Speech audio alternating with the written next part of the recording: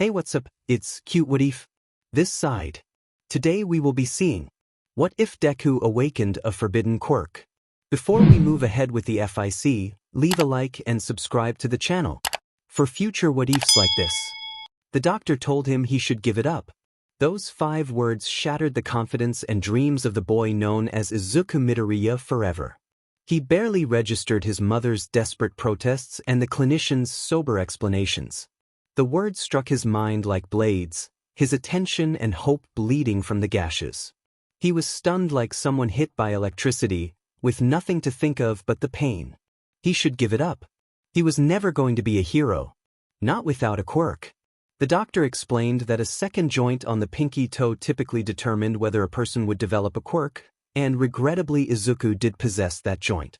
The doctor sighed with the dispassionate sadness of an uninterested medical professional and said it simply did not seem possible outside of a miracle. Izuku Midoriya inhaled and told them she understood. She reached out and placed a hand on Izuku's shoulder. He flinched. She forced a sad smile and told him it was okay, then added that everything would be all right. Years later, Izuku sat in front of a computer screen, replaying a video of his idol, All Might, pulling people from a crash. The words in the video had become so ingrained in his memory that he could recite the whole thing from start to finish, alongside what happened in every second. He remembered the shouting, the triumphant boom of All Might's laughter, and the resonant phrase that brought hope to the good and terror to the wicked. He did not notice at first that tears had welled in his eyes. Izuku called his name, and Izuku, trembling, told his mother that All Might was such a cool hero and asked if he could be a hero too. Izuku broke down and moved the chair to embrace her son.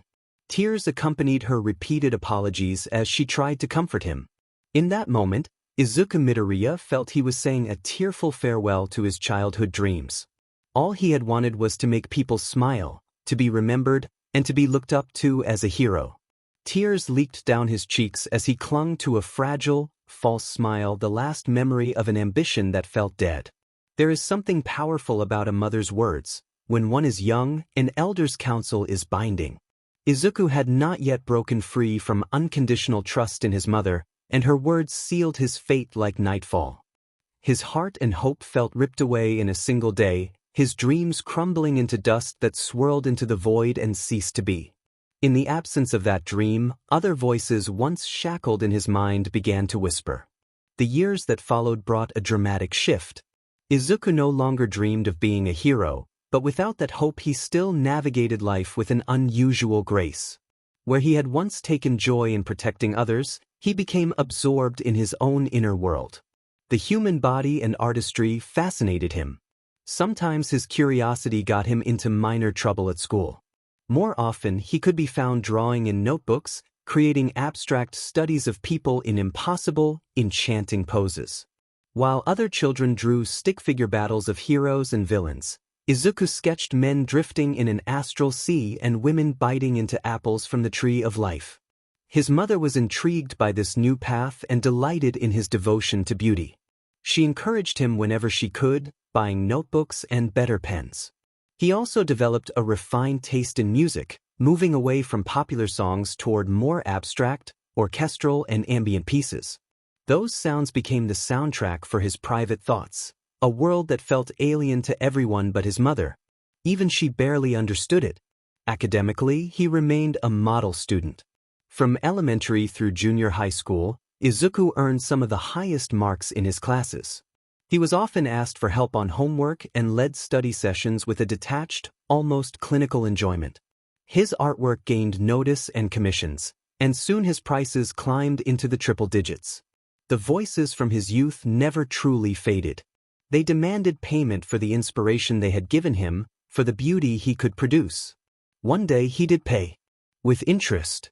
In a classroom discussion about the future, the teacher mentioned Izuku's plans and asked if he was considering applying to UA. Izuku calmly confirmed that he planned to attend the general education course. The teacher smiled and wished him success. Katsuki Bakugo then leaned over Izuku's desk, his motion unmistakable even without looking up. Izuku recognized Katsuki's presence and braced himself for scorn. To his surprise, Katsuki's tone was calmer than usual, though it still carried an edge. Katsuki demanded to know what Izuku was doing. Izuku said he was confused by the question and turned a page in his book, but Katsuki snatched the notebook from his hands. Izuku flared with anger for the briefest of moments, then hunched his shoulders and looked up at Katsuki with worry in his eyes.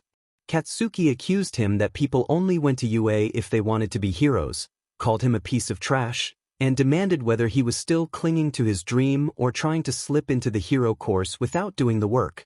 Katsuki flipped the page of his notebook to a detailed drawing of a viper eating a mouse, and the precision of it irritated him. Izuku sank deeper into his chair. Izuku explained that he really just wanted to attend to prepare for college and that UA was a good school in general, not only for heroics. Katsuki sneered and said he did not believe Izuku had simply given up on being a hero and accused him of becoming like someone who gave up and took an ordinary path. He considered burning the notebook for a moment, then tossed it back onto Izuku's desk, buried his hands in his pockets, and stomped away, telling Izuku that if his story was true, he was more useless than Katsuki had thought. Izuku had no comeback. It had been the closest thing to motivation he had felt in years, and yet it still felt like a hollow jab. Izuku Midoriya did not have a quirk. Being a hero seemed impossible. Walking home that day, Izuku ran through thoughts and doubts. The idea of becoming a hero had seemed lost, something he had given up on long ago. Still, a faint ember of hope warmed him.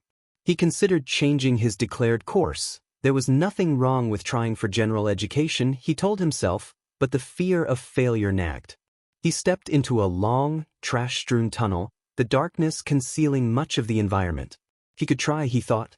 But what if he failed? Could he still apply for general education? He did not know. Those thoughts slipped away when cold steel pressed against the base of his spine. A gravelly, distorted voice ordered him to empty his pockets. Izuku froze, eyes darting for an escape. Finding little, he slowly reached into his pants and, stammering, pulled out his cell phone and dropped it on the concrete.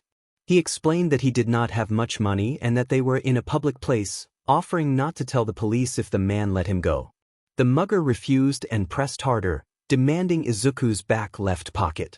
Izuku handed over his wallet.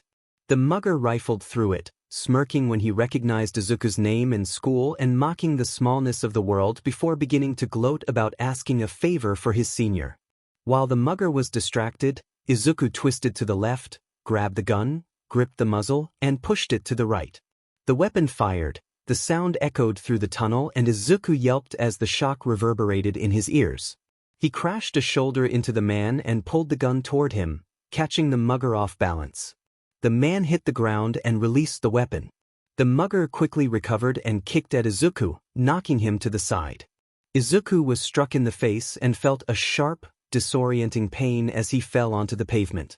He scrambled to his feet, but a hand grabbed his collar and yanked him down, slamming the back of his head against the ground and sending a burst of stars through his vision. The mugger reached for the gun while the world narrowed. Izuku braced himself, certain the next moment would be his last. Instead, the mugger suddenly froze as if gripped by an invisible force. He struggled and made ragged sounds, but his movements were restrained. Izuku felt a connection to that force, an unexpected control like a puppeteer finding the strings of someone else. As Izuku willed movement, the mugger's limbs jerked in response, held fast by that same unseen pressure. With a scream that mixed pain and anger, Izuku pushed, wanting nothing more than to send the man away. The mugger's body bent unnaturally, accompanied by sharp snapping noises, and then the man dropped, motionless. The scene felt surreal and unreal. Izuku Midoriya had used a quirk he had never known he possessed, and the result was fatal. It took a moment for the reality of what lay on the pavement to settle in. Part of Izuku hoped he was dreaming. When comprehension arrived, his stomach churned and his eyes widened in a mix of horror and disbelief. He ran from the tunnel, deaf to the sirens and the concerned questions of bystanders. He ran for what felt like hours, turning corners and weaving through pedestrians until he found an alley free of onlookers and dove in, gasping for air. His stomach rebelled. He was sick and bitter with the taste of lunch, and he slid down against the wall, wiping his face and crying. He believed he had caused a man's death. The memory of the scene sickened him, the sounds, the looks, the helplessness. The way his quirk had acted felt deeply wrong. Most unsettling of all was the terrible, confusing beauty he had noticed in the moment, a mix of horror and fascination that made him ache. For the first time, the voices were silent. For once in his life, they did not call to him. In that back alley, surrounded by trash and stained with tears and the remains of his lunch, Izuku Midoriya smiled. When Izuku returned home, it was to a silent household. Though he knew his mother was out at this time of day, the fact that she had not come back sooner than usual felt oddly relieving. He removed his shoes, dashed into his room, and slumped against the doorway. He reached for the light and turned it on. Izuku's room had changed since his heroic obsession faded. Where once all might figures and posters had filled the walls and floor, there were now posters for obscure bands and art that ranged from abstract, chaotic landscapes to meter-long prints of angelic beings signed by the artist. The walls were painted a dull blue-gray. On his desk sat blank and posed figures, his computer, several books, and his tablet. The sight of his sanctuary brought a small smile to his face. More than anything, he wanted to keep drawing. The scene he had in his head felt fresh, and he couldn't let that inspiration slip away. He moved to his desk, unplugged the tablet, set the stylus to the screen, and began to draw. When Izuku Midoriya created art, it could look chaotic to the untrained eye. His eyes were sharply focused and his hand moved as if guided by something beyond conscious thought, flowing lines and jagged edges forming together. He rarely blinked while working. When he finally did, it was carefully timed between the stylus pressing and lifting. For this piece, he did not need a background, only the person. He worked fluidly, as naturally as breathing, letting the work absorb his thoughts and worries. At some point his mother had returned. Inko greeted him from outside the room with her usual stream of small talk about her day. When she realized he was drawing, she left him alone, happy that he was following his passion. Before he finished, Izuku left to use the bathroom and checked his reflection. The fight had left its mark. An angry violet and yellow bruise colored his cheek and his nose looked crooked. He felt along his teeth and discovered a loose molar. He had already wiped most of the blood from his face. He disliked looking battered. From the medicine cabinet he brought out a first aid kit. He dressed his cheek and nose and sat an ice pack against the side of his face. He looked tired, but the injuries could pass for an awkward fall if he needed an excuse. Satisfied, he returned to his work. After a few hours it was nearly complete. Only a few edits remained before he could call it finished. He judged the piece bold. It depicted a figure with limbs arching back in a moment of intense release. From the figure's chest a large pink and red rafflesia blossom unfurled, with a stylized heart at its center. The figure had a mane of brunette hair flowing like an ethereal ocean, and faint, luminous smoke drifted from the eyes and mouth, tinged white and gold. The figure wore simple, plain pants. Izuku sighed at his work, always his own harshest critic, and saved the file. He planned to refine it more later, but his empty stomach mattered first. Inko appeared at the dining room corner and offered him a warm grin, teasing that all work and no play would make him dull. Izuku returned a small smile. When she saw the bandages and the weary set of his face, her grin dissolved into alarm. She asked what had happened and rushed to examine him. Izuku raised his hands and told her it was fine, that he had fallen down some stairs on his way home. Inko asked if the fall had involved a bat or brass knuckles in worried disbelief and gently touched his cheek, making him hiss at the sting. She pressed him for reassurance, asking if he was in trouble, but Izuku simply nodded. She gave him a relieved but concerned look and reminded him he could tell her anything, saying that his old mom would always understand. Izuku hugged her and asked her not to worry. She huffed at that and then asked if he was hungry. He nodded, and she began to prepare dinner. The family settled in front of the television as Inko cooked, and Izuku found his attention drifting as the news played. He thought about his quirk. After everything that had happened, he had yet to activate it intentionally. It made a certain sort of sense he had never tried to hurt anyone before, and whatever his power did had clearly caused harm. He knew it was an emitter-type quirk, but what exactly did it control? Blood? Bone? He couldn't tell. He would have to test it carefully, and be sure before making any rash choices. Did it require touch? Was it will-based? Those questions circled his mind. The news anchor introduced the top story of the night, reporting that a man had been found dead in a Soka tunnel in Mizutofu City that afternoon.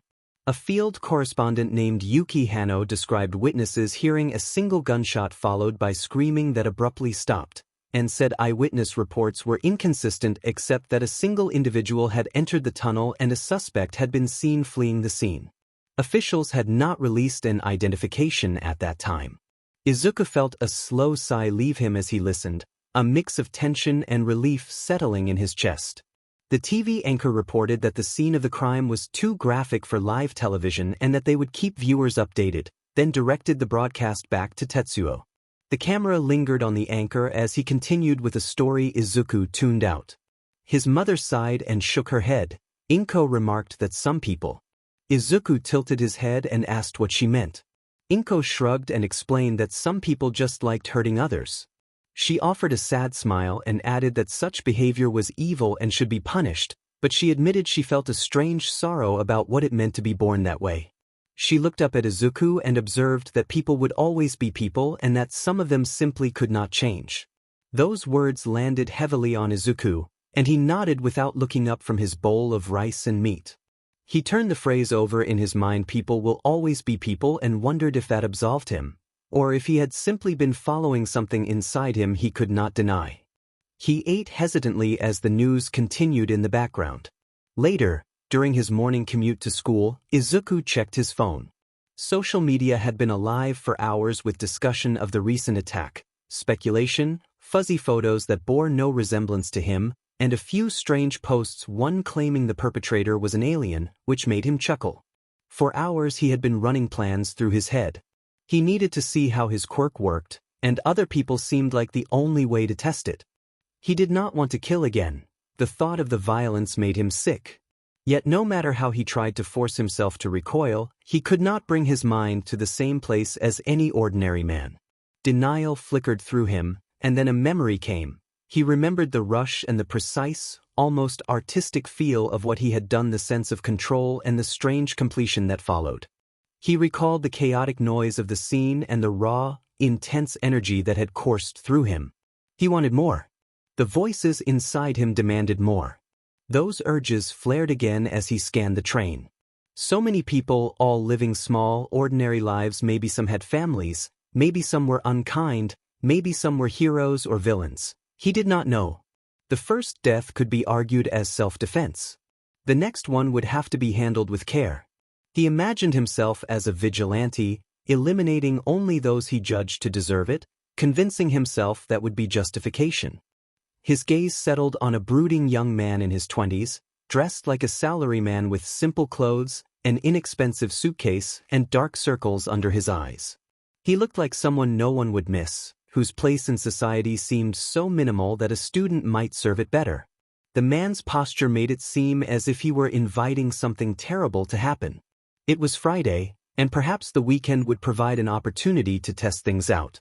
For now, however, Izuku had an entrance exam to prepare for. Even if he did not enter the heroics course, the UA entrance exams were notoriously difficult. 9 months remained before he would be there, 9 months to test himself, 9 months to pursue what he called beauty. The thought sent a thrill through him. It had been a week since Izuku had selected his target, and he had a plan, or at least something like one. 4 days he remained the model student, arriving on time most mornings and participating like any other young man. He followed his target and kept careful notes, as he had once kept notes on heroes. The man was a regular on the train and worked at an accounting firm downtown. The firm's name mattered little to Izuku, its routine did not. Every morning at 7:43 the man left for the second-to-last stop before Izuku's station. He took the right-hand stairs, walked a few blocks to a building in a complex of businesses, and entered.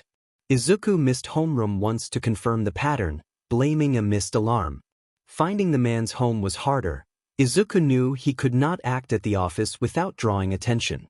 He would need an excuse to arrive home late, and he planned one, even though deceiving his mother weighed on him.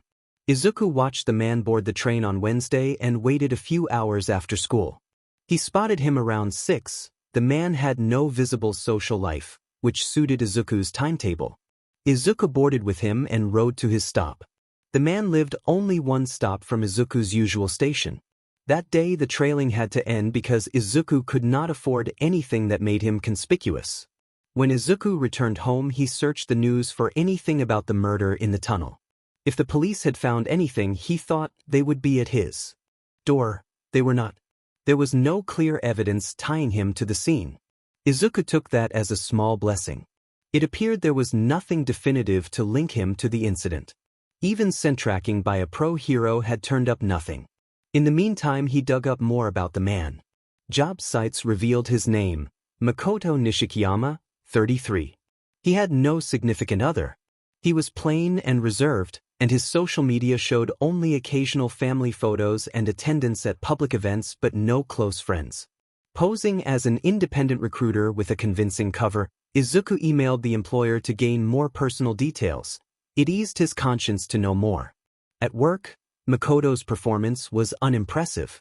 He had no close coworkers, displayed few leadership qualities, and kept to himself. Izuku felt a cold satisfaction in the man's loneliness. It felt ironic and unsettling at the same time. Thursday brought an opportunity to find the man's apartment. The sky was cloudy and a hoodie felt natural. School was uneventful that day until the end of class when Bakugo pushed Izuku back into his chair and planted a hand on his chest. Without his usual cronies, Bakugo fixed Izuku with a cold, judging stare. Izuku began to protest, but Bakugo told him sharply to be quiet and demanded that he stop calling him by his childhood nickname. Bakugo accused Izuku of acting odd and scolded him for doodling, insinuating that the drawings were more frequent than before. Izuku stammered that he had been busy studying, and the excuse only made Bakugo angrier.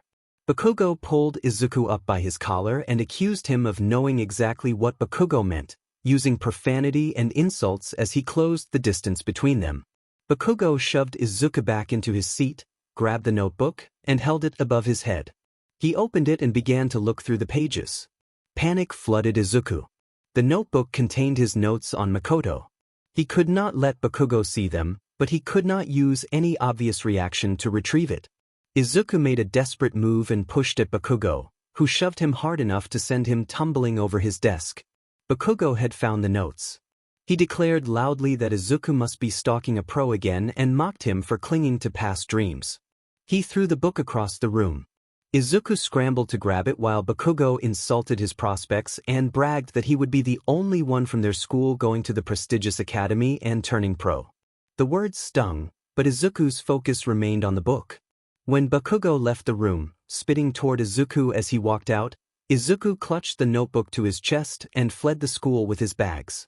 A few blocks from school, pressed against a wall and still gripping his notes, Izuku laughed in a strained, triumphant way. He told himself that if Bakugo found more hero notes from the boy who had once loved them, it would mean nothing, and that Bakugo would soon forget the details when something else provoked him. He calmed as he walked to the train station. The hoodie pulled up, but he could not keep a smile from his face. He had to give Kaken credit for remaining ignorant, and maybe even thank him for being so bullheaded. The idea was stupid, but he was in a reckless mindset. The victor's mind was not always rational. It felt as if fortune had tilted in his favor, making such sudden changes possible.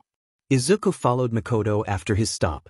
He walked a few blocks from the train station and entered a compact apartment complex.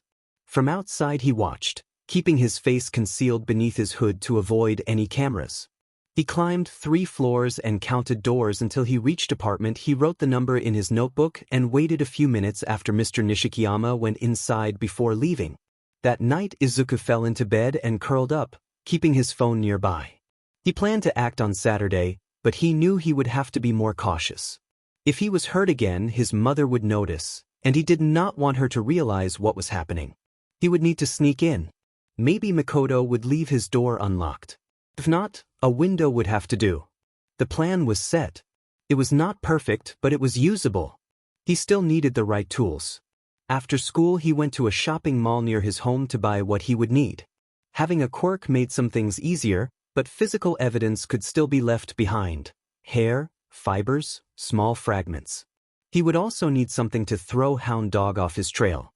First he bought a pair of thick leather motorcycle gloves with plastic protection over the knuckles. They would make the physical side of the job easier and keep his fingerprints covered. Next he purchased another hoodie, different from his usual one so that security footage could not be traced back to him. He chose a crimson fabric with a white seam down the arms and torso, tight but wearable and practical for hiding stains. The new fabric's scent might help confuse a tracking hero with a scent-related quirk. The final purchase required the most care. This would be the face he presented to the world. At 5 o'clock he wandered past a small shop on a mostly abandoned street leading back toward the station. The surrounding stores were delis and markets, but this one was a book and oddities shop, its window displaying strange Western items. Deeper inside, a rack held masks. He entered quietly and the bell above the door rang.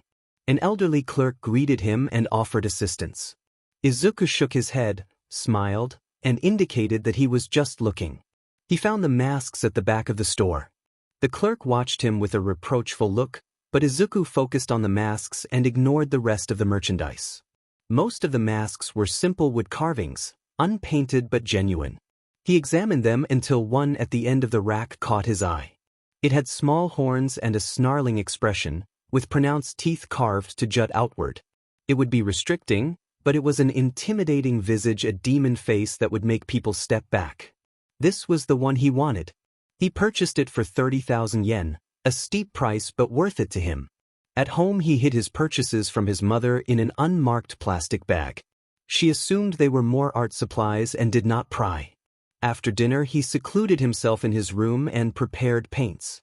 He poured black, white, and red onto a palette and sketched color ideas on his tablet. He decided on high contrast, mostly white with accents of red and black. He painted the chin, cheeks, lips, nose, and forehead white, and the jawline and brow black. The horns and exposed teeth were a vivid crimson, with red accents applied carefully and covered as needed to prevent bleeding. He worked for hours until the paint dried and the mask became exactly what he had imagined, a pale demon mask streaked with shadow and color. By midnight the mask was ready. He felt prepared. Makoto Nishikiyama was awakened by the clatter of plastic on tile. He had no plans for the weekend beyond gaming and maybe picking up a new title. The digital clock on his nightstand read 3:25 a.m. Rather than drift back to sleep, he rose to investigate the source of the noise. After all, anyone woken by the sound of something falling would want to check it out, even if there was nothing valuable to steal. He blinked crust from his eyes and groaned, figuring a stiff wind from an open window had blown something over. He almost wished a mugger had broken in to shoot him. At least he wouldn't have to go to work on Monday. He slid from the thick fabric of his comforter and his feet hit the floor. He stretched in his baby blue and white striped pajamas and slipped his feet into a pair of All Might-themed slippers. With a mixture of a sigh and a yawn he opened his bedroom door. The apartment was dark and no moon shone through the windows. One was, as expected, open. Of course, the light switch was by the entrance.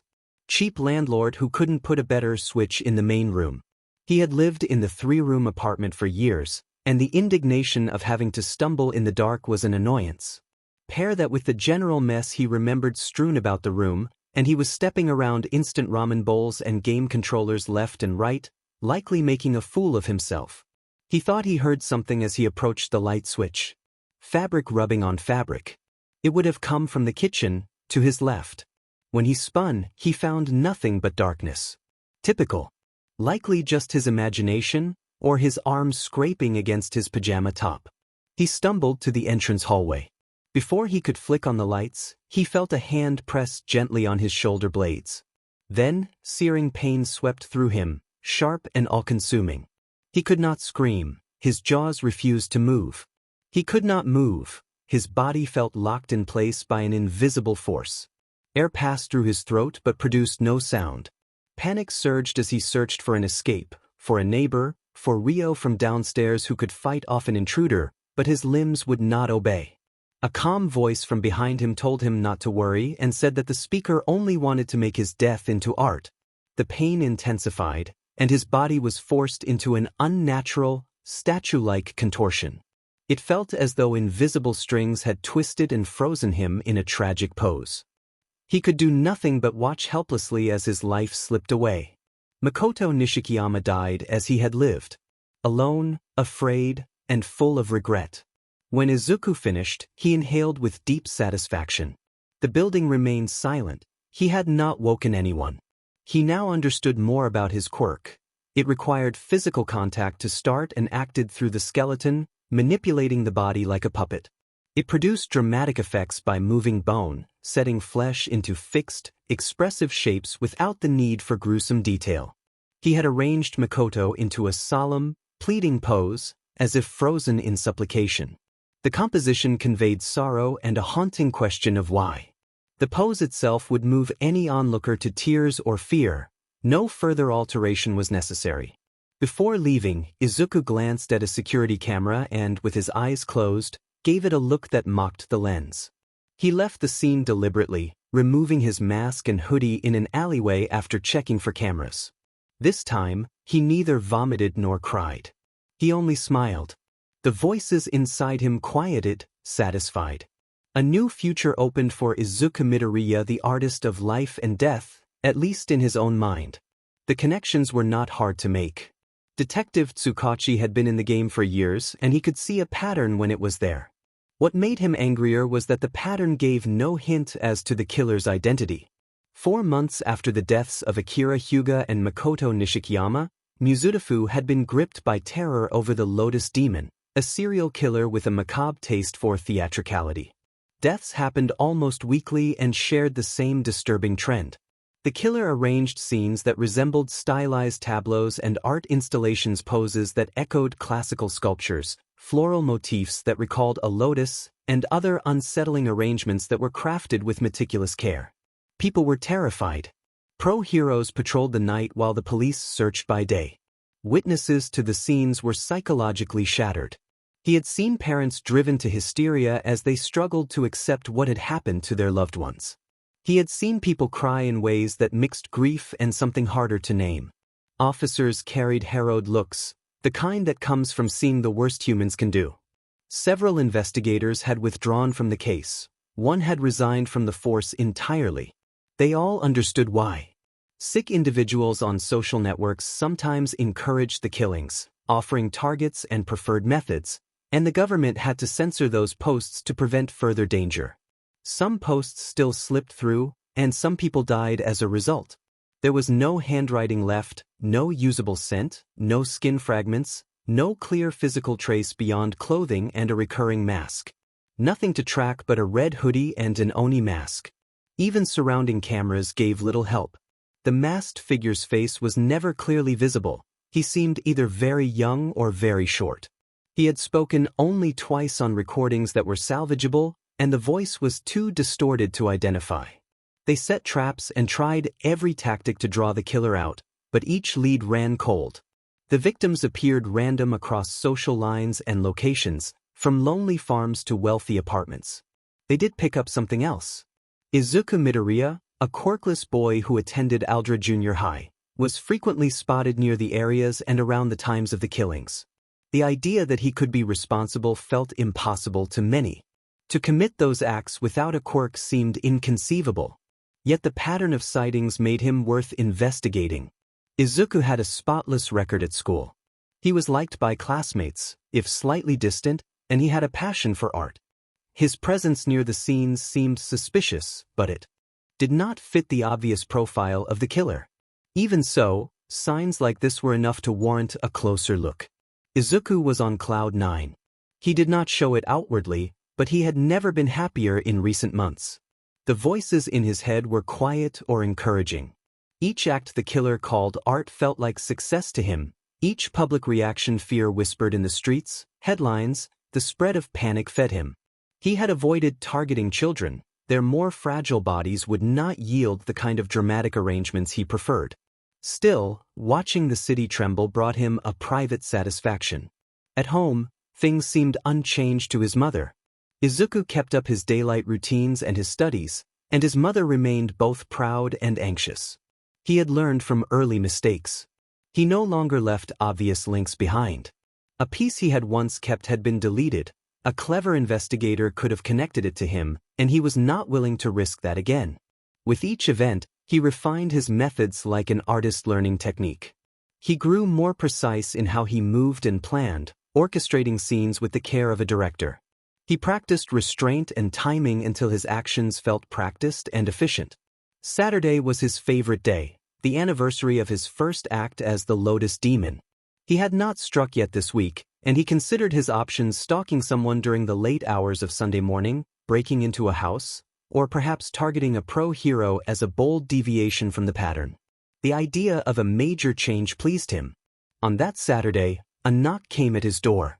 Standing there was a plain man in a trench coat and trilby, wearing white gloves. The detective looked ordinary in a way that made him forgettable, which only made Izuku's unease grow. The detective met him with a neutral smile. The detective introduced himself as Detective Tsukachi of the police department and said he would like to ask a few questions about recent events. Izuku paused for a moment, then nodded and invited him in, keeping his outward calm while feeling a surge of panic inside. Once inside, Izuku offered tea or water. Tsukachi declined and asked to sit. He made a point of noting that Midoriya's mother was not present, and Izuku was grateful for the privacy. He told himself to control his breathing and his movements. Too little motion looked suspicious, and too much could betray him. The detective watched him with a careful gaze that felt almost clinical. Tsukachi confirmed details aloud: Midoriya's age as 16, his quirkless status, and his attendance at Aldra Junior High. Izuku nodded in response. Tsukachi produced a pen and notebook and began to write. Detective Tsukachi said that they could begin. Izuku wondered what that meant. Detective Tsukachi asked where he had been on the afternoon of April 15th, the day of Akira Hyuga's murder. Izuku kept his answer vague and said he had been walking home from school. Tsukachi wrote it down and then asked what route he usually took. Izuku explained that he typically went from the school to the tram station and rode a few stops home, and that the Asoka Tunnel was the fastest route. Tsukachi reminded him that Akira Hyuga had been murdered in Asoka Tunnel that day and asked whether Izuku had been there when it happened. Izuku understood that this question was more than routine. The detective's quirk could detect lies. He had to match the physical signs of truth: perfectly calm breathing, steady heartbeat, blank mind, so he focused and gave his honest answer that he had been there. Tsukachi stared with skepticism and then asked if Izuku was the Lotus Demon. Izuku maintained his composure and denied it, practicing the same calm signs of truth. Tsukachi immediately called him a liar. Izuku shook his head and insisted he was telling the truth. The detective then asked whether killing felt good. Izuku continued to keep his breathing steady and said he was not a killer. Tsukachi accused him of being responsible for 34 deaths and demanded reasons, whether it had been for art, for a message, or for pleasure. Izuku continued to claim he had never been the Lotus Demon and that he was telling the truth. Tsukachi held his gaze for a long minute, weighing what he had seen. Finally he allowed that either Izuku was a very good liar or he was innocent. He rose, offered a curt farewell, and, with a remark that a quirkless boy couldn't be responsible for such things and no offense intended, left. Izuku opened the door for him, breathed a slow sigh of relief once it closed, and let himself grin at having passed the interrogation. He returned to his room, put on music, and lay back on his plain sheets to quietly celebrate. He decided to perform to mark the occasion. Detective Tsukachi then sat in his car with Toshinori Yagi, who was using the All Might name, and reported that Izuku was either a skilled liar or truly innocent. Toshinori asked whether Tsukachi was sure, since this was the most solid lead they had on the case. Tsukachi said he would try to have an officer keep watch on Izuku's apartment complex on Monday. Toshinori offered to keep an eye on the boy while he attended school at UA for general education. Tsukachi explained that medical records showed the Midoriya family had consulted several doctors and that anatomical findings made it overwhelmingly unlikely for Izuku to manifest a quirk. 9,999,999 chances out of 10 million against it, and no record of any manifestation. Toshinori noted the tiny possibility, and the two sat with the unease that their most tangible lead had just slipped away. Someone called out the name Lotus Demon. Midoriya sighed as he finished with the homeless man, arranging him motionless as if preparing a suspended, dramatic scene. He had tried a different, more theatrical approach this time. His hoodie was stained again. Hand washing had been difficult enough, but he'd really ruined it this time. His mask was streaked and stained, that came off easier. A voice from behind made him smile beneath the guise, and he turned his head. A man stood there in a neon green costume accented with blues and whites. A large emblem, a stylized letter I, sat on his chest. He wore a fire-red cape and mask that clashed violently. Izuku, the Lotus Demon, let out a soft chuckle and adopted the deeper voice he used in costume as he mocked the appearance of the pro-hero. He interrupted himself with a laugh and then ridiculed the costume, telling the hero that it looked ridiculous, like a child's first attempt at coloring. His tone remained strangely serene, but the sight was too much to keep him calm. The pro-hero reacted with fiery certainty, declaring himself Ignition and insisting he would bring the demon to justice. Colored sparks danced across Ignition's body as the Lotus Demon sighed. The Lotus Demon mused that art did not obey justice or chaos, good or evil. He crouched low to the ground, spreading his hands as if preparing for a performance. Ignition erupted into a blaze, his flames shifting through blues, greens, whites, and reds. The demon recognized the theatrical purpose behind the prismatic costume, an attention-grabbing prelude.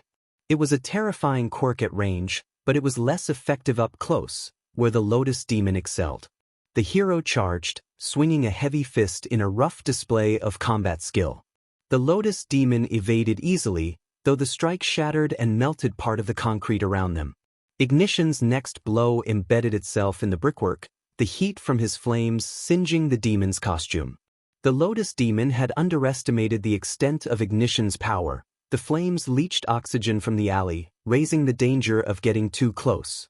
A burning trash can lid flew inches from his face, and he searched for a weakness.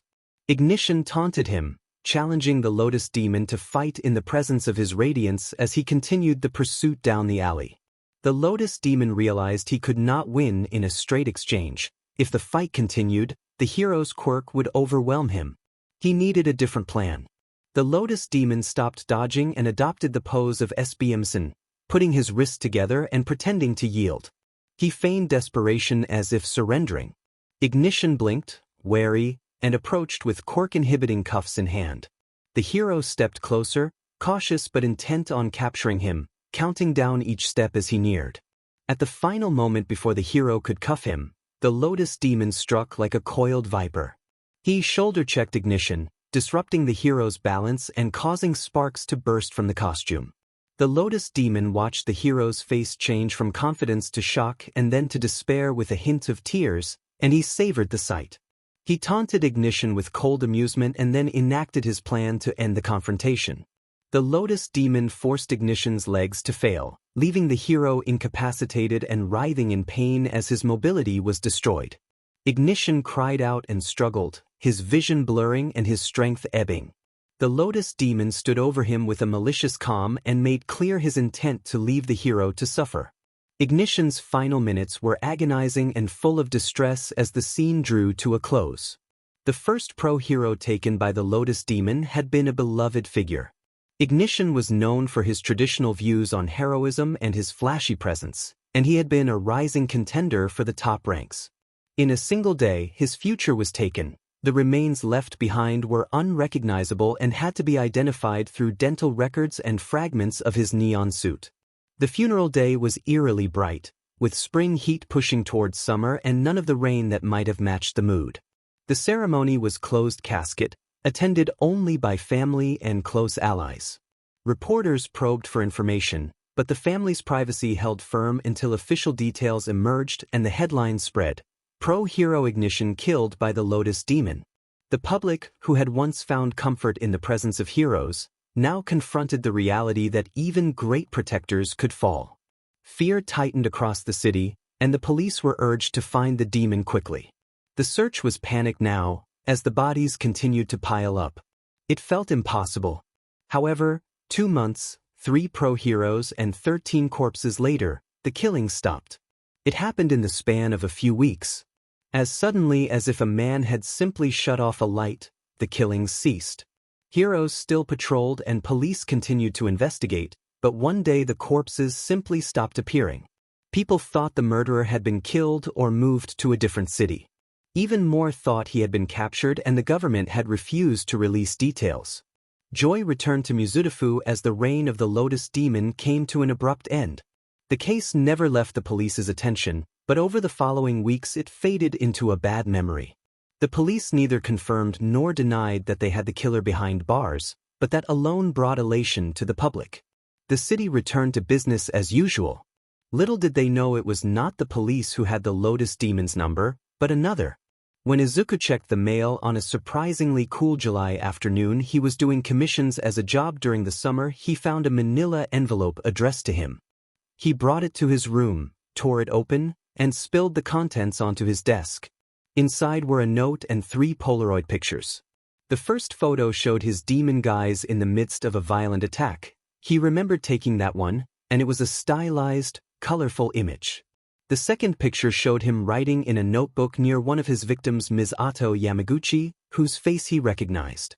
He remembered arranging that scene near a cabinet of wine glasses. The third image captured him removing his mask and pulling down a red hoodie in the shadows of a dingy alley. The quality was not superb, but the 3 images together looked like damning evidence linking Izuku Midoriya to the Lotus Demon. With shaking hands, he brought the note closer to read it. The scrawled message claimed that they knew who he was, instructed him to attend dinner at Haruko's Grill at 7 p.m. sharp on Saturday, July 12th, warned that consequences for absence would be dire, and was signed by Tamura. Izuku must have come to the wrong place. It was simply too fancy. At 6:58 he stood in front of an upscale steakhouse near the top of one of Mizudafu's tallest skyscrapers, known as Parupa Tower. Even with his cultured tastes, he admitted the monolith of blue glass and light was impressive. He had never been inside. Dressed in business casual, he drew suspicious looks from the staff. When he saw that Haruko's Grill lay only a few floors below the top, he understood that whoever had summoned him this Tamura meant business. He noticed, too, that there was no easy escape if things went wrong. There was no turning back as he stared at the glass doors and brass handle, the restaurant name carved into gold. And marble. Trembling, he pushed the door open. The grill was mostly empty. Windows covered the outer walls, offering views of the Tokyo and Mizudafu skylines. Only a few tables were occupied by wealthy patrons enjoying expensive fare. Part of Izuku felt sick at the sight. Another part of him blamed himself for not dressing more seriously. The waiter at the desk offered a slow nod and asked if he wanted a table for one. Izuku declined and told the waiter he was looking for Tamura.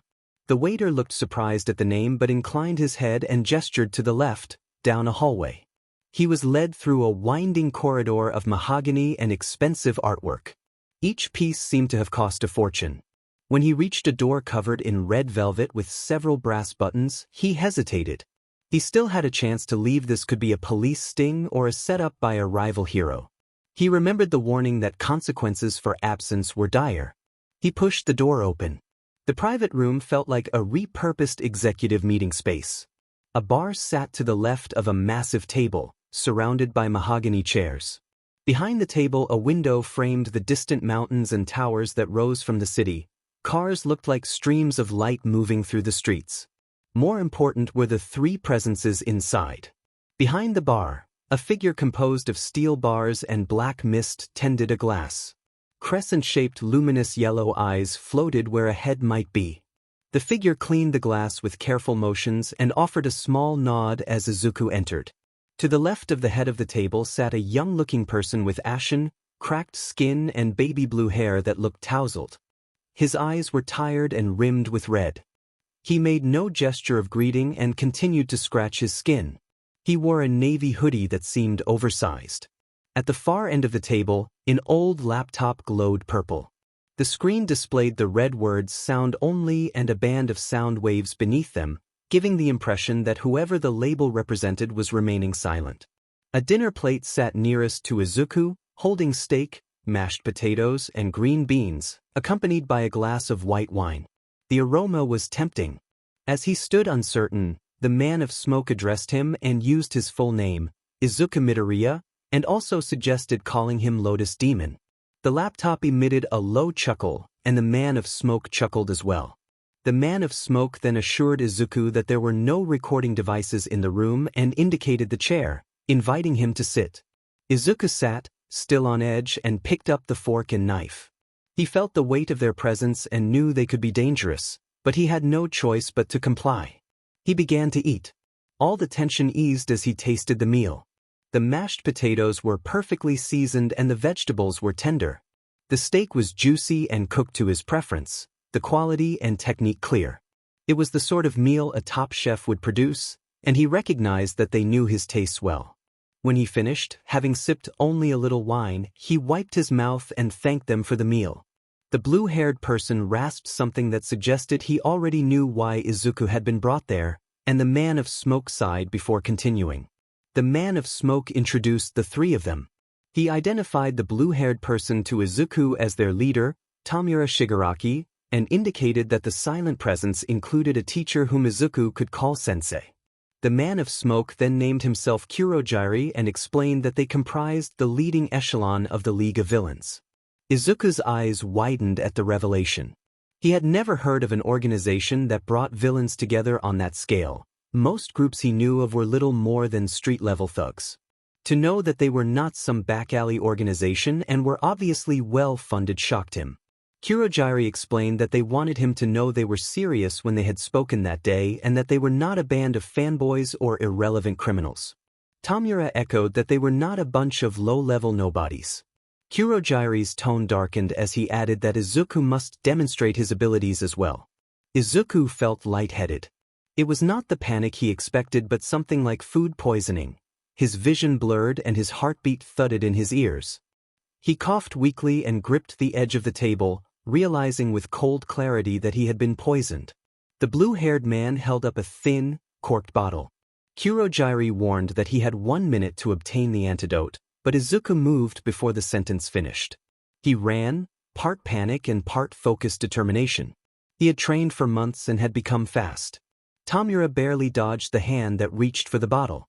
Izuku recognized Tamura's style immediately, calculated dodges designed to create distance while keeping opponents just out of reach, a tactic meant to maximize despair. Knowing those patterns and the fact Tamura did not understand how his own quirk behaved, Izuku played the player, turning every movement into a feint aimed at one decisive moment. 30 seconds of back and forth left Tamura growing cocky. Izuku lured him back until Tamura's back hit the wood between the bar and the outer wall. As expected, Izuku lunged forward. Tamura pulled the bottle away but left his body too close. His hand caught on Izuku's hoodie and the two collided. Izuku triggered his quirk to bind Tamura, holding him fast without causing XPLCT injury. Tamura struggled against the invisible restraints and could not break free. Izuku did not gloat.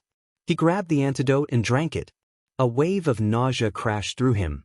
He dropped to the floor and vomited up the foul-tasting medicine as it worked to purge the poison from his system. Sounds of muted applause and laughter came from the screen in front of him. Sensei praised Izuku, calling him the Lotus Demon and noting quick thinking and a unique form of combat, then requested that Shigaraki be released. Izuku looked between the screen and the struggling man. It would have been easy to end him in that moment, but Izuku judged that killing a man with allies over a test would be unjust. He chose restraint. With concentration he loosened the hold and Tamura collapsed, coughing and retching. As Tamura rose, he glared venomously at Izuku and accused him of cheating, vowing to show who the real king was. Tamura lunged, and Izuku readied himself, but black smoke suddenly formed a barrier and when it cleared Tamura was back near his previous seat, furious and sputtering at Kurogiri. Sensei admonished Tamura to exercise restraint, warning that losing temper at every practical test would drive recruits away. Tamura complied reluctantly and took his seat, still glaring at Izuku. Izuku felt the weight of that hatred but kept his focus between Kurogiri and the screen. Kurogiri then informed Izuku that he had passed their impromptu test and extended an offer of membership in the league. He explained that they would provide compensation in the form of gear and money and offer protection through their unified group. The proposition was tempting paid to create and given the tools to improve, but Izuku sensed a catch and asked what they would want him to do. Tamura answered that they needed a party member who was not openly a party member, someone to scout while the League handled things and take care of targets the group could not reach. Kurogyari clarified that essentially they wanted a covert operative inside UA High. Izuku asked if that would be his only obligation, and Kurogyari argued that appearing at League operations would defeat the purpose of a spy. They might assign targets to be eliminated, but nothing beyond what they judged he could handle. He would not need to enroll in the hero course, only be in a position to get close when needed. Izuku listened and, with a dry mixture of humor and resignation, observed that he did not really have a choice. Tamura smiled at the answer. Izuku later stood before the gates of the school, still shaken by everything. He wore winter gear against the chill and felt sweat under the layers from the strain of the decision. Stepping into the schoolyard, he tripped. He was about to cry out when a hand briefly touched him, and suddenly he found himself levitating as if gravity had stopped. He looked around, flailing a bit, and heard a feminine giggle from his side. A girl told him not to struggle too much and said she would release him. Gravity returned to him, dropping his body into a crouch. When he turned toward the voice, he found its source quickly. A girl, relatively short with bobbing brown hair, stood only a few feet away. She was dressed for the chill and looked a bit flushed, red circles painting her cheeks. Her eyes were wide and brown like almonds, her gaze kind. Izuku noted that she was somewhat awkward in her movements. Her face was plain but pleasant. She offered a smile and extended a hand. He accepted it to rise. She commented that it would be bad luck to fall before getting into the building, then grinned and looked toward the entrance. She said she needed to go and wished him good luck before running off. Izuku realized he had not said a word. It had been the first time he had exchanged words with someone his age in a long while. The interaction still boosted his confidence. He strode into the building. The exam had been difficult. For the general education course, the level required to get in was daunting. He had studied, but he could not help fearing that he had ruined it. If he had failed, would the League still accept him? Anxiety flowed through Izuku as he sat in his room, refreshing news sites and the personal blogs of artists he admired. He had already gone through most of them many times, but keeping busy stopped him from thinking too much. His mother paced between his room and the living room, unsure whether to prepare comfort if he failed or celebration if he succeeded. Even entering UA's general program was no small feat.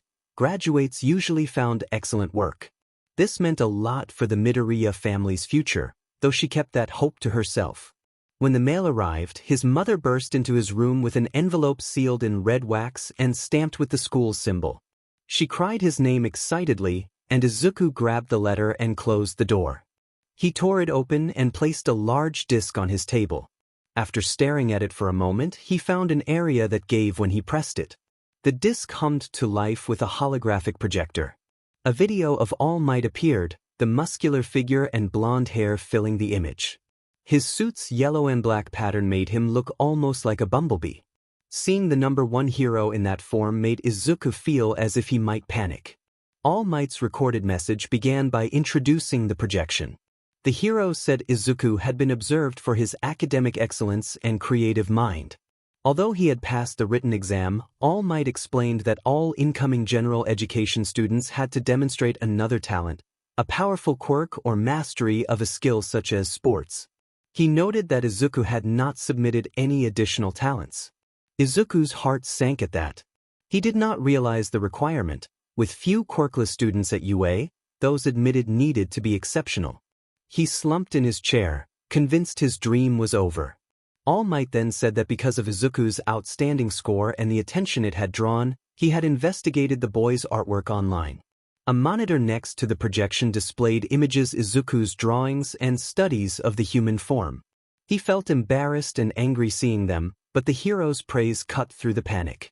All Might declared that Izuku possessed exceptional creative talent.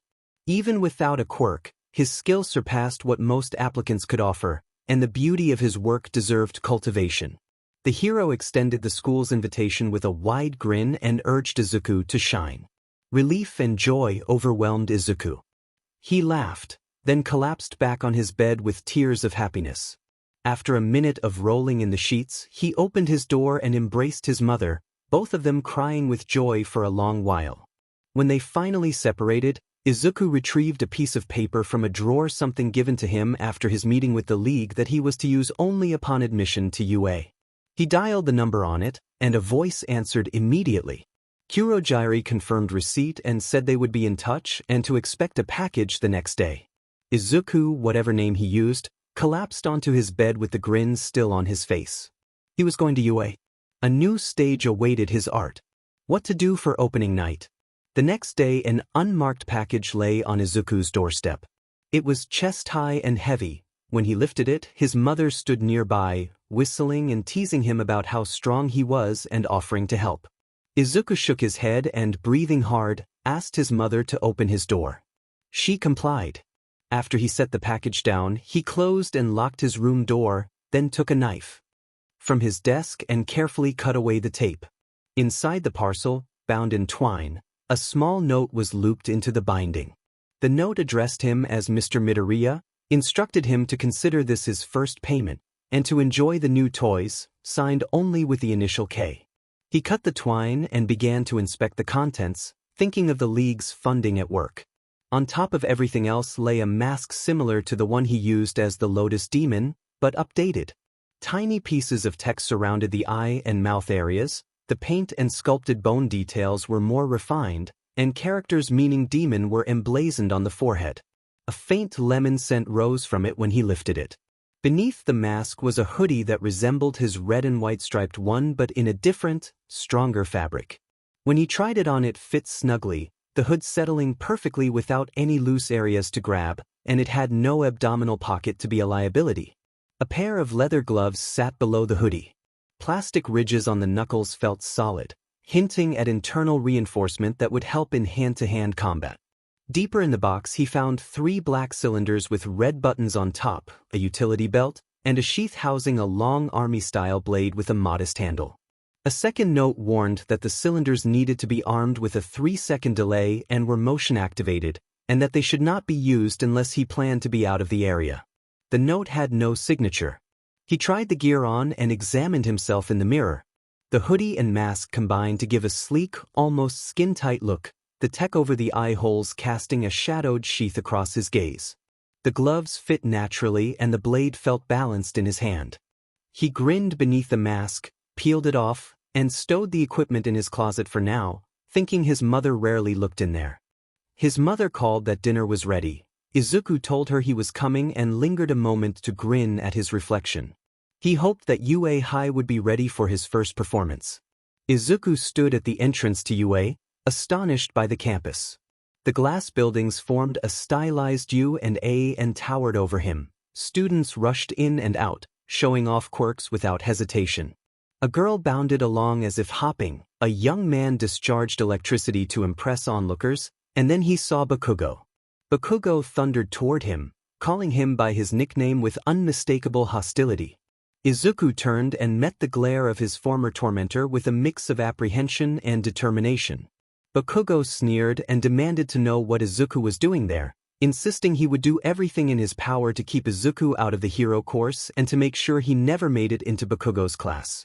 Bakugo's grip tightened as he warned Izuku that he would stop him by any means necessary. A fierce tide of anger rose in Izuku, and he pictured a dramatic confrontation in which he would humiliate Bakugo and put on a performance the world would never forget as the Lotus Demon. He imagined overpowering Bakugo in a show of force and spectacle, but he checked himself. Acting on that impulse here and now would compromise everything he was trying to achieve and draw immediate attention from heroes and students alike. He lowered his stance and, instead of attacking, nodded to appease Bakugo. Bakugo accepted the nod and stalked into the school.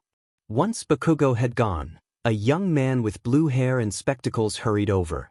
He stood rigid, offered a precise bow to Izuku, and apologized on Bakugo's behalf, insisting that Bakugo had no right to speak to a fellow student that way, especially on a first day. The boy was formal and earnest, and he extended his hand in greeting. The blue-haired student introduced himself as Tenya Ida and said it was nice to meet Mr. Midoriya. Another student assured Izuku that they would see each other around and walked into the school at an even pace. He seemed like a good boy and Izuku thought he would not need him for his performance anytime soon. A familiar voice giggled behind him. The girl from the testing grounds introduced herself as Achiko Uraraka and said she had not caught his name before. Izuku returned her smile and told her his name. He extended his hand, and Achiko said that friends called her Achiko. She took his hand enthusiastically and shook it, which made him grin. Izuku thought she seemed kind and suspected there might be more interesting stories behind her than he realized. Izuku told her his full name and mentioned that Kaken called him Deku. Achiko blushed at being called by her first name and giggled as she began to walk into the school. She said that she liked the nickname Deku and that it sounded encouraging, different from how Bakugo had used it. She asked if she could call him that. Izuku agreed and smiled. Achiko blushed even more. They began to ascend the stairs to the second floor, but Izuku stopped. Achiko asked if he was in the hero course, and he shook his head to indicate he was in general education. She shrugged and kept smiling, saying it was a shame because he seemed like he would make a good hero, and she told him she would see him around. Her words struck him painfully. As if struck by a whip, he felt a searing realization that by signing on with the League he had condemned the people at every man, woman, and child to grave danger. He wondered if he could go through with it. Was his art worth that cost? When he found his general education class, 1C, Izuku took a seat and kept thinking. People chatted, but none had approached him yet, which left him alone with his doubts. The bell rang and students settled into their seats. Izuku watched the door as the teacher entered. The man who pushed through the door was massive and wore a mane of fur like a literal lion, complete with a feline face around his head. His eyes were golden and slitted. His hands had pads and claws like a big cat.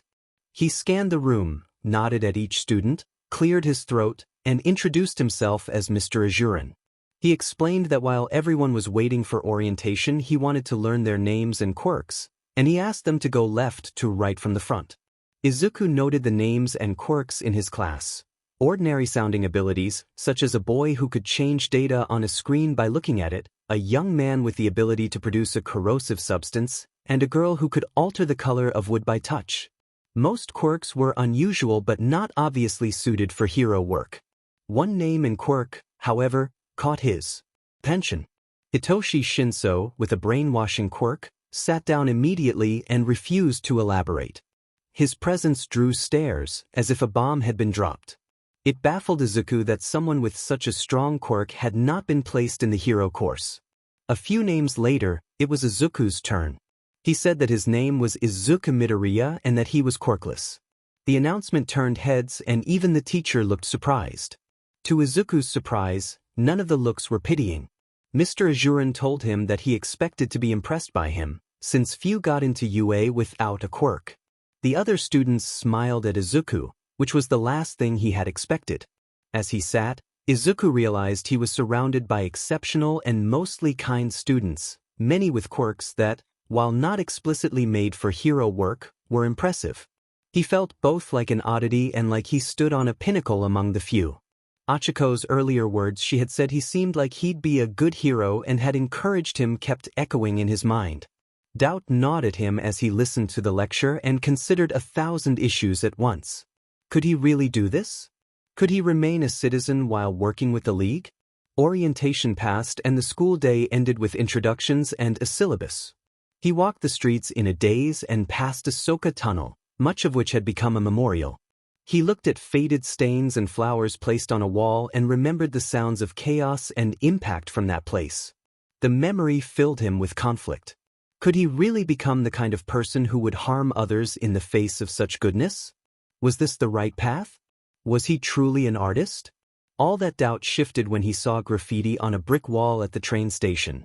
A few simple words accompanied by an image of the Oni mask he had used as the Lotus Demon. The stencil declared that the demon was still out there. He stared at the graffiti for what felt like hours, and then a smile spread across his face.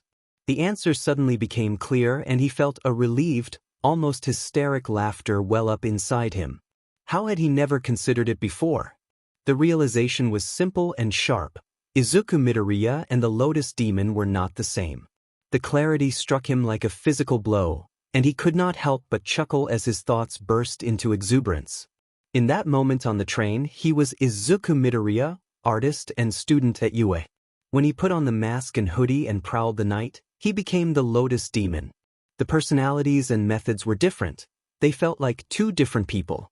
Izuku Midoriya, the one known for his relentless self-encouragement, could not kill a man. But the Lotus Demon could.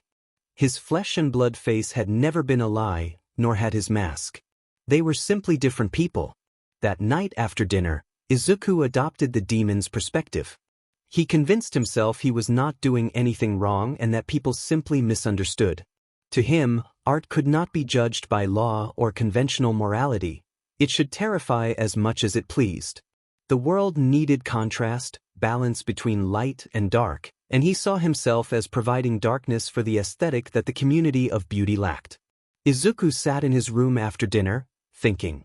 He slipped on the mask and felt the polymer press against his face, muffling his breath and obscuring Izuku Midoriya. He put on the hoodie and gloves and slipped a knife into his waistband. He accepted that opening night might begin with a quiet prelude. Across town, Tsukachi slammed his desk while watching the television. The broadcast showed a talking head and a helicopter flyover of a police scene, police cars surrounding an apartment complex, and one apartment door ringed by officers and yellow tape. The news described that the notorious Lotus Demon had struck again, named the victim as Miki Ryazaki, 25, and reported that experts believed the pattern matched previous Lotus Demon murders. The aide rushed into the room, panic evident, and asked the detective what they were going to do. Tsukachi said nothing as the leering demon's mask stared back from the screen. The black eyes, the new mask, the hoodie. Tsukachi felt certain this was not an imitator or a cheap trick by a gang. No quirk could reproduce what the demon had done. This was the Lotus Demon. Tsukachi met his aide with a grave expression and ordered that security footage be pulled from every camera in the area, that heroes be dispatched back onto the streets at night, and that the body be brought forward for inspection. He also asked for tea while those tasks were set in motion. The aide hurried out, and Tsukachi pressed his fingers together, staring at the television. The nightmare had returned. The news struck UA and, by extension, the rest of Mizudafu like a hammer blow. Schools continued and workplaces remained, but an air of despair settled over an already cloudy day. Rain misted the streets. People were glued to their phones. Mothers hugged their children as if it were their last day. Terror had returned. Bakugo seethed. Seeing everyone so frightened made him angrier than usual. It wasn't like the masked killer was going to slit every throat in a dark alley. If it returned to old patterns, it would be rare. He wanted to shout from the rooftops and force people to calm down, but things did not work that way.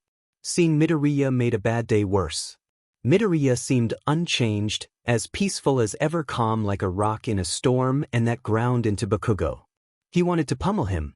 Seeing Shoto's scarred face and half-white, half-red hair made Bakugo boil over too. Whether from rivalry on the entrance exams or being shown up during practical tests, the sight of Todoroki's cool indifference always pushed a hot anger under Bakugo's skin. That morning, Bakugo yelled at Todoroki. He accused Todoroki of acting superior. Todoroki regarded him for a moment and then turned away. That fueled Bakugo further. He then confronted Izuku Midoriya, accusing him of being oddly unfazed by the news. Midoriya gave a small smile and denied it as he passed. Bakugo noticed Midoriya's knuckles looked raw, as if he had been punching something. The thought that Midoriya might be training made Bakugo angrier still. Detective Tsukachi nearly retched when he saw the scene. The place smelled terrible, and the state of the victim was unlike the demon's previous murders. The body had been left in a devastating state, and parts of the home were scattered with remains in a way that made the responding officers stare in disbelief. One officer became sick at what she found. The victim's face was locked in agony, which was sadly expected. There were also signs of repeated blunt force trauma to the face and upper torso. Tsukachi inspected the marks and, counting impressions, estimated multiple strikes. The discovery disgusted him, but it also made him think. The demon was known for efficiency. Witnesses had never reported prolonged torture in past killings.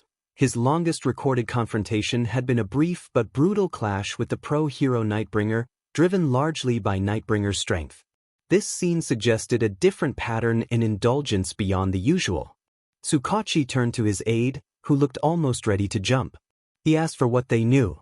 The aide reported that at about 2:10 that morning witnesses believed they had seen a man in a red hoodie enter the house. For 3 minutes after, they heard sounds consistent with a struggle, then silence. Because the victim's boyfriend had a history of domestic abuse, neighbors hesitated and called the police 10 minutes after the man in the hoodie left. The first responding officer, Officer Katsuragi, arrived at 2:43 and noted the overwhelming odor. He became sick and later declared the scene a homicide. Forensics reported no unusual hairs or DNA left behind. Tsukachi asked about cameras. The aide replied that the suspect had fled through an area the cameras did not cover, in the industrial park. At the detective's request, the aide confirmed that Izuku Midoriya had not been seen in the area. Tsukachi frowned at that. He pressed his trainee, Mr. Nishimura, to put the pieces together. Nishimura suggested the killer might be using decommissioned buildings in the industrial park to hide or change clothes blind spots where someone could vanish. Tsukachi probed how the suspect could evade cameras after leaving costume or how such a hideout would escape detection. Nishimura offered that the coverage there had been light since a major clan stopped operating in the area, so a blind spot could exist. Tsukachi encouraged him and told him they had some abandoned buildings to visit next. Kurojiri watched the news while Tamura sat at the bar beside him. The computer that connected to Sensei remained blank. Tamura scratched his neck and watched the report, then muttered that the brat had caused trouble. Tamura Shigaraki hoped the boy had not been discovered on his stealth mission. Kurojiri chided Tamura while wiping down mugs, saying it could be practice for the boy or a form of stress relief, and that so long as the boy stayed hidden it should not be a concern. Tamura said their first quest should happen soon, noting they had the Nomu ready and enough supporting personnel to make a dent, and suggested setting the boy on a little intelligence-gathering task first. Kurojiri asked what Tamura had in mind. Shigaraki smiled and an idea formed. When a burner phone rang between modern history and lunch, Izuku ducked into the nearest bathroom and took a stall, keeping his legs above the gap to reduce the chance of being seen. He opened the phone and made the call. Izuku said he was at school and asked what was happening. Kurojiri answered that they had his first assignment. Izuku acknowledged, anxiety rising. Kurojiri instructed him to remove a rat from the family and to discover any significant point when they were away from the nest, asking if he understood. Izuku said he did. Kurojiri told him they would be in touch and reminded him to be discreet. The line clicked dead. Izuku snapped the phone in half with effort, dunked it in the toilet, and flushed. The first part of the assignment was simple in its intent. He was to remove one of the students from the playing field permanently. He considered choosing someone who lived alone to ease his conscience. He could not bear the thought of parents discovering their child harmed. The second part required finesse. Learning where the hero course planned to be when away from the school meant getting information from faculty, only they knew the schedules. Stealing plans from a teacher was risky, and killing one would draw intense suspicion on campus. A student and a teacher dying around the same time would point the investigation inward. The detective from earlier was sharp and could make those connections easily. He resolved to do one task and then the other. He would get the easier part out of the way first, but choosing which target would be the real question. He needed to observe the hero course. Over the next week Izuku kept up with his studies while watching the hero course students. Class 1B proved fairly tight-knit. They moved like family and were united in competition against 1A, and he did not want that kind of collective retribution. Class 1A separated into smaller groups between girls and boys. A red-haired boy and a pink-haired girl clustered around Bakugo, and the dynamic convinced Izuku that Bakugo was not a good target. Bakugo, he decided, would be a special affair and not something to waste on opening night. Cliques had formed, and most of the class leadership seemed astute and ordinary. One student stood apart, a short boy with distinctive hair who seemed to make others uncomfortable and tended to keep to himself. He was the outcast for a reason. Izuku decided that made him the perfect target. The plan Izuku formulated was bold and daring, something to break the pattern of his previous actions and to leave observers breathless. Opening night would be the stage. The next evening, Izuku checked himself in the mirror in full costume, Earbuds in and a single piece of music cued on loop. Yezu, Joy of Man's Desiring, performed by Jan Panenka. As the sun began to set, he slipped out of the house. The orange glow and streaks of purple and pink across the sky provided the backdrop he wanted. Autumn winds brushed against his mask as he moved into position and prepared himself mentally. Minoru Mineta was a typical student, often awkward around others. He sometimes watched the tennis players from a distance like many teenagers did. On this autumn evening he was strolling home from the park as shadows stretched over buildings and vehicles and leaves skittered in the cool wind. He sensed someone following him. He could not make out the face beneath a red hoodie. The evening shadows concealed any features. He thought perhaps they were on the same route or just someone who liked to spook strangers, and he was not particularly worried.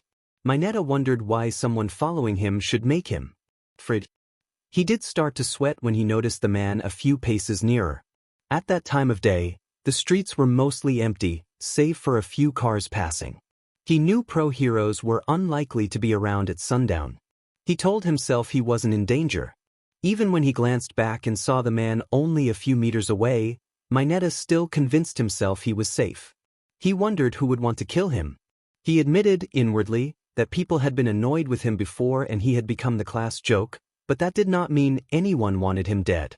He passed an alley and turned a corner. Then the footsteps faded. Mineta stopped and looked behind him. Nobody was there. He chuckled, relief and lingering worry on his face. Had he imagined it? He felt a small lift in mood at the thought of seeing his classmates the next day, and he thought about treating himself to something small. As he passed the alleyway, he did not notice a shadow reach out and grip his shoulder. The pleasant thoughts were obliterated by a sudden wave of burning pain. His body felt on fire from the inside. Panic replaced any coherent thought. The hand in the alley held him fast, and he could not see his attacker. He tried to move and felt his muscles twitch, but his limbs would not obey fully. He tried to call for help, but his jaw seemed locked. Fear and pain intensified as an invisible force began to lift him. He was aware of himself and terrified, crying silently with eyes wide and tears streaming. He felt his body twist in ways it should not, each movement sending fresh bolts of agony through him. He could not communicate, he could only make raw, muffled sounds. He retched but could not clear his throat properly. He swallowed and retched again, overwhelmed by nausea. When he was turned to face his assailant, he saw an Oni mask and a red hoodie, an unmistakable, chilling appearance. The figure, known as the Lotus Demon, looked down at him. The demon spoke in a modulated voice, masked and expressionless, and told Mineta that this was opening night and that he hoped Mineta had prepared for his role. The demon gave a mocking gesture, and Mineta felt unseen hands pressing into his ribs and chest. The pressure grew, a crushing force that stole his breath and left him howling silently. The demon signaled for music, and as the sound rose, the pressure eased enough for Mineta to regain control of his jaw. He screamed and wailed, every motion a fresh torment. He cursed and babbled incoherently and finally vomited, the motion leaving him shuddering and humiliated. The demon inhaled deeply and described the scene as an offering, calling it beautiful and urging Mineta to scream for him as part of a finale. The pain culminated in a brutal, incapacitating blow to his chest that left him collapsing into unconsciousness. He had not expected to die like that. Nobody had expected the demon to strike in broad daylight. It was a bold, brazen move, but the killer had grown audacious in the months since the police had first pursued him. Detectives Tsukachi and Nishimura had staked out the industrial park the previous night from sunset to sunrise and had found nothing. When the murder was reported, they returned to the park tense and ready, but again found no immediate leads. The scene echoed the killer's signature lotus motif that had appeared at previous murders, a cruel calling card that troubled investigators. Identifying the victim proved difficult at first because his student ID had been stolen, but hair and DNA results came back quickly. Minoru Mineta, a first-year student at UA High School, a member of Class 1A assigned to All Might. The number one hero would surely feel the loss keenly. The detectives were left asking why. Why target this particular student? The demon usually seemed to choose victims in patterns that made the killings unpredictable, but this attack felt deliberate. Mineta's school history and grades were unremarkable, and in the days after the murder his classmates reacted with a complicated mix of sadness and awkwardness. Nobody wanted to openly voice contempt for the dead, but some feelings were hard to hide. One student, Mina Ishido, was blunt in her response during questioning. She openly detested Mineta and admitted she felt a grudging relief that he was no longer around, though she made clear that no one deserved to be murdered, especially by the Lotus Demon. Detective Tsukachi noted her words in his pad as interviews continued, and Class 1A quietly appreciated the brief interruption to their math lesson. She laughed afterward, the sound a little hollow. Mina Ishido suggested asking any girl in their class. Inspector Tsukachi then rephrased his question, asking whether she knew anyone who had wanted Mineta dead or who might have done it herself. Mina hesitated and thought for a moment, then said she could not think of anyone. She allowed that maybe Katsuki Bakugo, but only in his usual exaggerated way of saying he wanted to kill everyone. Everyone else in their class was too nice. When Tsukachi asked if she had noticed anyone watching Mineta in the days before his death, Mina considered and shook her head, explaining that although other classes had come to watch their battle trials, she had not seen anyone paying particular attention to Mineta. Tsukachi nodded, smiled his usual smile, and thanked Ms. Ishido. The interviews with the rest of Class 1A proceeded much the same. No one liked Mineta much, but no one claimed to know a person who would actually kill him, and no one had seen anyone watching him. It did not fit together. Tsukachi decided he would need to question the Hero Corps students and the faculty next, and if nothing turned up, he would be back on the streets. The detective felt like he was being led on a wild goose chase. Later, Izuku Midoriya leaned back in his chair, his attention fixed on the blackboard. The voices in his head were fairly calm that day, leaving him mostly alone. It was a relief to have some peace and quiet and to be able to focus on being a student for once. He told himself he should enjoy being young while he still was. He felt he had outdone himself in his first performance at UA, and the small risk he had taken to steal a student ID already seemed like it would pay off. Now he needed a plan to get one of the Hero Course teacher's syllabuses as soon as possible. One job down, one to go.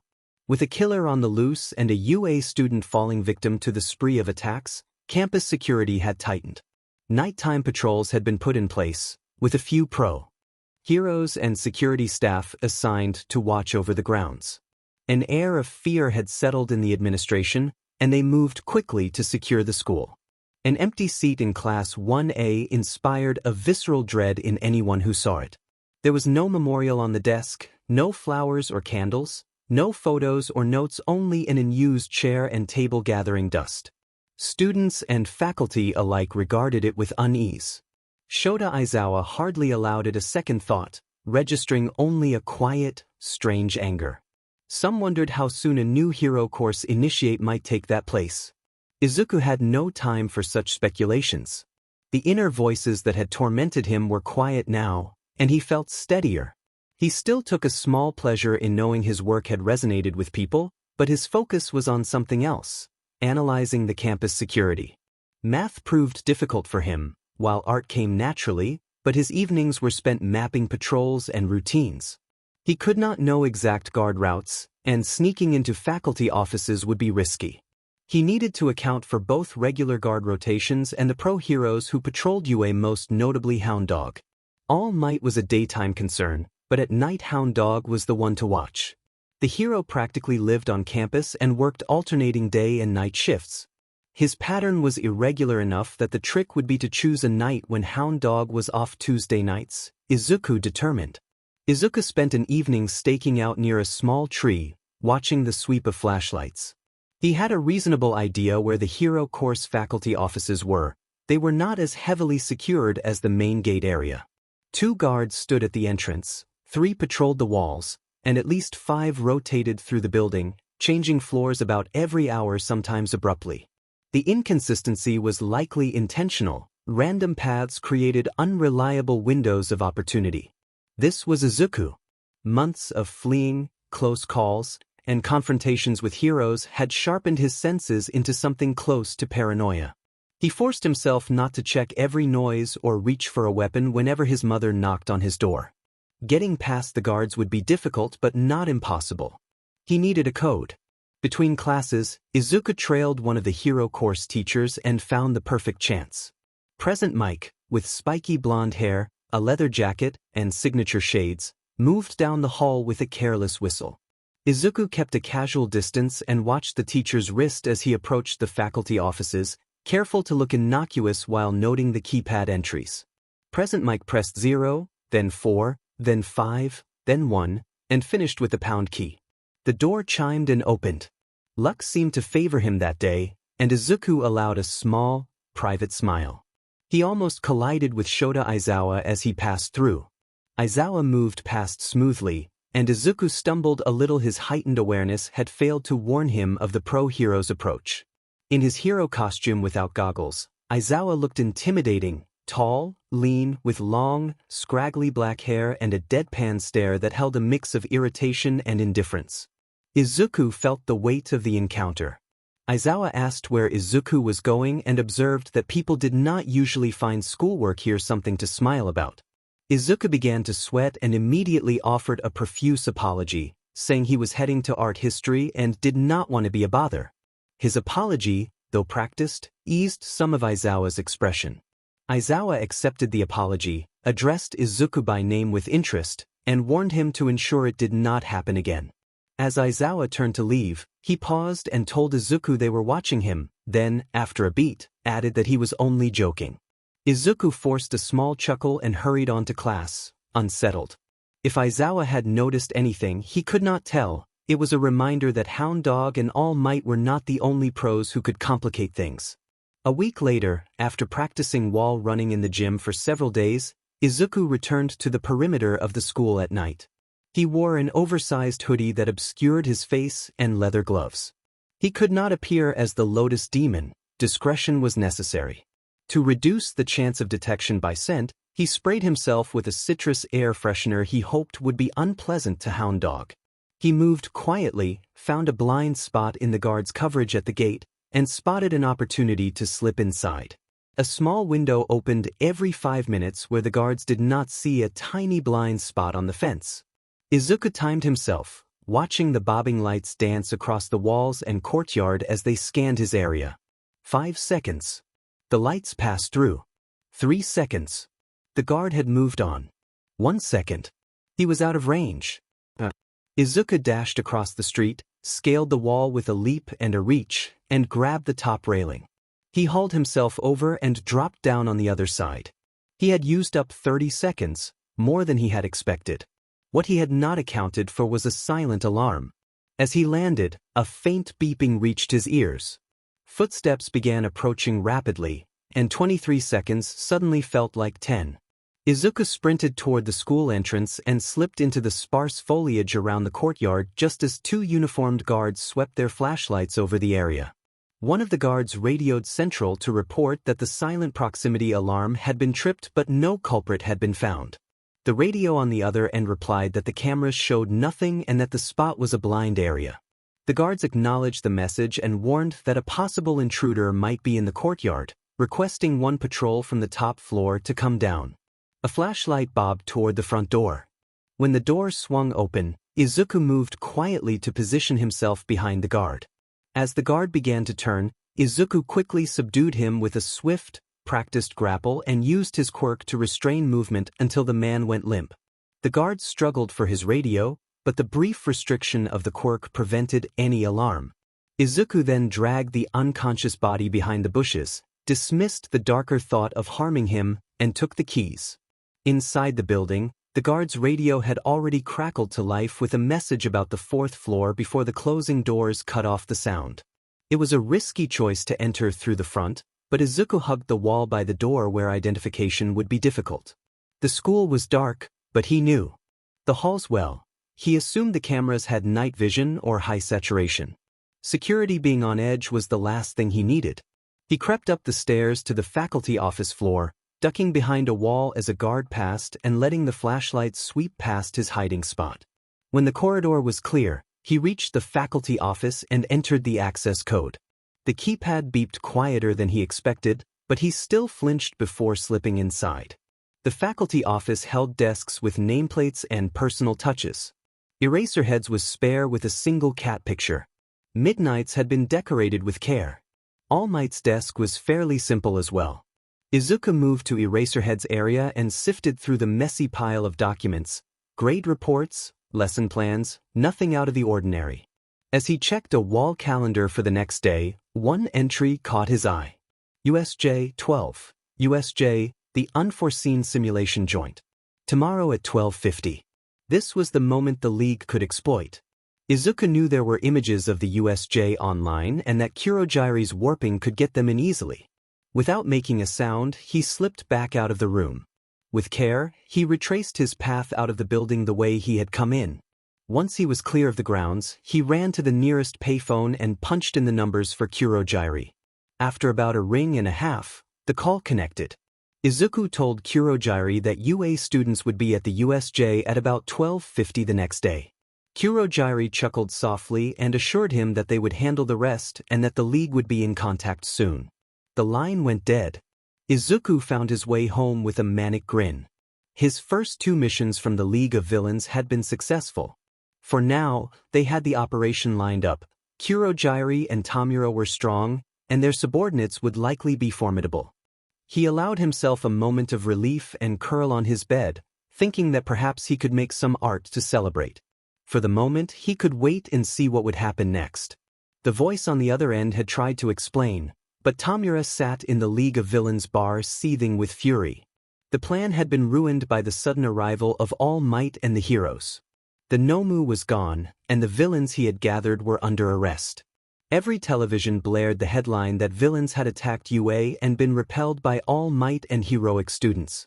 Reporters praised All Might and dissected Tamura's failure, listing damage estimates and repeating one another until Tamura wanted to scream, overturn a table, break something just to feel a change. He spat at the laptop Kurogyri held. Its screen showed an Oni mask icon and active soundbars. When the voice on the line had said it could explain, Tamura had moved to destroy the device. Kurogyri's warping mist reacted faster, folding around the laptop and keeping it out of reach while Tamura's fingers drifted a few feet away. The voice on the other end made a small noise as Tamura growled. Tamura accused the contact of providing terrible information, blaming the spy for not warning them that so many heroes and students would be present. He demanded a location, raging that if they had known they would not have lost. Kurogyri sighed and reminded him that the spy had acted as asked and they had underestimated the students' resistance and the speed of the hero's response. The second monitor in the room carried a calm, measured voice that began to speak with the words sound only displayed on the screen. Sensei told Tamura that the fault did lie with the spy but also with Tamura and Kurogyri, explaining that an instrument was only as useful as the insight it was given. He urged Tamura to communicate his intentions and provide context for a plan to succeed, framing the lesson as a call to make a more efficient group. Tamura, frustrated and confused, asked whether it was his fault. Sensei answered that it was both yes and no, and then pushed Tamura to see opportunity in failure and to take time rebuilding the League, mentioning that Jiren would assist. Turning his attention to the other monitor, Sensei said that the mission to have the child kill a Hero Corps student had opened a new avenue. With an empty seat, the academy would seek a replacement. Sensei then addressed the other end of the call and asked Lotus Demon about his grades. Izuku, still shaky from recent threats, reported that his grades were exceptional and that he held the 3rd highest marks overall. He asked why Sensei wanted to know. Sensei, his voice carrying a smile, told Izuku that it was time for him to become a hero and asked him to meet at Haruko's grill the next night. Izuku stammered his agreement and Sensei closed the conversation with a polite farewell before the web feed returned to the news. The headlines were everywhere, villains attacking UA. Even in failure, the attack had shaken society. Questions swirled about Tamura, the League, and how they had targeted the students at the USJ. Izuku sat back in his chair, thinking about how everything had gone so wrong and yet opened new possibilities. He wondered what Sensei had meant. A few months later, Midoriya found himself in Haruko's grill again, dressed far more formally than before. His earlier business casual outfit had been replaced by a black suit and tie with a white shirt, the top button left open so he would not seem stiff. He wore ordinary leather shoes, nothing extravagant. His mother had said he looked dashing. A waiter bowed and confirmed Mr. Midoriya's name, then led him down winding hallways to the same velvet and brass door he had seen before. Standing outside the door, he sensed a presence on the other side, powerful and inescapable. It made his legs go weak and sent a cold fear through him, the kind he imagined his victims must have felt when they realized they were helpless. He opened the door. Inside, sitting exactly where the laptop had previously been, was a man in an expensive suit. The suit had an elaborately tailored jacket and matching slacks with a subtle carbon fiber texture that caught the light. He wore no tie and his shirt was open at the collar. From the neck up, however, he was supported by a life support apparatus. Plates of dark metal framed his neck and steel tubes connected to an elevated ridge near his throat. Tamura, Kurojiri, and the others listened as the man in the support system spoke, his tone steady and controlled. He addressed Tamura directly, offering critique and instruction about strategy and opportunity. Tamura absorbed the rebuke with a mix of anger and grudging respect, realizing the conversation was meant to sharpen him rather than simply condemn him. Izuku sat across from this man, feeling the weight of the meeting and the path it suggested. Sensei had asked to meet, and the lesson had been clear. Failure could be a doorway if it was studied and used. The evening closed with plans and caution, and Izuku left with a new, uneasy awareness of how much the world had changed and how much would be expected of him moving forward. His face was obscured by black-tinted glass shaped like a leering skull. For pipes ran into the back of his head. Izuku could barely see skin in the gaps between black metal and glass. The man sat perfectly still, staring at him.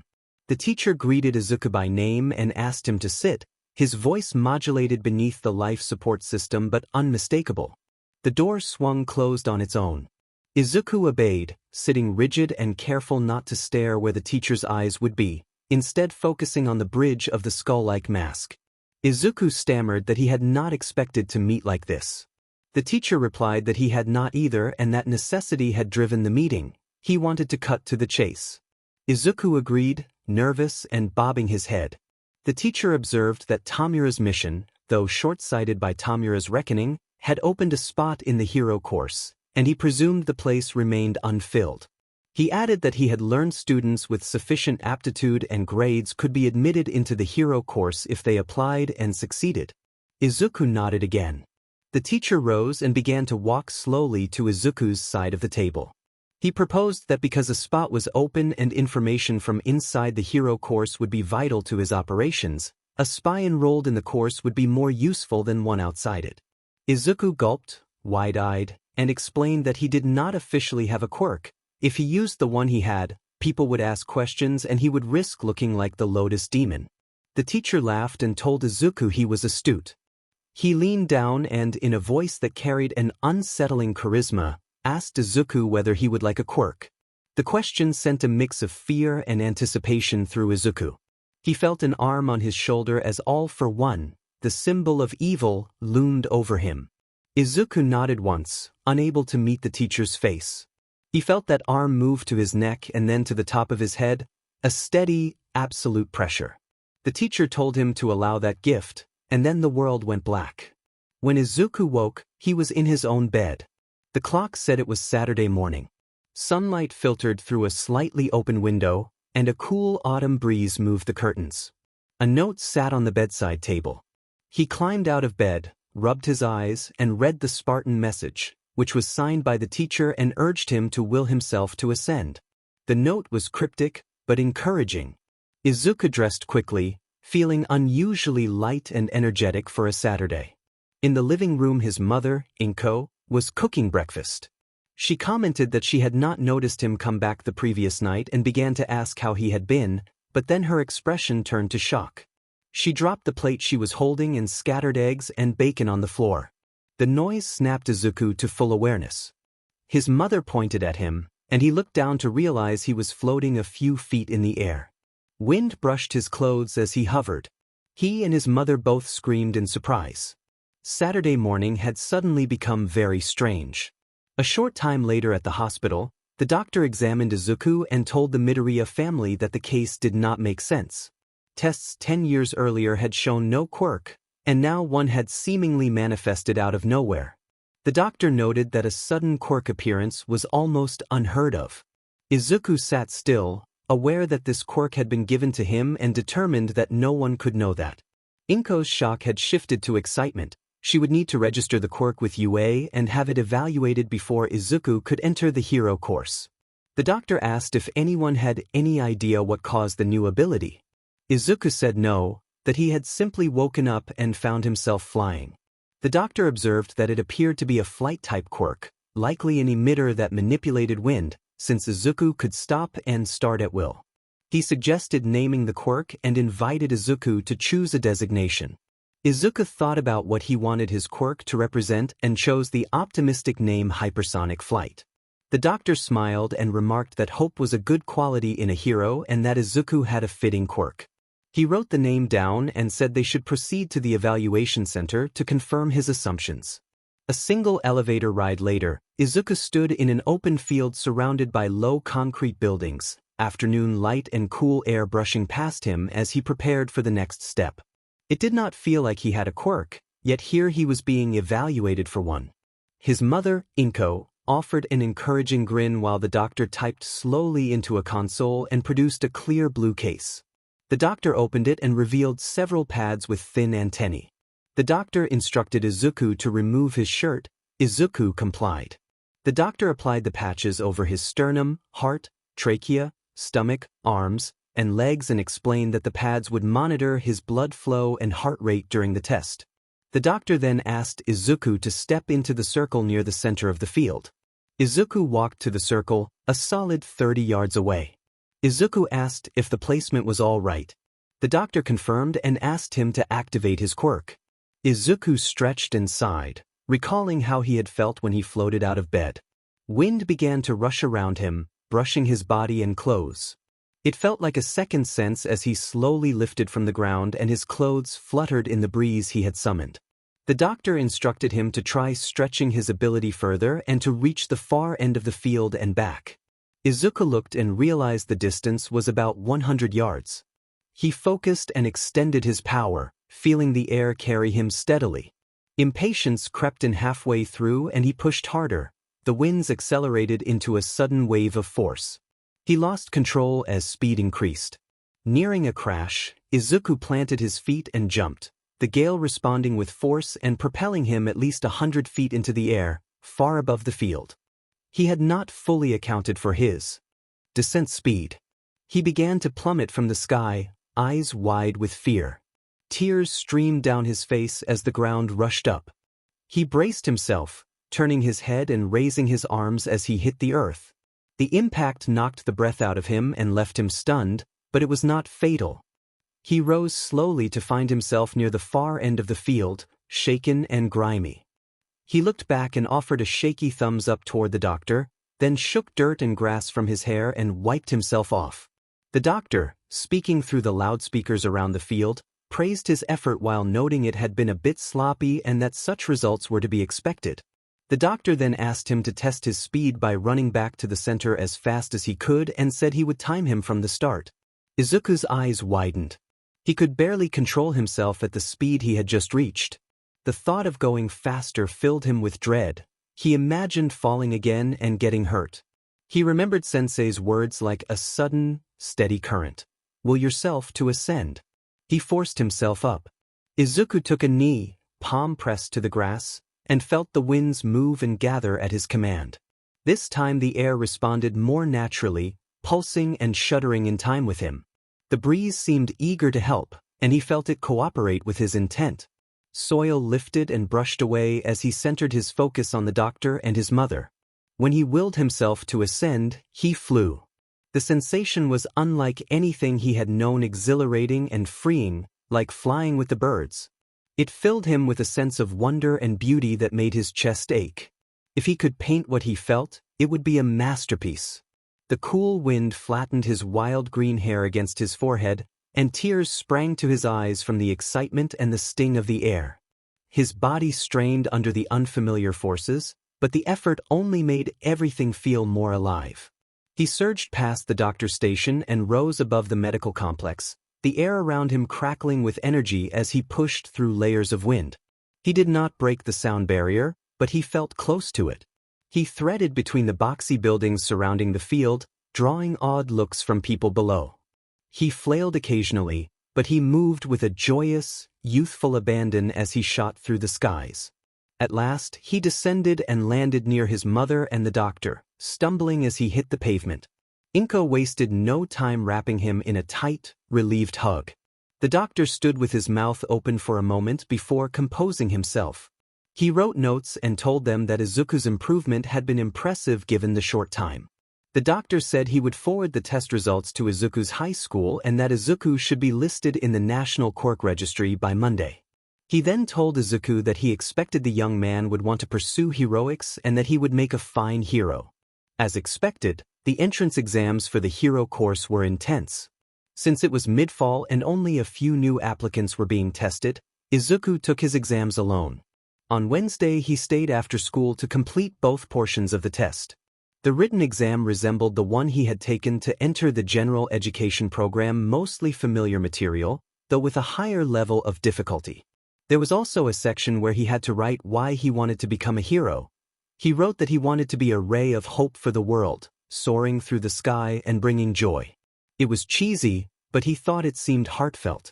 The real test, however, would be in the practical exam. Izuku stood before a large building known as Gym Delta, built of concrete and glass. It looked sturdy on purpose. Students with destructive quirks would often be allowed to go all out, and a less solid structure would not survive. He walked through the doors and found himself, without ceremony, in a massive court of stone. Along the far wall were one-way windows that stared back silently. He wondered how many people were watching his exam, whether just one or the whole hero course faculty. The thought made his skin crawl, and he realized that was the point. He was supposed to be nervous. A tired voice over the speakers identified itself as Aizawa and announced that this was Izuku Midoriya's practical examination for entry into the hero course, then asked if he wished to proceed. Izuku affirmed that he did, already feeling air gather around his feet as if to lift him. Aizawa then confirmed the quirk name listed as hypersonic flight and told him to begin. Izuku replied that the name was correct and braced himself. 5 doors opened to reveal bipedal, forest green training robots about twice Izuku's height. They emerged running toward him, red sensor lights fixed with mechanical precision. The machines never reached him. Izuku lifted off the ground, pushing himself away from the approaching metal bodies. As he rose, the robots adjusted and leapt. One grazed his leg, another scored a glancing blow to his side, and Izuku climbed higher than the jumping automatons could reach, heading toward the ceiling. He had to formulate a plan. Brute force would be painful. Perhaps he could trick them. Before he could finish that thought, a jet of flame erupted from one robot's back in a precise cone. It was flying too. Planning was no longer an option as Izuku surged away and the other 4 followed. They roared after him in a cacophony of shifting metal and burning air. He led them in circles, bobbing and weaving to evade while he searched for an opening. He wasn't strong enough to punch through hardened armor. How could his quirk be the answer? The realization came in an instant. When one robot broke from formation to press forward, Izuku turned and accelerated directly at it. He angled his body, built speed, and reared back his fist. The robot's flight was clumsy compared to his control over the air. It had no time to correct. Izuku's strike landed with a fierce impact that shattered the robot's head module and sent it spinning away. It hurt, but the force disabled the machine, and Izuku quickly pulled free. There was no time to celebrate. Another machine charged, so Izuku used the wreckage of the disabled robot as cover as a fist slammed into steel nearby. The robot's hand embedded in the metal, giving him an opening.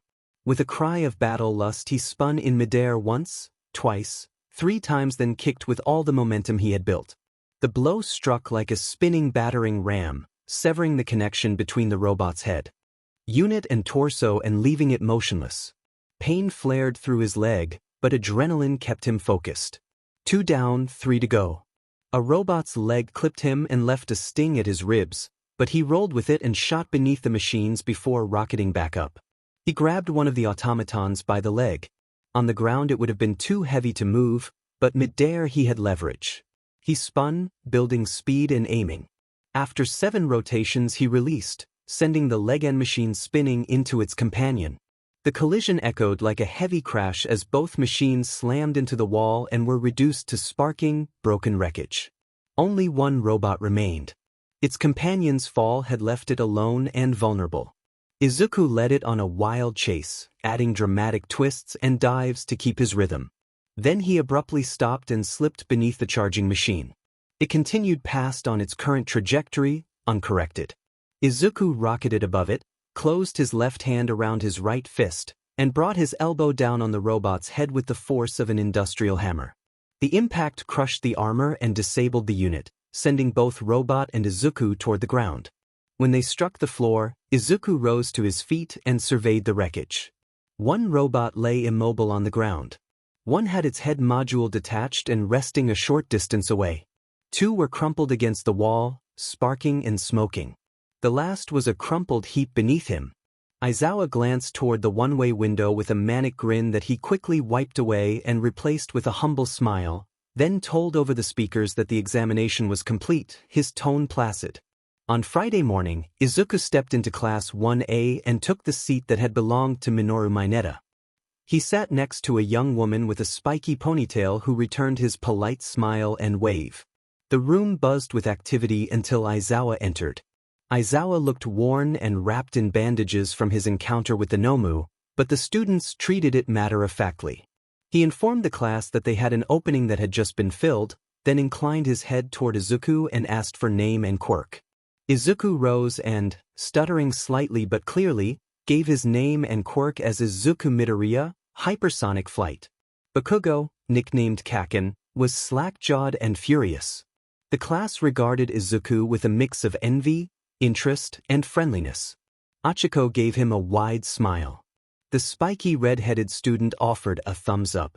The boy with half-white and half-red hair observed him with interest. He was Izuku Midoriya. He was going to be a hero. The sports festival. Aizawa greeted the class briefly and then delivered the announcement that shut down chatter.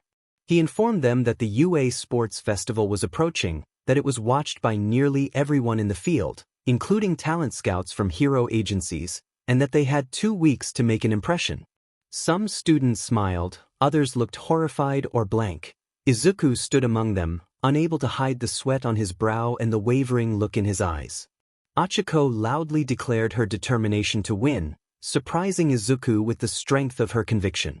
He found himself reconsidering his earlier assumptions about her. After a short, dry lecture, Izuku walked alone down a hall toward the lunchroom, thoughts racing. He pushed aside worst-case scenarios about revealing his true nature, his background with the League, and his identity, and tried to focus on possibilities. Perhaps he could attract the attention of a hero agency and secure an internship. Perhaps he could train his quirk over the next 2 weeks. Perhaps, he thought with a private shiver, the Lotus Demon might appear at the festival. The idea pleased a small, persistent voice in his head. A hand suddenly gripped his uniform and dragged him into a side hallway. He was slammed against a locker and as the stars cleared, he found himself looking into Bakugo's flaming ice-cold glare. Bakugo tried to speak, but the locker next to them erupted in a burst of smoke and force that left a dent where his fist had been. Bakugo sneered, his hand moving to Izuku's collar to lift him slightly.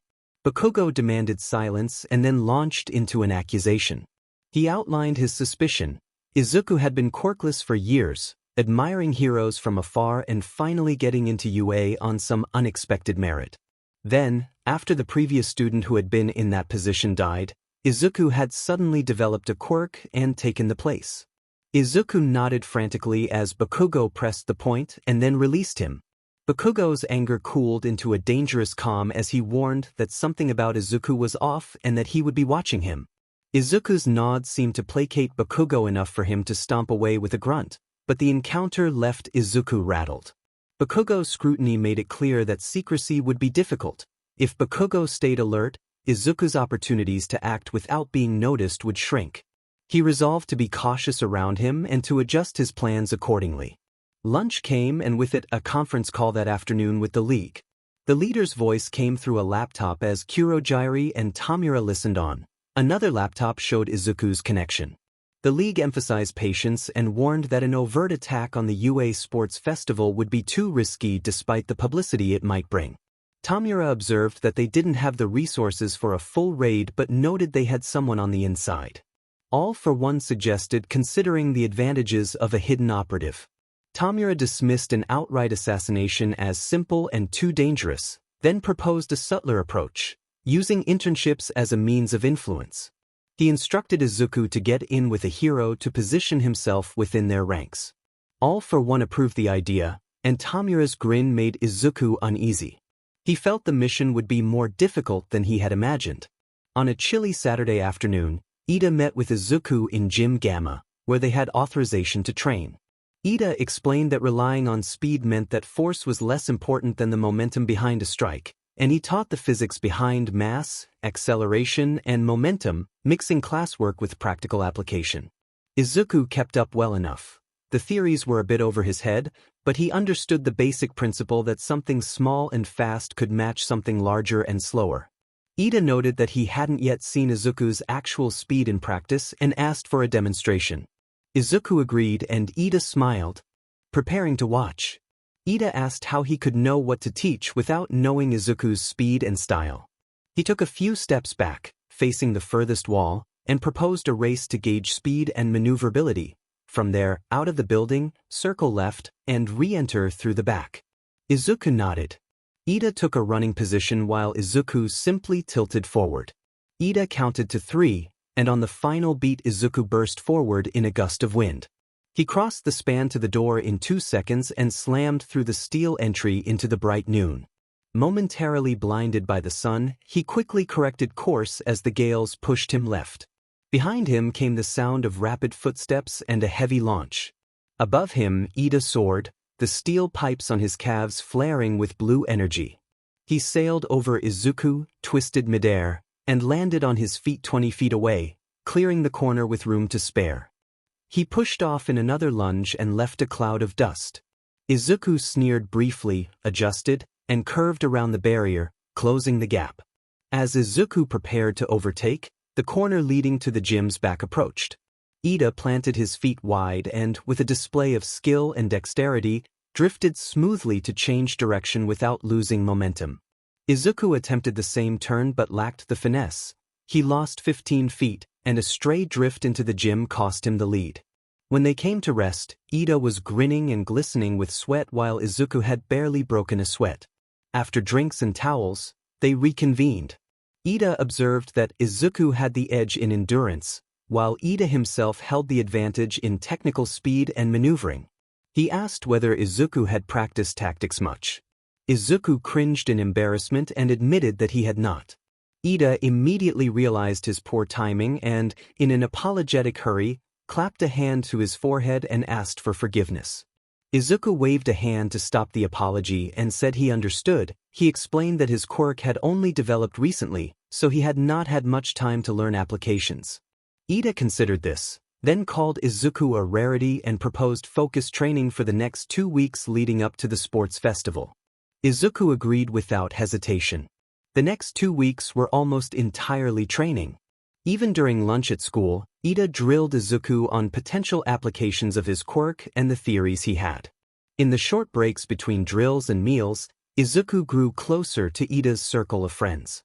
He found Tokoyami intriguing, quiet and introverted. Tokoyami had a versatile quirk and was surprisingly amicable when engaged.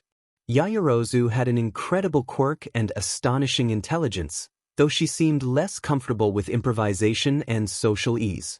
The last was Uraraka Achiko, who was well-rounded, kind, modestly attractive, and reasonably bright, and Izuku found himself getting along with her during the spare moments between exertion. Ida concentrated on sparring sessions designed to hone speed. Izuku adapted to the techniques quickly, favoring hit-and-run tactics that fit the nature of his quirk: fast, precise strikes followed by an immediate withdrawal. It was not ideal for a prolonged fight of attrition, but it worked in most encounters. Izuku even developed 2 high-impact maneuvers he was eager to test, but time ran out. The sports festival would be his stage. As the sun began to set, Izuku sat on the gym roof with a sports drink, letting the calm wash over him despite the creeping winter chill. When he turned to leave, Ida remained seated and looked unusually sober. Izuku asked what was wrong. Ida sighed and advised him not to take the sports festival personally, reminding him that the competition was about glory and opportunity, and that friends could become rivals as everyone fought for themselves. He explained that it was not selfishness so much as nature and asked whether Izuku now understood why he felt uneasy. Izuku nodded, acknowledging that they had come to know one another's strengths, techniques, and weaknesses. Ida, calm and candid, said he believed Izuku would win. He explained that Izuku's quirk outmatched his in maneuverability and, given how quickly Izuku had adapted to hit-and-run tactics, there was little doubt in his mind. Ida stood and admitted he could only hope they met in the finals so he could at least claim second place. The smile on his face prompted Izuku to mirror it. He laughed and promised to make things interesting, wishing Ida luck. Ida returned the sentiment. Bundled in a jacket and scarf on the walk home, Izuku felt reflective. The sports festival the next morning would determine who among them stood out. To be noticed by his target, he would have to perform exceptionally. He understood that meant surpassing his classmates, something that, even though he had done it before, felt increasingly difficult. Conflicting feelings stirred in him. Thoughts of pity and companionship clashed with a fire he had thought long extinguished by a dozen diagnoses and cold assessments. He questioned whether he was a hero or a villain, whether the frightening versions of himself were the truth or whether the hero he yearned to be was the real lie. He wondered who he truly was. Such contemplation would have to wait. Doubt was a luxury he could not afford at a time like this. He needed resolve, skill, and strength. The front of the sports festival stadium was packed. Helicopters buzzed overhead, camera crews surged through the crowd, and high-end security held positions at the gates. Izuku noticed an insignia on some of the armored guards, a crescent harvest moon and the words Red Moon Private Security. The presence of an American firm known for handling high-profile events told him UA expected trouble and had prepared accordingly. That meant the Lotus Demon would remain benched for now. Disappointing, but Izuku pushed the thought aside. There would be little time for second-guessing once the competition began. He waited in the Class 1A room with the others. The atmosphere was quiet, punctuated by murmurs and nervous chuckles. Even the usually loud Toru and Mina were subdued. Izuku sat with his hands clasped, eyes on his fists, forcing himself to think strategically instead of falling into doubt. He evaluated classmates and their quirks. Todoroki, Bakugo, and Tokoyami were the greatest threats for their versatility and power. Kirishima was strong but could be toppled. Ida had exposed weaknesses during training. Most others could be handled with his hit-and-run tactics. Still unease settled in his chest. The unease eased only when a figure with white and red hair entered and gazed down at him with cool indifference. Todoroki stood silently for a moment, then observed that Izuku seemed to be analyzing everyone and likely considered Bakugo and Todoroki his biggest competitors, possibly Kirishima and Tokoyami as well. Todoroki then stated directly that Izuku would never beat him. A mixture of anger and determination surged through Izuku. He met Todoroki's stare and declared that he would beat Shudo Todoroki, that he would surpass his strength and win. The room fell into a heavy silence as the two held their stares. An unknown voice over the intercom announced that all competitors should proceed to the stadium floor. The students filed into the arena to a deafening roar. People of every background cheered as the UA students assembled in blocks around the checkered concrete arena. A podium with a microphone sat at the center. Midnight stood on the podium, holding her whip and scanning the students in their red, white, and blue outfits. She called for Katsuki Bakugo to come up for the pledge. Bakugo strode forward, planted himself at the microphone, and proclaimed that he pledged to place first and that none of the losers would get in his way. The crowd erupted in boos, and Bakugo snarled that everyone would see a new number one hero himself. Midnight pinched the bridge of her nose as Bakugo was escorted from the stage. Midnight then took the podium again and announced the first event.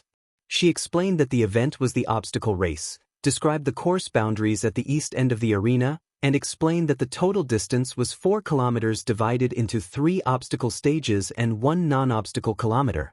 She added that only a select number would move on to the next round and that placing depended on staying on the course. Nervousness rippled through Izuku. He knew he was fast and might be well suited to this stage, but the prospect of competing directly against classmates whose quirks he didn't fully understand worried him. He would have to rely on speed and awareness. The classes were led toward the east end. Present Mike and Eraserhead provided commentary and oversight, but Izuku barely heard them over his own pounding heart and the stadium's tension. The buzzer sounded. Winds rushed as the students launched forward. From the start, the course funneled them into a tight, claustrophobic entry that slowed several competitors. Izuku found himself pressed by the crowd and struggling to maintain momentum against the surge. What had been announced as 4 stages included a tighter sequence of obstacles than he had expected, and he fought to keep his footing and find a path through. He wouldn't have a chance if he couldn't get some breathing room. With a snarl, he placed his hands on the 2 people beside him and activated his first quirk. If he could freeze them for an instant, he could use the opening to lift off the ground and take the lead. In theory, at least. Muffled yelps came from the faceless enemies. In the window he had pushed open, Izuku lifted from the crowd and deactivated his quirk. A scream of agony barely had time to begin before something else roared even louder, a rush of cold wind. Ice spread across the chamber's floor and air, dulling heat and sound as the area chilled.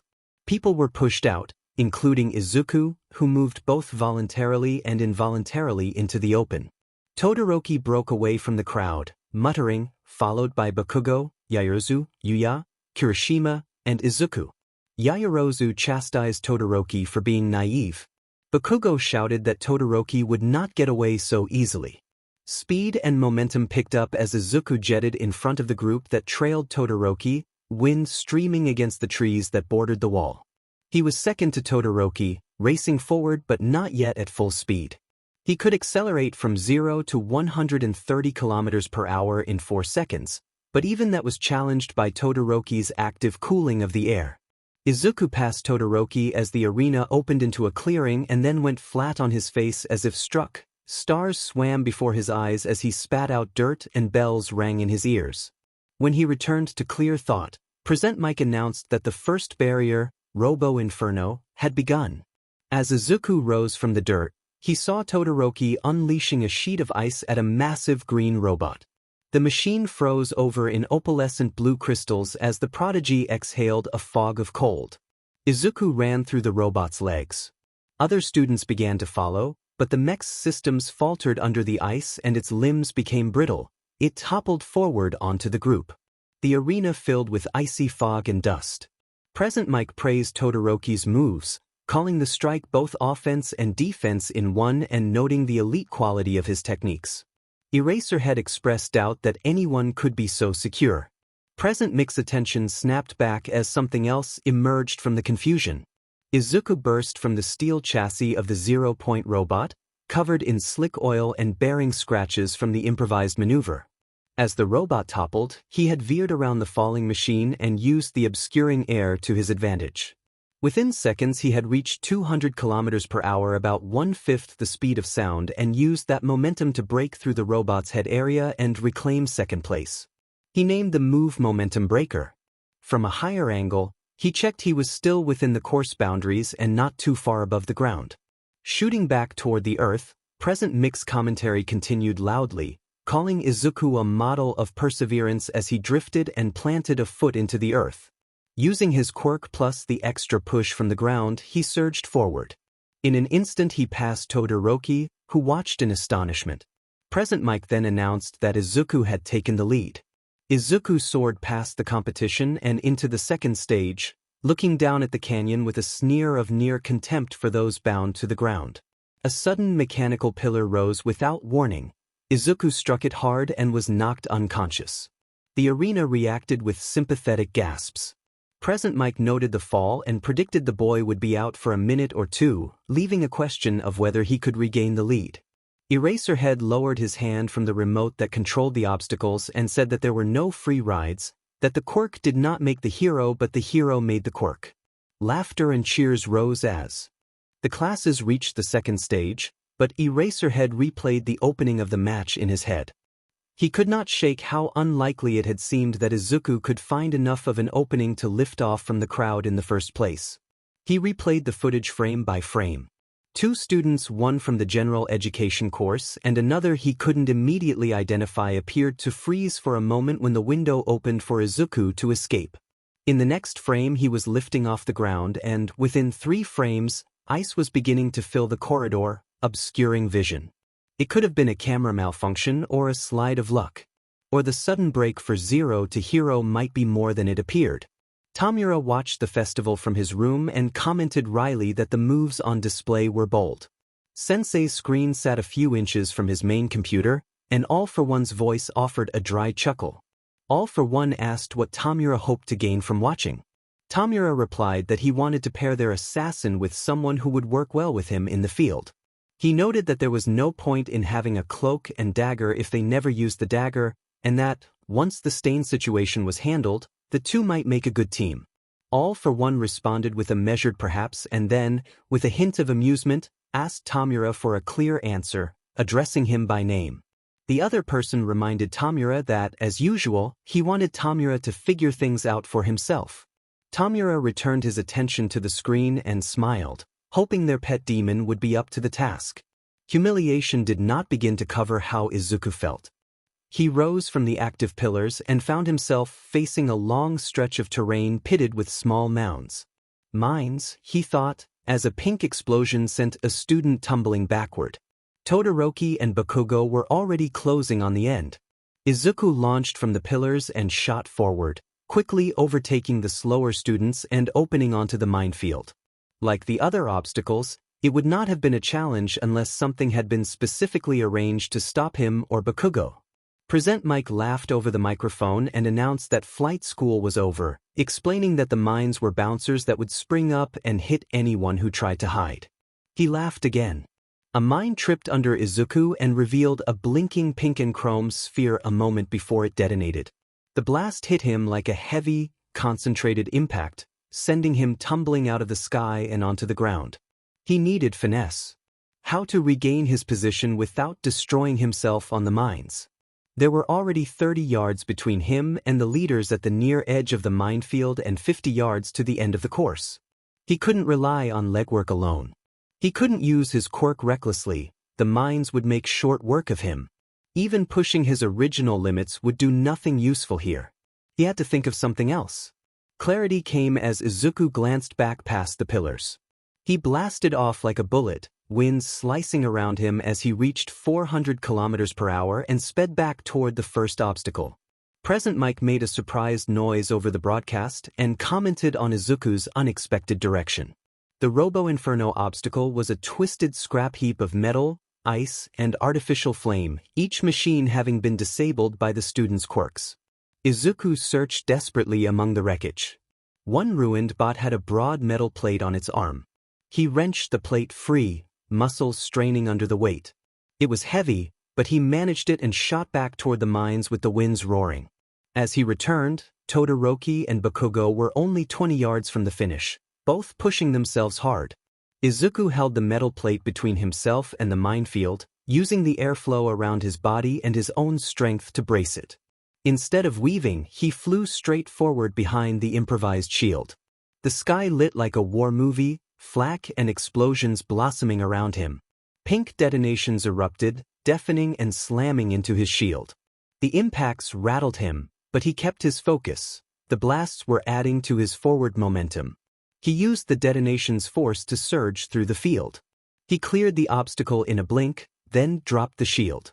Todoroki and Bakugo were 15 yards from the finish. He was 40. They ducked into the long tunnel that led back into the arena. 5 yards to the end for them, 10 for him. Victory looked possible. A blast of Arctic air struck Izuku like a hammer and threw him back. Todoroki had shifted the air with a single, efficient motion and taken the lead. It cost Todoroki only a moment of concentration, but that moment had secured his advantage. It might have cost Izuku first place, but he would not be beaten by Bakugo. Kaken was 2 yards from the exit, Izuku was 8. Air screamed around Izuku as Bakugo unleashed explosions from his palms like a factory of fireworks. They crossed the line almost together. As the first 3 students emerged, their placements flashed onto the board. Shota watched with folded arms, contemplative, in the broadcast station. He and 3 others monitored the feeds. The board listed Todoroki Shuto as number 1, Midoriya Izuku as number 2, and Bakugo Katsuki as number 3. It had been close at the end. A high-speed camera was required to confirm the placements. As the rest of the students filed in, most were from Class 1A, with the remainder from 1B. The only exceptions were Hitoshi Shinso and Kyoto Kiryu, both former classmates of Izuku. The rest had been eliminated. The upcoming cavalry battle would be a true test of whether Shota's suspicions were correct. Izuku's quirk was tailored for solo combat, not teamwork. If he truly possessed a hidden secondary quirk, it might reveal itself there. Naomasa Tsukachi examined the frames Shota had pulled up, brow furrowed. Nishimura stood nearby, equally focused. Nishimura asked if Shota was sure the result was not a camera glitch. Aizawa shook his head and explained that all equipment had been checked and all camera crews reported no malfunctions. The logs supported the footage. Tsukachi crossed his arms and suggested the outcome could have many explanations: luck, or finding an opening. Shota dismissed that, calling it nonsense and arguing that a tunnel opening could not be discovered by accident. An opening only exists if someone creates it. Nishimura and Tsukachi exchanged a look. Tsukachi then raised the possibility that Izuku might have a second, unregistered quirk. Aizawa said he would consider that likely, though extraordinary modern society had no recorded cases of an individual with multiple quirks. Nishimura trailed off with a single word, and Tsukachi's thoughts turned to all for one. Shota and Nishimura thought of Nomo. The conclusions those associations suggested were chilling, and silence settled over the room as each person turned the implications over in their minds. Nishimura asked incredulously whether they were implying that the boy could be associated with the League of Villains and also be the Lotus Demon. The others regarded him with sober expressions. Shota clarified that they were suggesting the Lotus Demon might have connections to the League, but emphasized that they could not yet determine whether Izuku Midoriya himself was the Lotus Demon.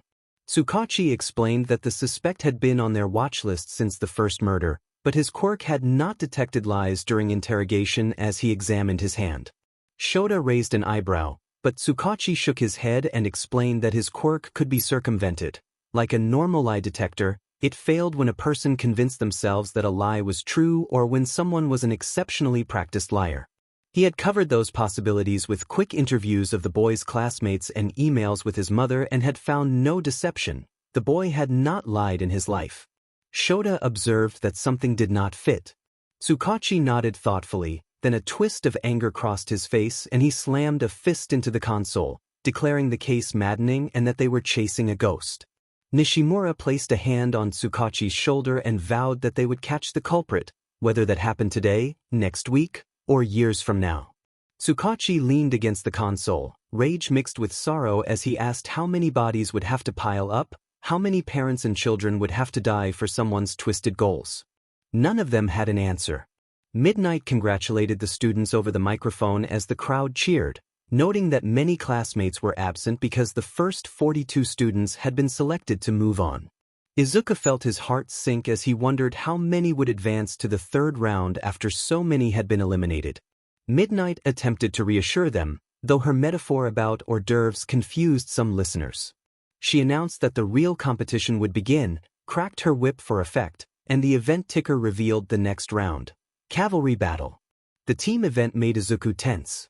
He realized that even if he took the lead, he would need support to make any flight-based strategy work and wondered if he could make other people fly. While he considered team strategies, Izuku also toyed with names for the original quirk he intended to keep secret. He rejected bland labels until settling on a bold option in his head: Puppet Master. Midnight asked the students to settle down and explain the scoring. Contestants had been assigned point values based on obstacle course placement, with higher placements earning dramatically more points and first place offering a grand prize of 10 million points. Heads turned toward Todoroki as the announcement landed, and the crowd stilled. Everyone had 15 minutes to decide on teams. Many students had already formed groups, but others still searched. Izuku moved quickly to build the team he had envisioned. He approached Achiko Uraraka, and she agreed to join him, admitting she had considered teaming with him since he had demonstrated his quirk and felt their abilities would complement each other. Izuku appreciated Achiko's willingness to work together and felt a pang of guilt because she seemed especially supportive, but he intended to treat teammates respectfully and focused on forming a reliable, synchronized group. He looked for the other two members he needed. Tenya Ida had already joined a team with Tsuyu and Shoji, so Izuku's options were limited. Hitoshi Shinso stood apart, looking tired and observant. Izuku approached him and asked if he would join. Shinso accepted with a hint of dry sarcasm, and the two shared a quick, awkward celebratory gesture. When Shinso briefly demonstrated his quirk by making Achiko's expression go blank, she asked if that had been his ability. Shinso confirmed it, and after a moment of surprise Achiko relaxed and agreed that they should get moving. With only minutes left, the team needed one more member. Footsteps approached slowly, and Izuku turned, eyes widening at the newcomer. He wondered how that person had not already been picked, since that quirk was remarkable and the point value was significant. Maybe it was because of that. A student asked to join, explaining that no one wanted to team up with them and that there seemed to be an empty spot. Midnight cracked her whip toward the big screen and announced the teams. She named Team 1 as Tetsu, Ibara Shiozaki, Juzo Hananuki, and Yosetsu Aways. She named Team 2 as Hantasiro, Denki Kaminari, Momo Yayorozu, and Toru Hagakure. She named Team 3 as Mizo Shoji, Tsuyu Azui, Tenya Ida, and Tokoyami Fumikichi. She named Team 4 as Kyoka Jiro, Koji Koda, Rikido Sato, and Yuga Oyama.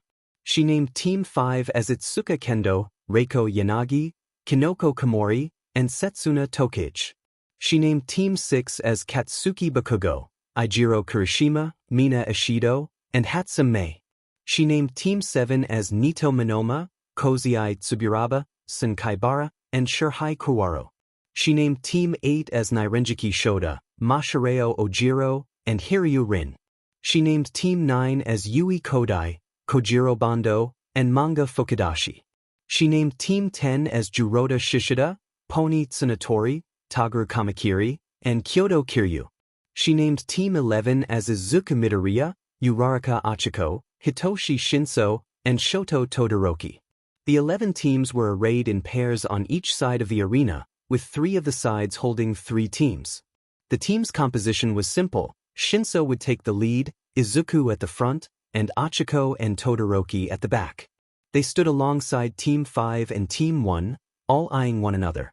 It was clear what was going to happen right out of the gate. Midnight continued, saying she hoped they were ready for a roaring second event, because it was showtime.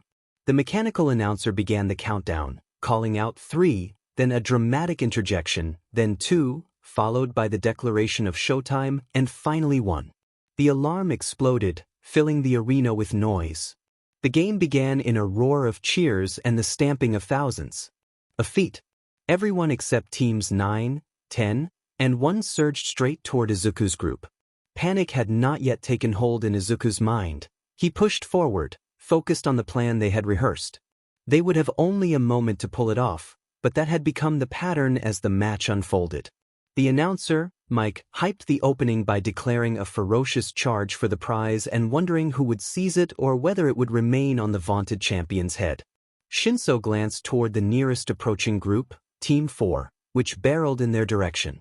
Jiro already had her earlobes poised to strike. Hitoshi offered a grin and asked if she was feeling lucky. Jiro's sharp reaction and challenge were enough to trigger Shinso's quirk. Shinso commanded her to stop, and she ground to a halt, disrupting the formation instantly. Koda and Sato were forced to halt, and Aoyama almost tumbled over the lead. As one group was neutralized, other teams took notice of the tactic. Everyone had at least a hint of how Hitoshi's quirk worked. Mike remarked that it was an impressive display of mind games from the Purple Prodigy and noted, with theatrical commentary, that while it might not seem entirely sportsmanlike, he had not instructed opponents to be knocked down. The move would not matter if the next maneuver failed. During the confusion, nobody had noticed Achiko making contact with each of the horses and freeing their gravity. Izuku looked back and nodded once. Uraraka returned the nod. Izuku caught Todoroki's curt nod as well. Now or never. Winds kicked up beneath the group and began to lift them. Todoroki's right foot lingered for a moment, and in that instant a rush of frigid air spilled from his side, coating the arena floor in a sheet of ice that completed the trap. Izuku lifted the group fully off the ground. It was difficult work. Izuku understood that his flight ability relied on manipulating air currents rather than altering his own gravity, but he had not expected how much wind it would take to raise 4 people. Uraraka's quirk helped. Once they were airborne, she made keeping the group afloat effortless. Now it was time to maneuver. Izuku twisted the winds with intense focus to create a slipstream beneath them. Air flowed under their feet, pushing them forward and up and keeping them barely aloft. It felt like balancing an orb on his head. Izuku informed Hitoshi that he did not think they would be able to engage in combat while airborne and that moving them was proving difficult. Hitoshi narrowed his eyes and looked down at the arena from about 20 feet up. Hitoshi suggested they focus on evasion for the moment and asked Achiko how long she could sustain them. Achiko answered that she could keep them afloat for 2 or 3 minutes as long as they did not move. Izuku estimated he could maintain the winds for 4 or 5 minutes but acknowledged the strain. Hitoshi calculated that, allowing for midpoints, they would be out of play for about 7 minutes total, nearly a third of the time limit, and he asked Todoroki if he could hold opponents off for the remaining time. Todoroki grunted his agreement, and Shinso nodded. They decided to observe how things developed. For now, Team 11 floated above the chaos. Mike announced the spectacle. Team 11 hung above the arena like a prize, making expert use of every member's quirks to create a temporary immunity. The commentator wondered how long it would last. Shota felt irritation prick at him. The opening cavalry melee had been an ideal opportunity for his theoretical close combat approach to shine. He had to respect the tactical design that safeguarded them in the initial rush even if others labeled it cowardly. When opponents were convinced they could not reach the protected group, they would start fighting among themselves and be too preoccupied to mount another coordinated assault. How this one squirkless young student had conceived such a plan so quickly bothered him. Maybe he had been influenced by Todoroki or Shinso, both of whom had strategic minds. Detective Tsukachi's earlier warning echoed in Shota's head as he recalled leaving the festival with a promise to monitor it. To imagine that a wide-eyed boy could show such cunning made Shota angry. Mike noticed Shota's tension and moved away from the microphone to check in with him. Shota, covered by his bandage-like garments, told Mike that he was tied up with other matters and signaled to keep the commentary going. Mike responded with gusto and resumed the running narration, while Shota continued to stare fixedly at Izuku. When Uraraka released the group from her individual manipulation, Izuku braced for failure and the sudden drag that might pull everyone down. Fortunately, that did not occur. Though it felt as if he were pushing against several thousand pounds of air, he sustained the wind bubble. Achiko rested while Izuku kept the current steady. They hovered and watched the battle below. Some of Class 1B had lost headbands, and even Team 6 had been stripped of theirs, much to the upset of Kaken. After several minutes, sweat ran from Izuku's brow and stung his eyes. His whole body felt slick and exhausted, as if he had run a long distance. Izuku had to keep his concentration, but he felt like he could collapse at any moment. The voices screamed at him, filled with rage. In his exhaustion they felt like claws on his mind. They called for chaos. The Lotus Demon wanted to return, to burst into the world in a wave of destructive energy. A single command echoed in his head, urging release. He could not yield. He knew he was being watched. The voices did not care. They wanted out. A single word formed in his mind: talk. Izuku's vision swam as his teammates urged him to release the winds and let them flow naturally. He knew he could still hold on, but his control faltered and the winds failed to respond. Izuku was pulled away from the television. A waiting room set was playing highlights of the last round, many clips lingering on his recent wipeout. A knock on the door snapped him from his attention. He opened it, then hesitated as the knob turned.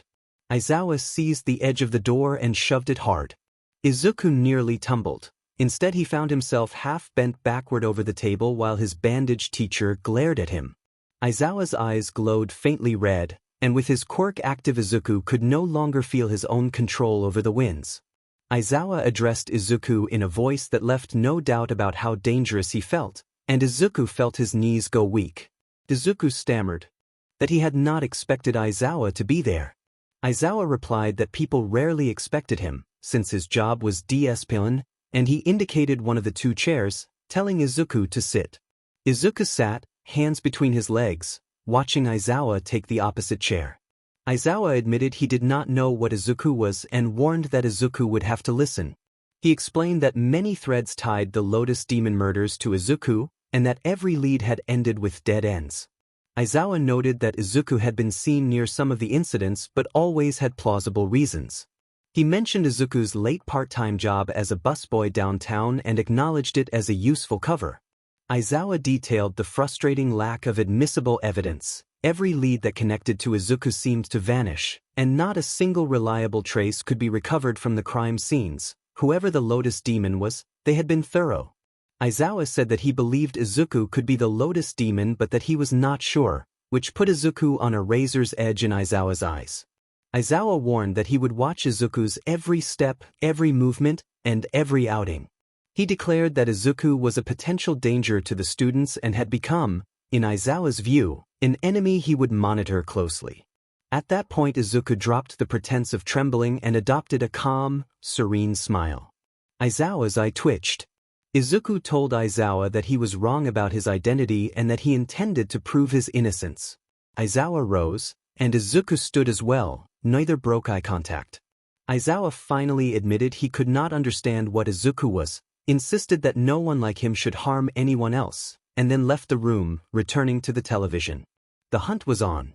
Later, Aizawa called Detective Tsukachi in agitation. He told Tsukachi that the boy had sounded like he was taunting him, denying the accusations and promising to prove his innocence while wearing a grin. Tsukachi urged him to calm down and asked for exact details. Aizawa explained that he had recorded the encounter with a tape recorder and that the waiting room had no surveillance. The tape was the only audio record. Tsukachi cautioned that the boy's words fell far short of a confession and that they needed concrete evidence to hold up in court.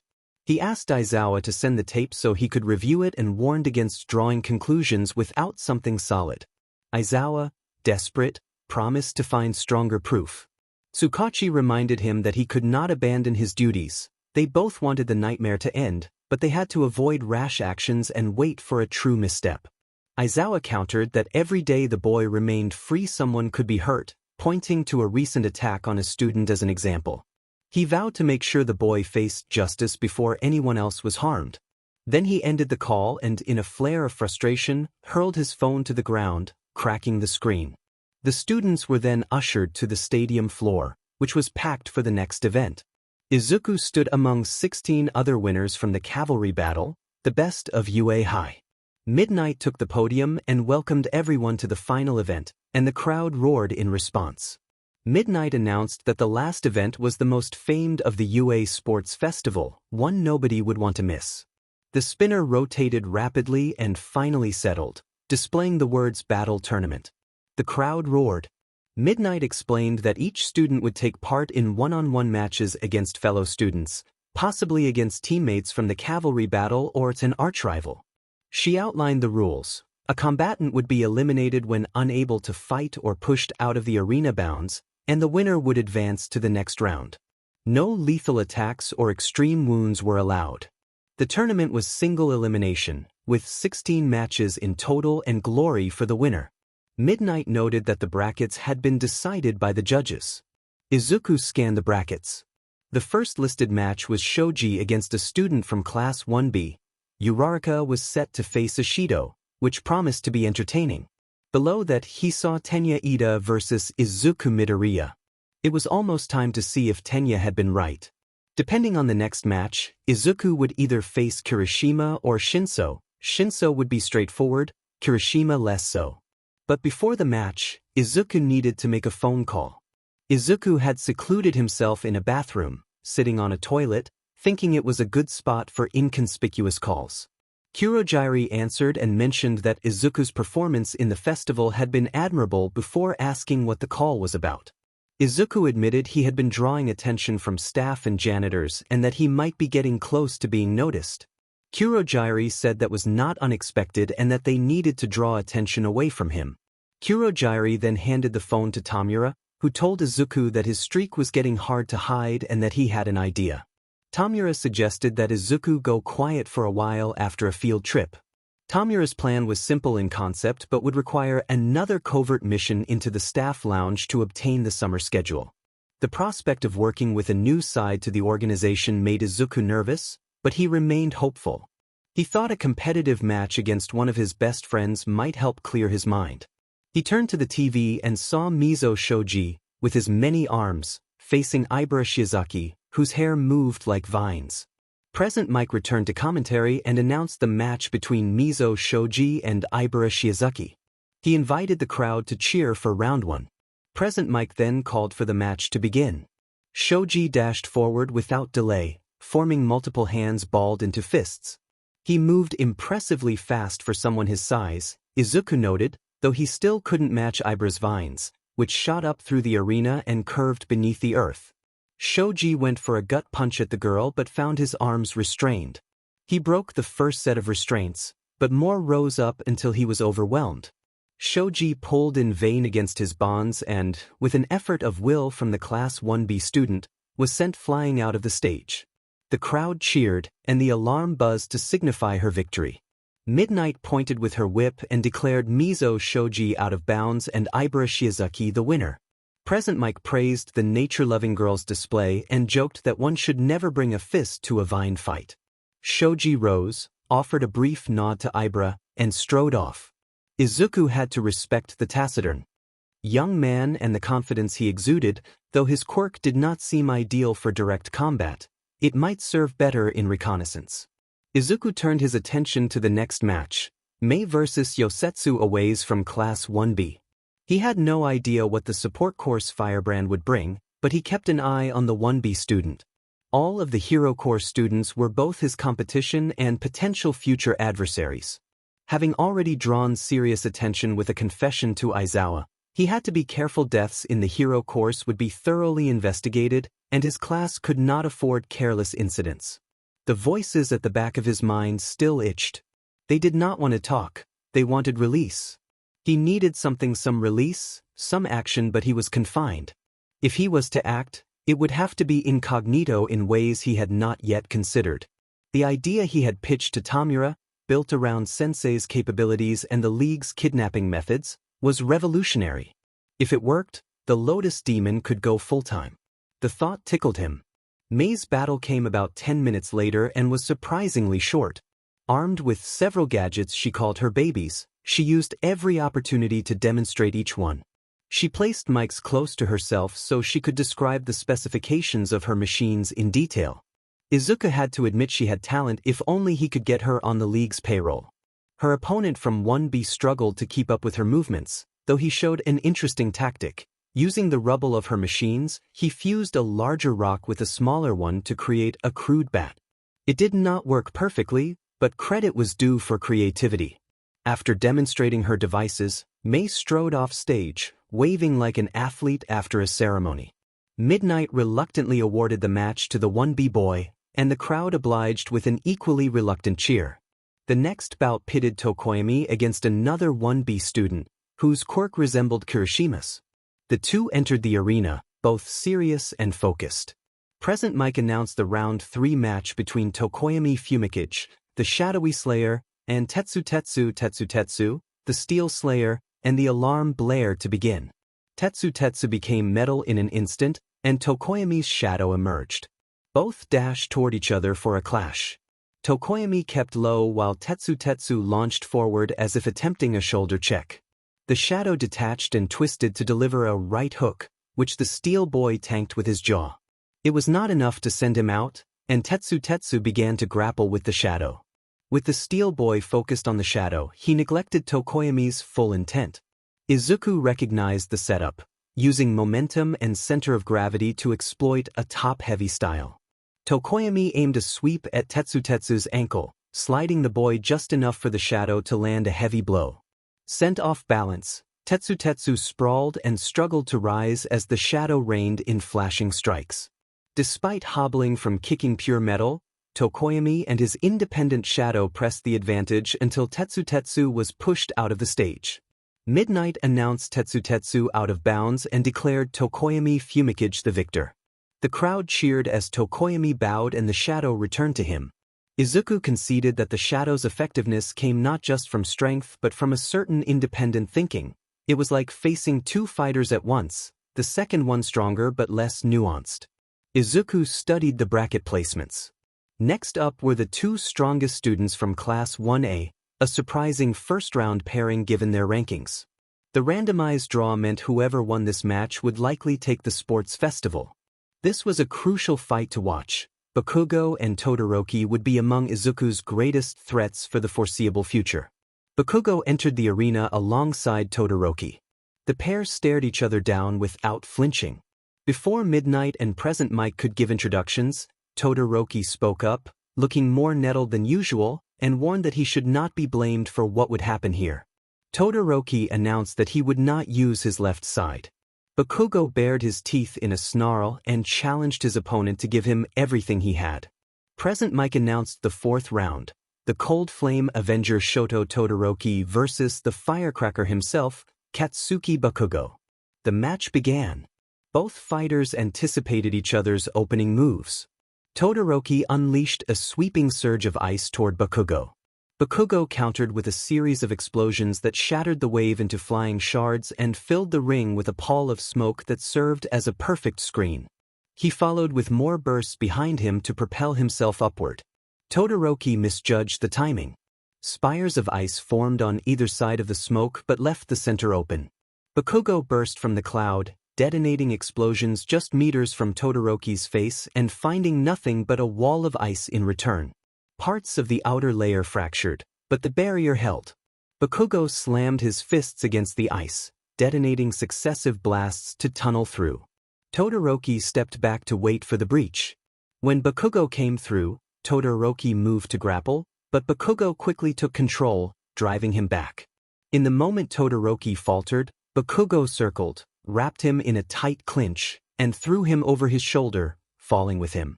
The crowd reacted to the suplex as flesh met stone with a heavy impact. Bakugo rose and kicked Todoroki, sending him sprawling. Bakugo spat an insult and advanced, demanding not to be made a fool of and vowing to make Todoroki pay. Todoroki pushed himself up, coughing and wincing, and called Bakugo a fool blinded by anger. He extended his arm and sent a jagged surge of ice into Bakugo's chest that drove him back into the half-shattered wall. Bakugo used this to his advantage. He launched off the wall with his quirk and began to spin, air gathering around him as he prepared a powerful strike. Todoroki extended his left hand as if to answer, and for a moment flames flickered at his side before fading. Bakugo unleashed a fierce impact that lit up the arena and shattered Todoroki's ice defenses, leaving rubble of ice and concrete in the blast. As the smoke cleared, Bakugo rose and searched for Todoroki with a triumphant grin that slowly fell when he found his opponent slumped and unconscious against the ice. He stamped over and pulled Todoroki's collar to check his face, voice rough as he scolded him and on the verge of tears. Midnight's pink quirk smoke filled the area, and she called that Shoto Todoroki was unable to continue and that Katsuki Bakugo would advance. The crowd approved, and both boys were escorted from the arena. Izuku watched, unsettled. He could not tell what Bakugo had been thinking. That blast could have seriously harmed Todoroki if the boy had been weaker. Was Bakugo so determined to win that he risked everything? And the moment at the end Bakugo near tears was something Izuku had never seen from him before. It disturbed him. He found the spectacle of raw emotion uncomfortable. He preferred clearer expressions, the kind of dramatic contrast that made memories stick. The cold and heat between Todoroki and Bakugo struck him as a powerful image, something to remember as he tried to sort through the strange mix of competitiveness and concern he had just witnessed. Ajui's match proved straightforward and ended quickly. Tsuyu's softening quirk was formidable when combined with her agility and tongue work, and her opponent, an oddly shaped boy, was thrown out of bounds. Next were Uraraka and Ishido. Ashido began by exploiting her mobility and acid-based movement, skirting around Uraraka's attempts to make her weightless. The opening felt like a cat-and-mouse game. Ashido used her acid to skate and pivot, striking with quick jabs and lunges that aimed to force Uraraka into weightlessness.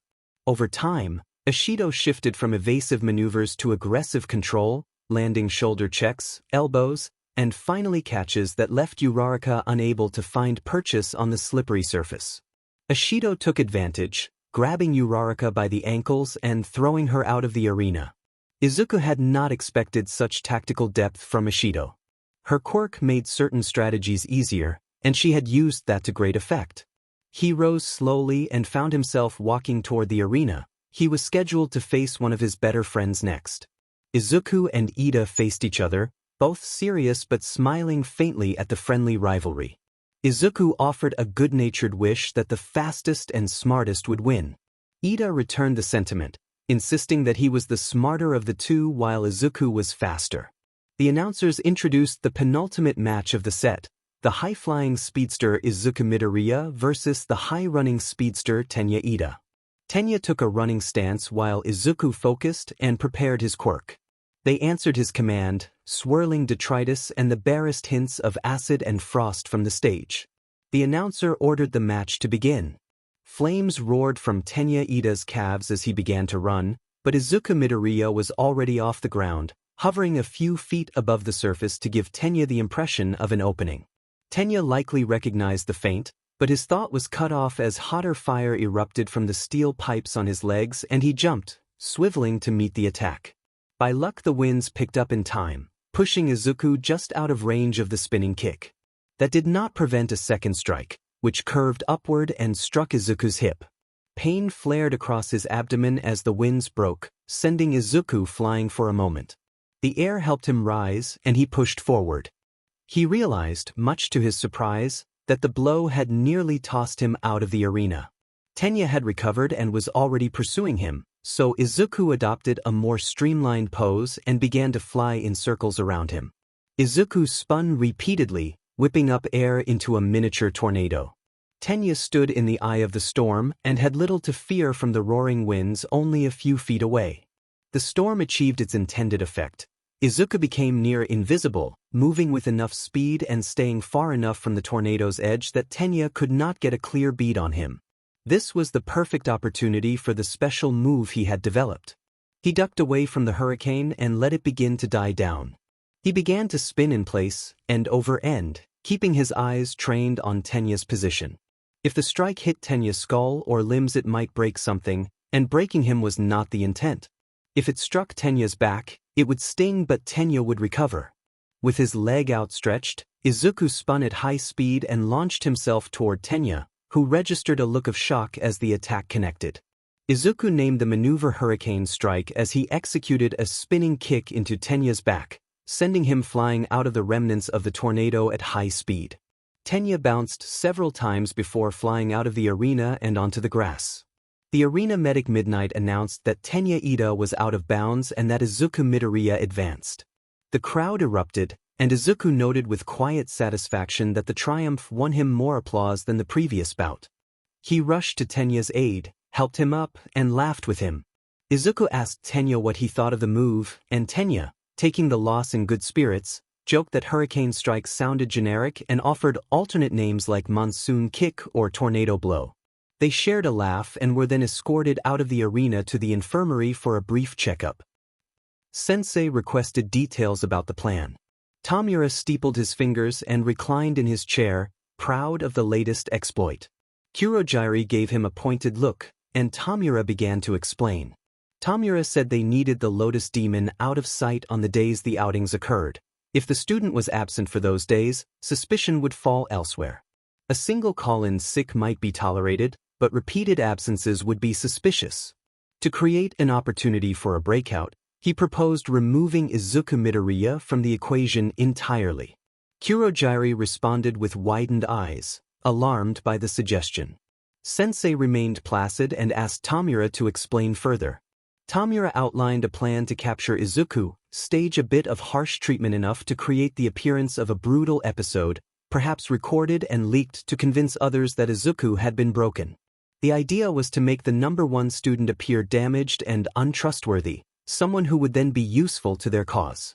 Sensei observed that Tamura's plan risked creating a dangerously broken individual.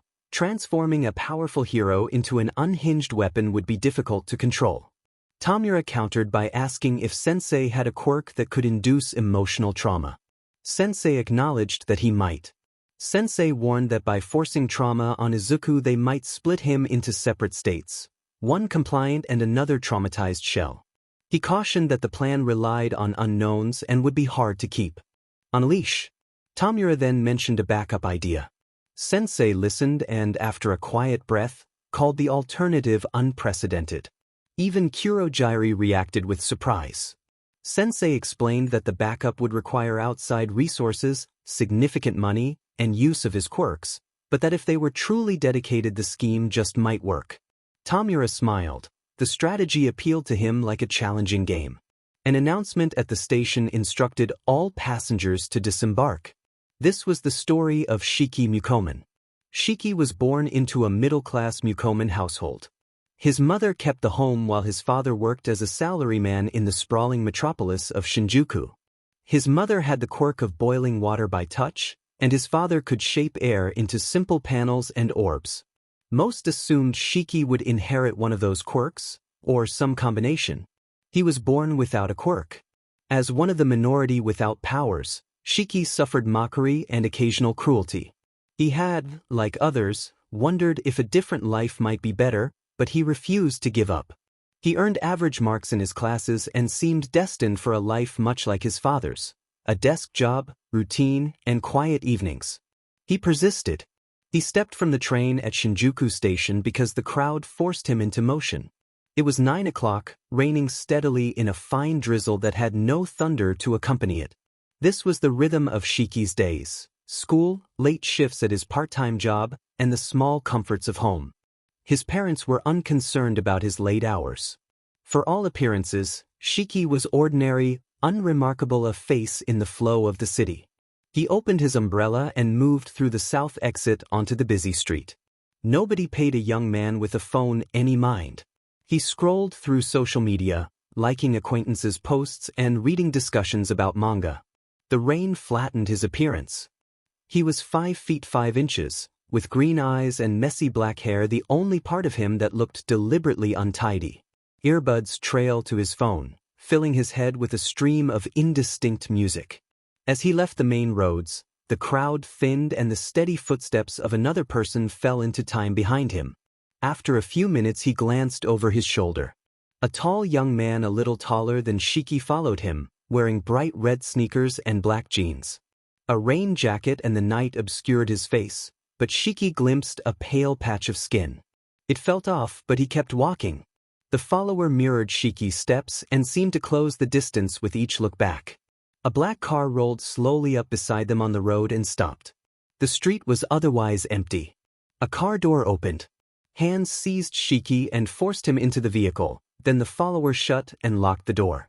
Shiki screamed and kicked, but his feet were pinned by the firm grip of his assailant. One of his shoes was ripped off and held inches from his face. The shoe dissolved into dust. The threat was unmistakable. The kidnapper shushed him and warned that any struggle would erase him, calling him an NPC. The car drove off, the driver cloaked in shadow tinting the windows. 2 days earlier, Izuku sat in the waiting room after a medical check. Achiko Uraraka was with him, her eyes a little puffy.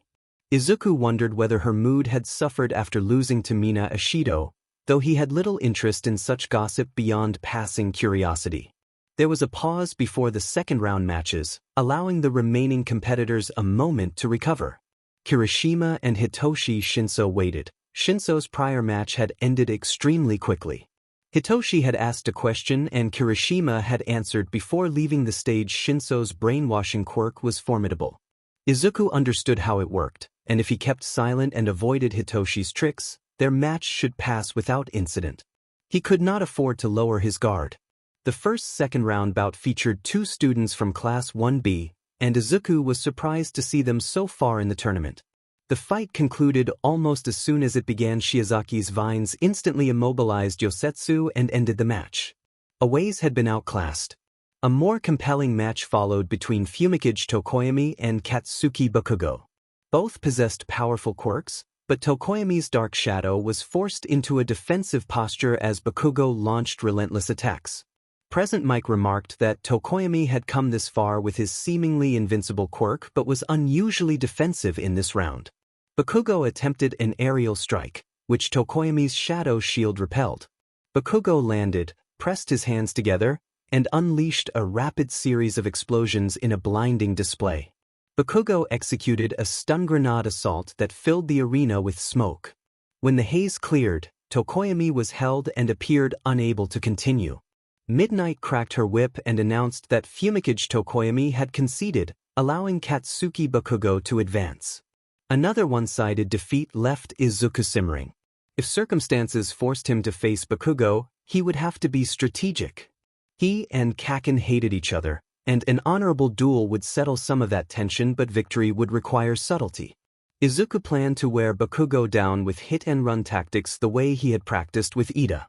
If he created too much air disturbance, Bakugo could exploit it into a devastating explosion, so restraint and precision would be essential. He would have to tempt Kaken into entering the air. There, his movements would be sloppy. It would be like a man fighting a fish in water. That would be the trick. But the road to the goal was long and hard. Mina versus Tsuyu. He had almost forgotten about that matchup while running through battle strategies against Kaken. He looked to the screen and found them in the midst of their fight. Mina kept her distance from Ajui's tongue for the time being, sliding on her acid and staying just out of reach. She was using a tactic similar to her match against Uraraka, rapidly melting the arena to force close quarters. It was almost working, but slowly she was running out of room to avoid Tsuyu's lashing tongue and agile movements. The more she restricted the arena, the greater the advantage she gained, but the longer she stayed, the higher the risk of being wrapped in Tsuyu's tongue and thrown out of bounds. If she lunged, she might try an acid-augmented strike to drive Ajui out or incapacitate her, but Ajui was fast and unpredictable. Mina chose poorly. She continued to shrink the arena, constantly searching for a way inside that never appeared. Ajui's tongue wrapped around Mina's torso and sent her flying out of the arena. Midnight announced that Mina Ishido was out of bounds and that Tsuyu Ajui had advanced. Tsuyu's quirk was impressive. Izuku rose and offered a small wave to Ochiko, who returned it. He left the viewing room still thinking. If he was to fight anyone in his class as the Lotus Demon, the greatest challenges would be Todoroki and Bakugo. After them would come Ajui and Tokoyami. He had no way to produce light to weaken Dark Shadow, and Tokoyami's quirk was incredibly versatile. Ajui, similarly, was strong, agile, and capable of remarkable feats. There was no time for further rumination. It was time to fight one of his old friends. The announcer mic hyped the final match of round 2 and the crowd roared, flames leaping from the braziers at each corner of the arena. Izuku stood facing the tired, purple-haired Hitoshi Shinso. Mike hyped Izuku Midoriya as the high-flying hurricane and Hitoshi Shinso as the brain-powered buster, then signaled the start of the fight. Izuku wasted no time. He lifted the ground beneath him and barreled toward Hitoshi. Hitoshi complained that the match felt unfair and taunted Izuku, insisting he was not a true hero and accusing him of being a killer, claiming that when he looked into certain people's eyes he saw nothing but emptiness. Izuku did not respond with words. He went for a soaring right hook aimed at Hitoshi's ribs, but Hitoshi ducked beneath it and dodged to the side.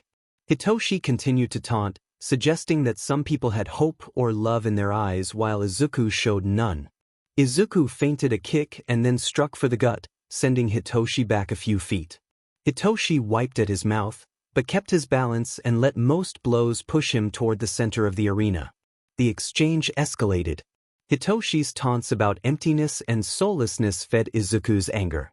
Izuku began to retort, but his words were cut off by action. A kick thudded into Hitoshi's midsection and Hitoshi doubled over, coughing.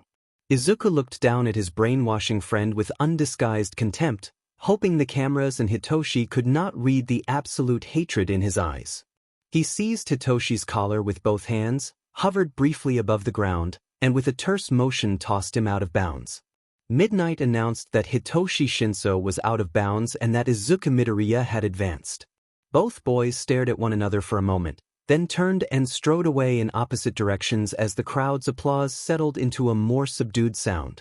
Izuku wondered whether Hitoshi had meant what he said, whether he had seen through the veil. It was terrifying to consider that possibility, but like Eraserhead and Tsukachi, there was no proof. There was still nothing XPLCT to confirm it. He was beginning to get sloppy, and he knew that a single misstep or a single smug smirk could reveal everything. He ached for the league to initiate the plan as fast as possible. Time was running out. Izuku asked if everything was arranged as he balanced on a toilet, whispering into a burner phone for the second time that day. He chastised himself for reusing the same device. If the police were monitoring lines to and from UA, he would already have been caught. He kept another burner deep in his backpack just in case. Tamura replied that their associate had done good work on the package and asked if Izuku was ready to meet a new associate. Izuku said it depended, since he would be expected soon.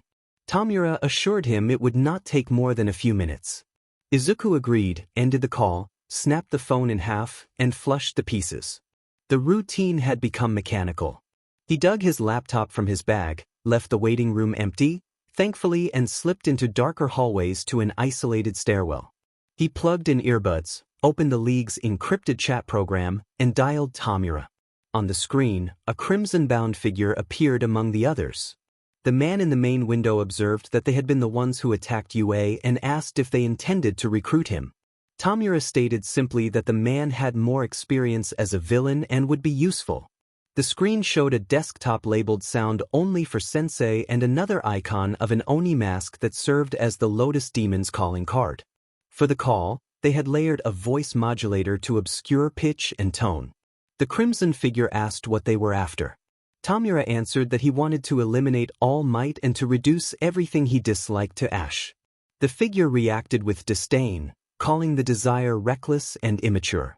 He drew blades and challenged the point of killing without conviction. Tamura agreed with the need for conviction. At that moment, all attention turned toward Izuku's laptop. Sensei made a low, interested sound. After a pause, Izuku asked if it was acceptable for him to speak. Sensei encouraged his input, reminding the group that some things could not be taught with words alone. Izuku cleared his throat, and with the voice modulation in place he announced that he was known as the Lotus Demon, the Virtuoso Ripper of the Tokyo Prefecture, and the Death Artisan titles that pointed to the same person. The revelation hung in the air. For a moment nobody spoke. The crimson figure shifted from stunned silence to anger. He condemned the idea of killing ordinary people in the name of an aesthetic conviction and leveled a threat at the screen, promising to hunt the killer down and make him pay. Tamura stepped forward, hands raised, and declared that nobody would take his rogue from him. Tension snapped into a brief, fierce clash between Stain and Tamura, blades and blows exchanged in a flurry of movement that read like a choreographed confrontation rather than a gruesome brawl. Kurogyari shut Izuku's laptop, returning the screen to blank with a call-ended notice. Immediately afterward, Izuku received a text from an unknown number. The tone made clear who had sent it. Sensei advised Izuku that he had spoken well but suggested giving Tamura time to cool down. Izuku messaged an apology and asked Sensei to tell Tamura he was sorry. Sensei replied that apology might not be enough and that Izuku should simply wait for things to settle. Izuku rose and headed back toward the waiting room, hopeful that he might catch the rest of the match between Ibra and Katsuki. Ibra murmured that she would pray for his immortal soul as a tangled wall of vines surged toward Katsuki. Explosions answered the advance, throwing up sparks and noise as the pair's powers collided. For several minutes the two had maintained a stalemate. Bakugo's blasts met Shiozaki's vines in a relentless, kinetic exchange that tore the arena's surface into a square of rubble. Vines struck like vipers and were met by fiery detonations, each exchange a bright, intense moment with no graphic harm described. From above, it was possible to see Shiozaki's strategy. After drawing Bakugo into reacting to a few rapid strikes, she would step forward and press the assault. Bakugo kept pace, focused on countering each rise and strike, but with every explosion he inched subtly backward. The pattern was deliberate, surgical strikes to control position while hiding the bulk of her vines for a final, displacing maneuver. Silently, the audience watched as Bakugo moved closer to the edge of the arena. The crowd was beginning to get riled up as they recognized and respected Ibara's strategy. Then the floor exploded. Katsuki had not expected that strategy, having prepared for an all-out frontal assault, but he adapted faster than most. The drawback to fighting someone who grew stronger the more they exerted themselves was that a battle of attrition favored them. Exertion led to more sweat, and more sweat meant a larger detonation when the moment came. Ibara, for her part, did not know that the explosions were tied to Bakugo's sweating. When Bakugo ignored another strike of vines and pointed downward, it surprised her. There was no announced move, only a roar of anger. The ground thundered as a blast lit up the stage and sent rock and dust outward in a powerful shockwave. The scattering debris forced Shiozaki to recall her vines to form a shield, but Katsuki seized the opening, leaped over the barrier, and pinned her to the ground. Ibara coughed and accused him of being a brute, asking if his father had never taught him manners toward a frail woman. Bakugo sneered, dismissing the idea that she was frail. Ibara gave a less haughty grin that edged on approval and conceded defeat. The announcer Midnight declared that Ibara Shiozaki admitted defeat and that Katsuki Bakugo advanced. The crowd erupted into cheers. It was telling that many in the stands cheered Bakugo on despite his reputation. People did not always come to these events to see heroes.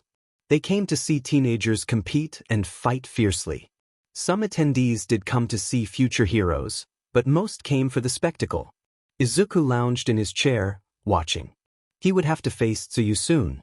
He had no problem with defeating her in the match, but the plan he had felt oddly cruel. Even so, the sting of potentially hurting someone who had been kind to him was swallowed by the fact that he was furious. He felt foolish lately. He had been brash, impulsive, and smug to the point of neglecting care. Rising, he pressed a hand to his temple and glared down at himself. He realized he had been letting the worst parts of both the Lotus Demon and his own temper take control. Shinso mattered little compared to the problem within himself. Midnight announced the next match, Izuku Midoriya vs Tsuyu Ajui. The crowd cheered as usual.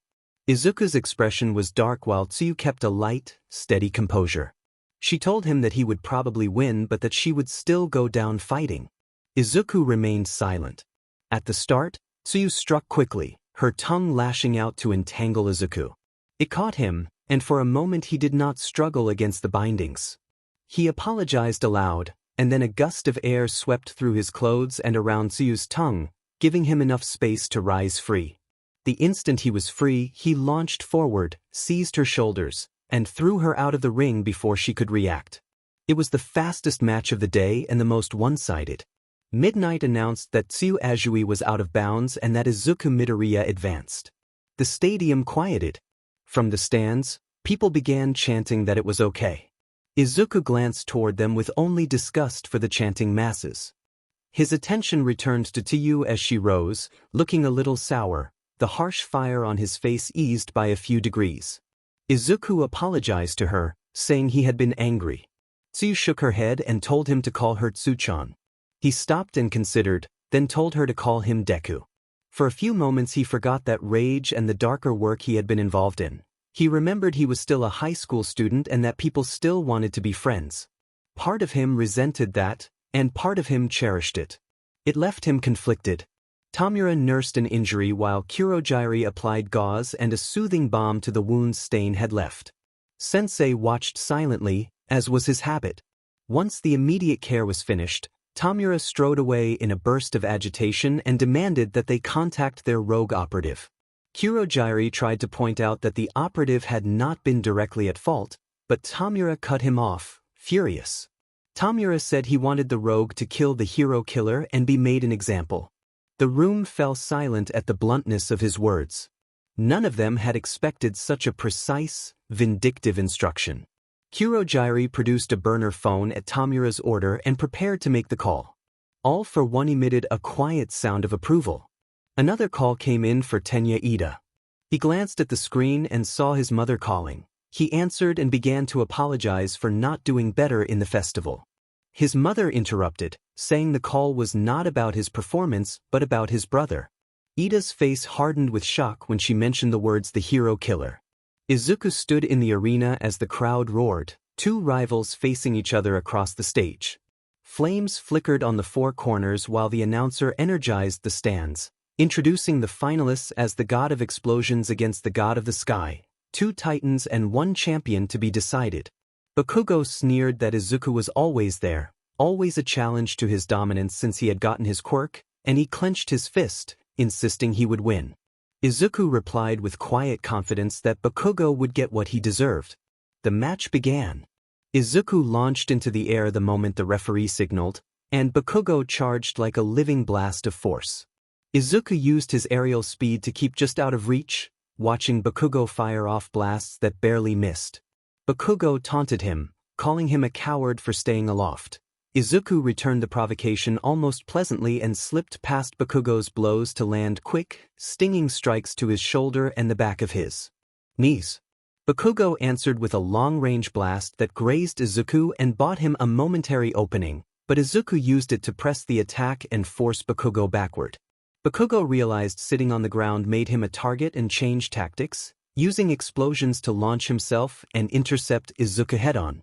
The collision jarred both of them, and Bakugo kept momentum with another explosive push and a blunt strike to Izuku's midsection. Izuku flew back coughing and spitting, while Bakugo studied his opponent's steady, calculating gaze and felt the cold determination he both hated and feared. He told himself to use that hatred, launching twin blasts to propel himself forward. Izuku dodged the obvious punch but was caught by Bakugo's close-range momentum. A hard fist rocked him and he flipped over, wobbling in the air. Plans dissolved into instinct. Izuku suddenly committed to a close-quarters exchange, surprising Bakugo as blows and low explosions put both of them on edge. Bakugo tried to regain control with another burst of propulsion, but Izuku stunned him with a precise strike between his eyes. While Bakugo staggered, Izuku looped around, grabbed him by the waist, and used the air to elevate the stunned explosive user. Then Izuku plunged toward the arena at top speed and drove Bakugo into the stone with a powerful piledriver that sent dust and debris spraying. The announcer called the move as dust settled and Izuku stood, tense above a fallen Bakugo. A referee moved forward, but Bakugo stirred and pushed himself up, bruised and furious, hands hanging at his sides. Izuku kept his distance and urged Bakugo to give up, saying the fight was over. Bakugo insisted he would not yield to Izuku. He rose slowly, throwing punches and small bursts of propulsion in a weak but determined rhythm, declaring he would not lose. Izuku tripped Bakugo and sent him face-first to the ground, and Bakugo rose again with a fierce grin. In a last desperate effort, Bakugo unleashed a massive detonation that lit the stage, filling the arena with smoke and aftershocks that obscured vision. The crowd fell silent as the cloud rolled across the stage and the referee prepared to intervene. When the smoke cleared, Izuku emerged, visibly injured on one side of his face but still standing. He moved with a mixture of pain and controlled fury. He grabbed Bakugo, slammed him against the arena as he flew, and repeated the motion several times before hurling him out of bounds with a scream. Silence settled over the audience. Izuku stood clutching the side of his face, pain and fury etched across him as he steadied himself. The match had reached a breaking point, and the arena held its breath. Izuku Midoriya screamed, pain and frustration ripping through him as his injured eye struggled to make sense of the world. Pink smoke, darkness, and a flash of rage filled his mind before everything went black. The steady whirring of machinery and the soft beeping of a monitor brought him back. He blinked slowly, one eye fighting to clear the blur of sleep. Moving his right eye made him flinch. Whatever vision remained there was faint and wrapped in white bandages. He found his face covered in dressings and left it alone, looking around the small hospital room instead. He was in a Mizudafu hospital. The room had a table, medical equipment attached to him, and windows that looked out over rooftops washed in the oranges and purples of dusk. For a moment he was transfixed by the sunset, then he forced himself to look away and took stock, and 4 in his forearm, a plain white gown, and the sense that he had not been out for very long. A plain-looking nurse with black hair and brown eyes entered, moving with efficient, almost insect-like precision as she carried a clipboard. She radioed Dr. Hirose to report that Izuku Midoriya was awake, then approached him with a practiced smile. When Izuku tried to smile back, pain tightened his face and he froze. The nurse warned him not to move his face too much while she checked his instruments. When Izuku slurred a question about how long he had been unconscious, she told him he had been out for 1 day and 5 hours and had woken a few times that he did not remember. She added that they had to operate on his face even after Recovery Girl had done what she could. The memory of the fight rose in his mind in sharp fragments. Aerial combat, a heavy pile driver, an explosion, and the ringing of screams. He looked down at his lap, blinking back the afterimages. He asked how bad the damage was. Dr. Yagami, arriving in blue scrubs with a name tag, explained that the right side of his face had been severely damaged. He reassured Izuku that Recovery Girl had restored much of the nerve function before surgery and that his right eye vision and numbness should improve over time, vision increasing gradually over years, the numbness fading in weeks. He said they would give him painkillers for the next few weeks while his face healed and warned that the blast had been dangerously close, and a small shift in position could have been fatal. He reminded Izuku that, despite the damage, he was alive. The nurse had already handed him a small beige box containing a gold UA medal on a red and white ribbon. A note from All Might inside congratulated him on his growth during the competition and requested a conversation at the earliest convenience. Izuku read the message, smiled, replaced the lid, and handed the box back. The nurse set it aside and mentioned that she had watched the final match, expressing concern about the winner's lack of restraint and noting rumors of possible suspension. Izuku gave a quiet nod in response. By the time night fell and deep purple settled over the city, Izuku felt tired and ready to leave. Dr. Yagami said they would remove the bandages the next day and released him. After changing and checking out, Izuku found himself surrounded in the hospital lobby by his mother, who was weeping with relief, and his friends Achiko, Kirishima, and Tokoyami. Tokoyami was reluctant at first, but a pointed look from Achiko brought him into the group. Dr. Yagami gave Izuku's mother instructions about the pain medication regimen and dosage before they left. As they walked, Kirishima rattled on about the fight, recalling the glancing blows and the piledriver, and said he had never seen Todoroki look the way he did when Bakugo hit the pavement. Izuku laughed and admitted he had practiced that move for someone like Bakugo, noting that it was risky but manageable if executed carefully. Tokoyami described the match as a dark battle with an even darker conclusion, calling Bakugo's actions a desperate act. Kirishima argued that he did not think Bakugo intended to cause such severe harm, while Inko fretted over the recklessness and hoped Mitsuki would DSPLN him. They left the hospital together, a small, tired group bound by worry and relief as the city lights came alive beneath the evening sky. Izuku noted that it was strange to have the awards ceremony with just the third-place hero present. He asked whether Kaken had been allowed on stage. Kirishima looked troubled and explained that after the match Ibara and Tsu fought, Ibara had won, and the awards ceremony had been only a couple of empty pedestals and Ibara. Kirishima said they had been told Izuku would receive his medal once he was recovered enough and admitted it had been a downer to end the festival with the winner badly hurt and second place responsible. Izuku shrugged and smiled, joking that the alternative would have been him rolled out on a hospital bed with Kaken in HNFS. Most of the group laughed, his mother did not. They said their goodbyes and Izuku and his mother drove home in a quiet vehicle. All for one congratulated him on his victory through the monitor in Izuku's single earbud and commented that it had been a hard-fought match, claiming to know what it felt like to take a wound like that. Izuku thanked him, then settled back into his room after responding to messages and joined a conference call with the league, apologizing to Tamura. Tamura dismissed the apology, saying Stain probably would not have joined and speaking of ideals as if the word were filthy. He told Izuku he had a task for him. Tamura asked Izuku to kill Stain, and he wanted it done under the guise of the Lotus Demon, making Stain's body into some kind of concept if possible. Tamura also told him to check the mail the next day because Jiren had procured a new costume with some stat improvements and the cosmetic upgrade Izuku had wanted. Izuku said this was great and allowed himself a small, hopeful smile, thinking that if the costume arrived it meant other parts of the plan were falling into place. He asked about the decoy.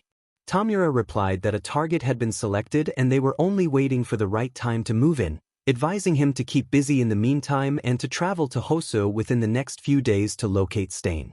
The call ended abruptly. Izuku rose from his desk and lay back on his bed, letting his hand rest on his bandages. He frowned as he felt the uneven textures beneath the wrappings and breathed through the sting each touch elicited.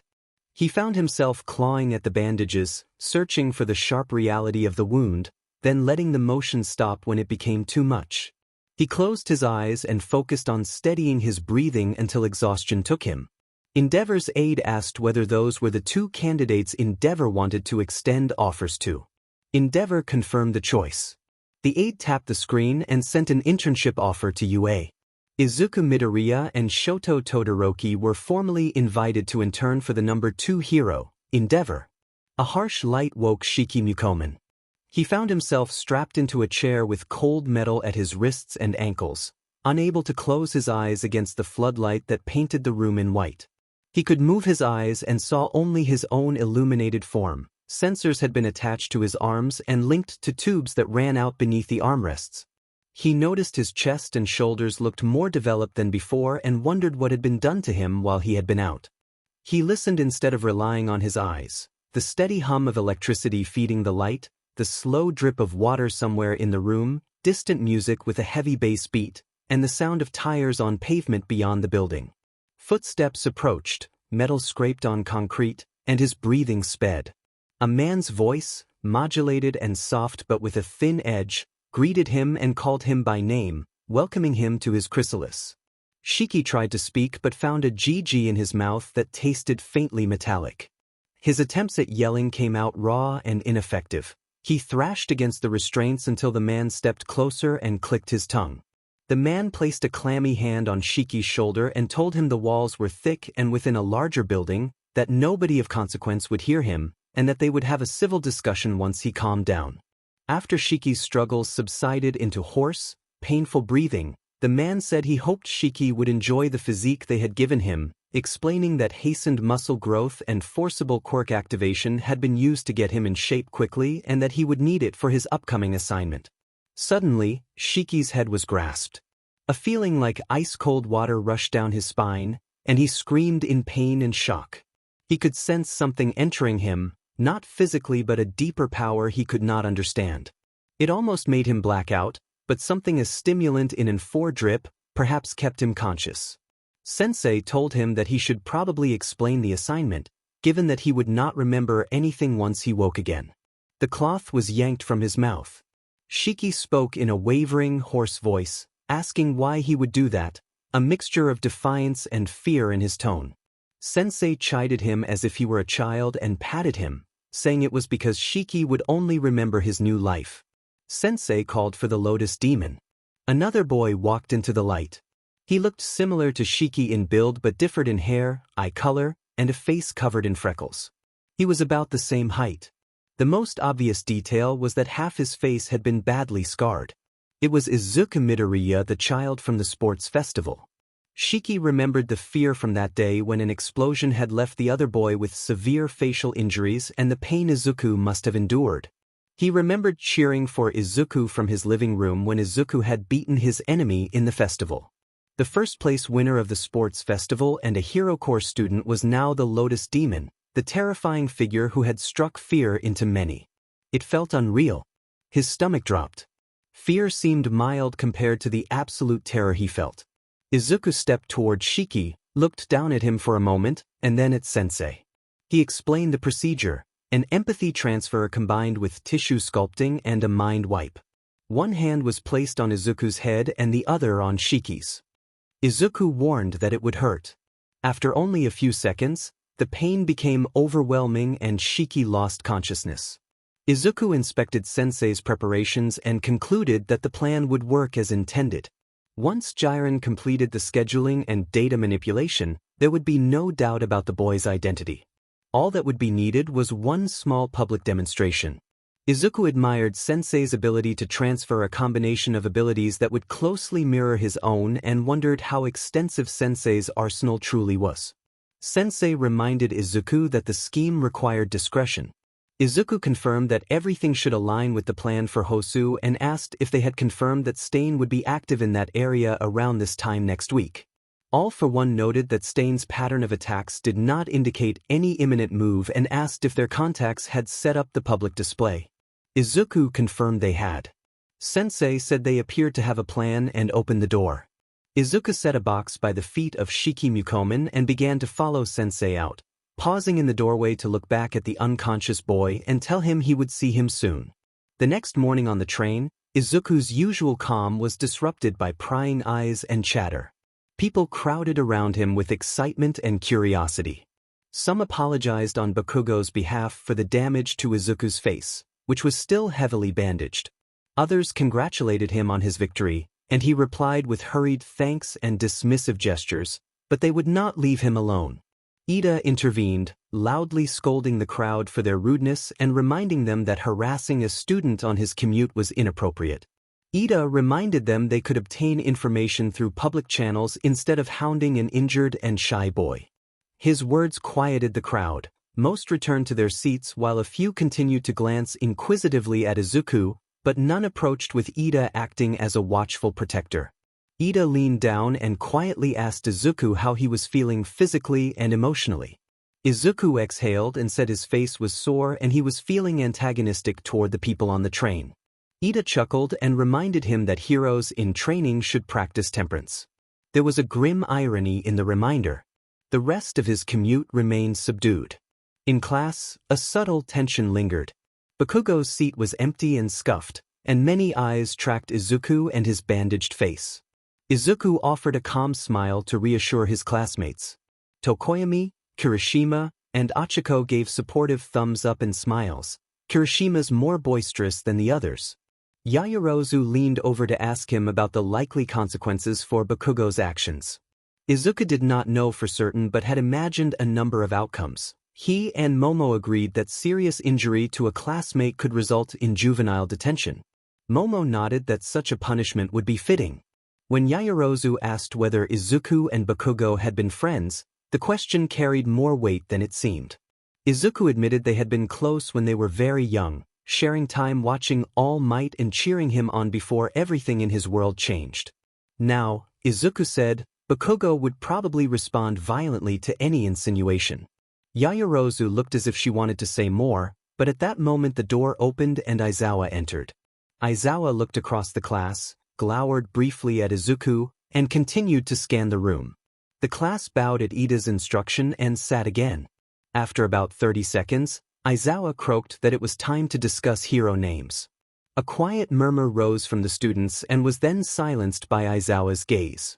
He explained that a hero name was one of the most vital parts of their identity, something to inspire hope in civilians and fear in villains, and that while it might not be permanent, it would serve as their working name.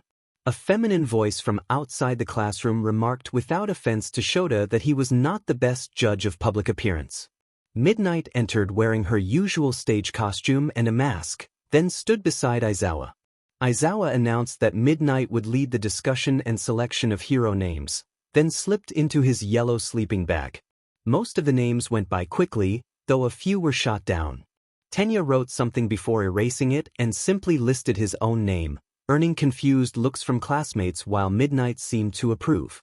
Sato became Sugarman, Achiko took Uravity, which Izuku found cute if unoriginal. Izuku wrestled with his own choice. This had to represent him, even if it was a front. He could be cocky and dramatic, or choose something sleek. Nothing felt right until he remembered Ida's words on the train. Temperance, always. He wrote down his name. Soon after, Shoto also chose to use only his given name. Izuku rose and went to the front to submit his choice. Midnight smiled widely as she read Izuku's chosen hero name and declared him Soaring Hero, Jetstream. The class reacted positively. Even Shoto, usually expressionless, arched a brow. Achiko beamed. Midnight approved, calling the name catchy and strong and saying it should suit him. Once the last names were finalized, Midnight left and Aizawa returned to the front. He pulled down the screen behind him and revealed a large bar graph. Aizawa explained the results of their internship offers and reminded them that internships would start next week. Even students without offers would be placed in offices affiliated with UA for vital on-the-job experience. Izuku stared at the list of offers and could barely believe it. Over 4,000 offices had requested him. He and Shoto had the most, with Todoroki slightly ahead at about 4,700 offers. The order generally followed placements from the sports festival, with the exception of Bakugo, who received only 70 offers. Few offices wanted a volatile personality in their ranks. Papers listing the offering agencies were distributed. Izuku's and Shoto's lists filled several pages.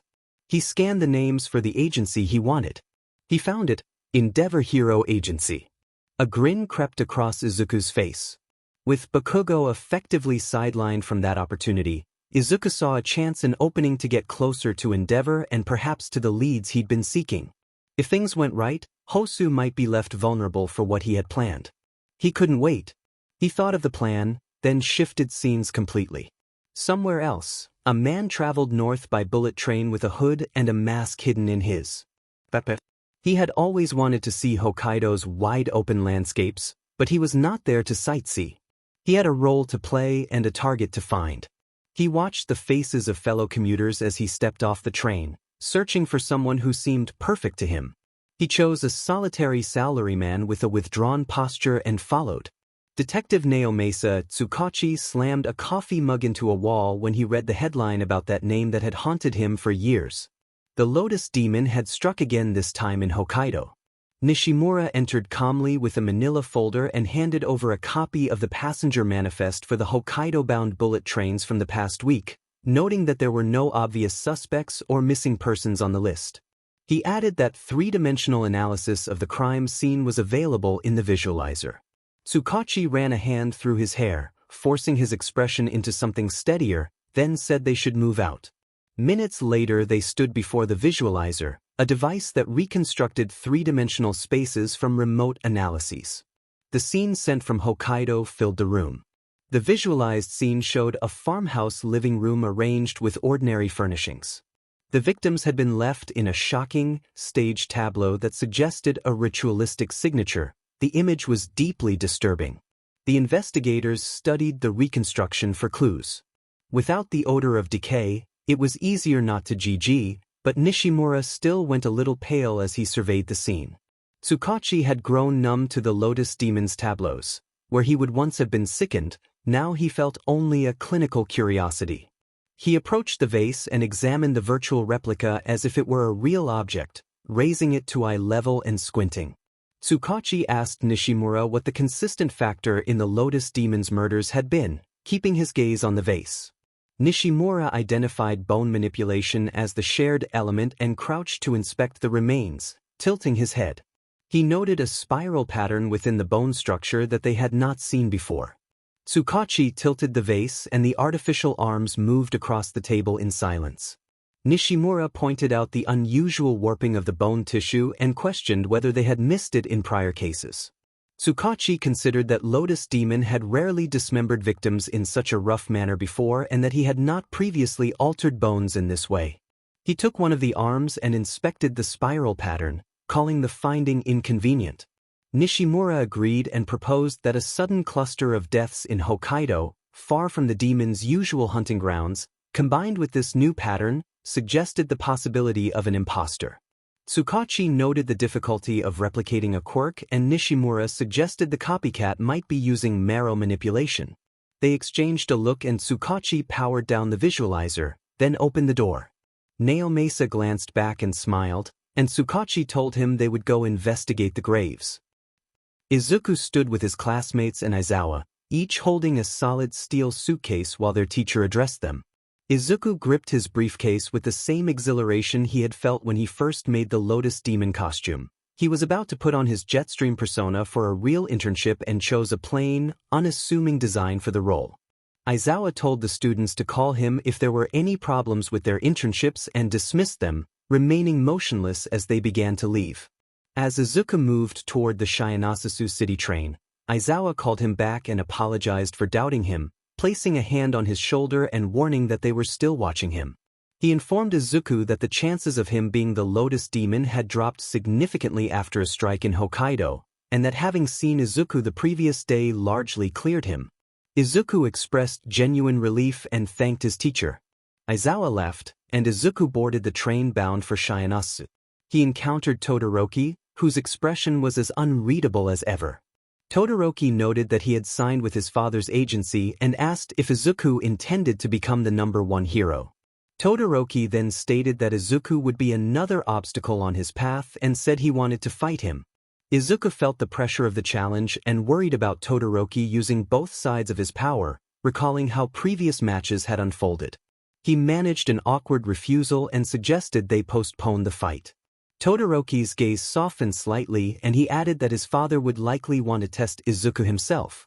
The train intercom then announced the arrival of the Shayanasu bound service, and the two parted ways as they headed toward the city. All Might, in his slim civilian form, sat on a white couch at Ie while Tsukachi stood across from him in a trench coat and looked troubled. Evening had settled over Mizudafu, throwing long shadows across the room. A half-open manila folder sat on the table between them. Tsukachi showed All Might two side-by-side images, explaining that one cross-section of a femur displayed a spiral pattern in the marrow while previous cases did not. He suggested that the difference pointed to a new quirk. All Might asked whether the pattern might decay over days or weeks, and Tsukachi acknowledged that decay was a possibility but said the pattern still raised the prospect of a decoy. Tsukachi then proposed that if their suspicions were correct, All for One could be involved in creating such a decoy. The name struck a painful chord for All Might, recalling the old battle and its costs. He wondered aloud why anyone would send them on a chase to Hokkaido unless they were trying to draw attention away from something nearer at hand or to confirm a suspect.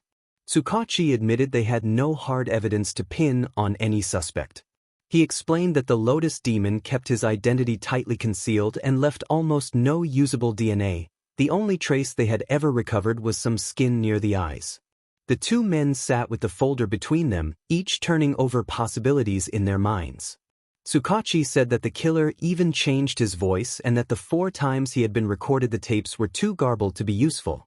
He added that they could pressure Izuku Midoriya all they wanted, but unless Izuku cracked and said something, they could not pin the case.